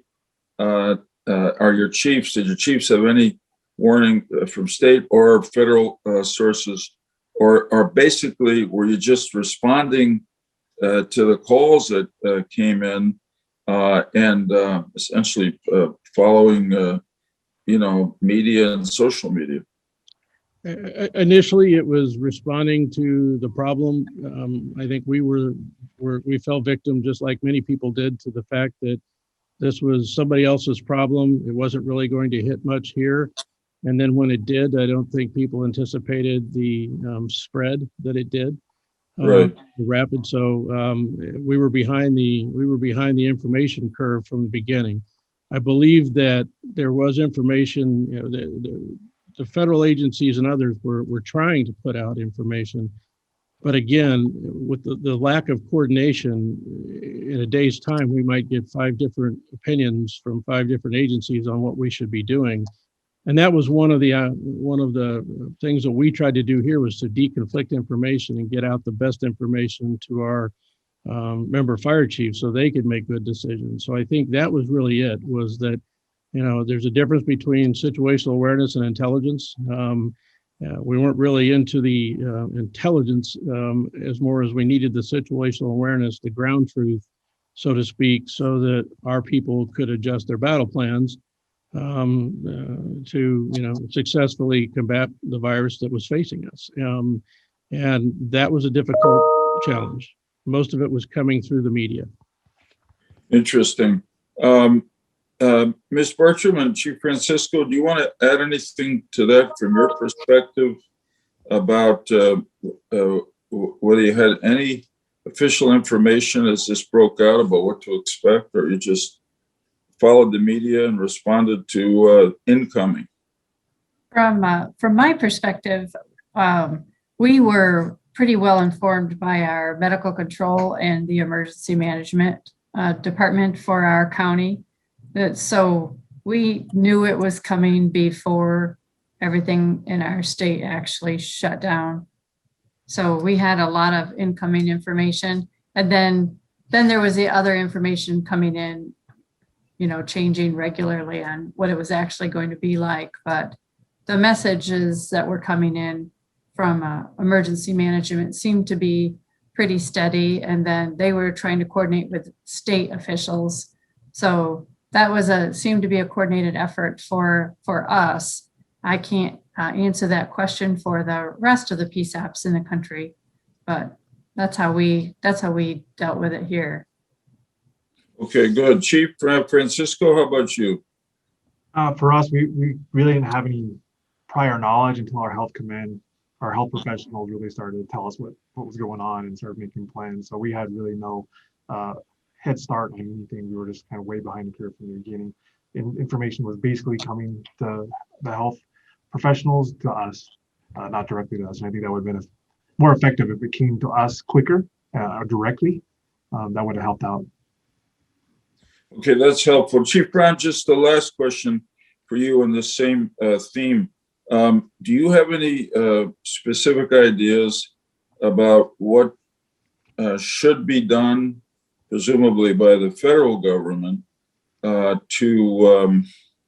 to fix this knowledge gap and really to improve the warnings that you got, so you didn't have to rely on media or incoming polls? I think in general, it's taking a look at who the lead agencies are and redefining some of the priorities so that good information is getting out and the right people are in charge. Oftentimes, we find this in our business, providing emergency medical services in the community is healthcare, but it's really about an emergency response system. We don't train our paramedics, or the doctors or the paramedics, they get the medical training. We know best how to get it out. And I think when it comes to the federal government, the lead agency needs to be someone that knows how to manage crisis, who can then say, we need to get good deconflicted information out, and this is how we're going to do it. And so that there's a clear leader. It was interesting earlier when Ms. Bertram said that NHTSA had stuff on the website that was good. I highly doubt that most people know that in the U.S., the lead agency for emergency medical services is NHTSA. Right. Because that's the way it's always been. For years, we've tried to get that moved to DHS to become more operational. And I think now it's going to be the time that we need to look at where the best lead agencies should be and who should be involved in those. Okay, that's helpful. Just this discussion brings to mind a story from way back in my Senate career, which is sort of funny, but probably not much encouragement, which is we were involved in a war. It was in the 90s. It might have been the Gulf War, it might have been the Bosnian or Balkan Wars. And they invited all the senators up to the secure room. And there were probably 60 or 70 of us there for a closed briefing. We were about to go on a week-long recess. So at the end, some high official of the executive branch said, we know you're going home. If you have any questions during the time you're away, here's the number you can call. So one of my colleagues, who was a bit of a wit, I think it might have been Phil Graham from Texas, stands up and says, well, thanks for that phone number, but based on this briefing that you gave us today, I think I get more information from cable news than I have from you all. So that's improved, and really you're entitled to better and earlier information than that. Thanks to the three of you for excellent testimony. Obviously, thanks for what you do and your members do, associates, every day. We depend on you, and notwithstanding a lack of adequate intelligence, warning, even financial support, once again, you did not let us down. You did your best and more. So thanks for helping us today. You really were a help.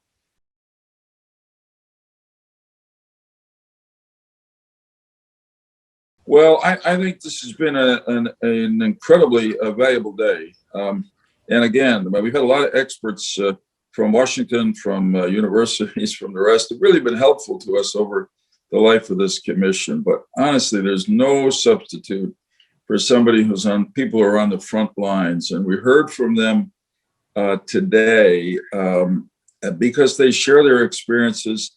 The witnesses we had, I thought, were excellent at not only telling stories of what they and their members experienced in response to the COVID-19 pandemic, but really in being able to present, sort of step up above it and present some ideas for priorities for our commission. And there's some big themes, obviously, that emerge. One is about data sharing, another is about making sure that we can figure out as a country how to integrate the public health system more into the emergency response system, and also generally to improve our public health systems before the next crisis of this kind occurs. And again, I repeat, so I'll do it quickly.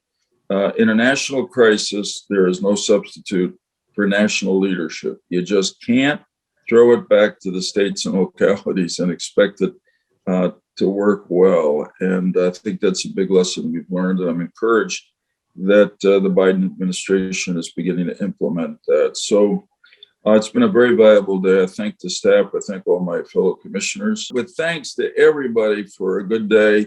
One thing this day proves is that we've come a long way in our response to an infectious disease outbreak and learning lessons before the next one. But we as a commission and we as a nation still have a lot to do. And hopefully, and I say confidently, the Bipartisan Commission on Biodefense can continue to play a really constructive role in that. With that, I thank you all. Look forward to seeing you soon. Godspeed to everybody.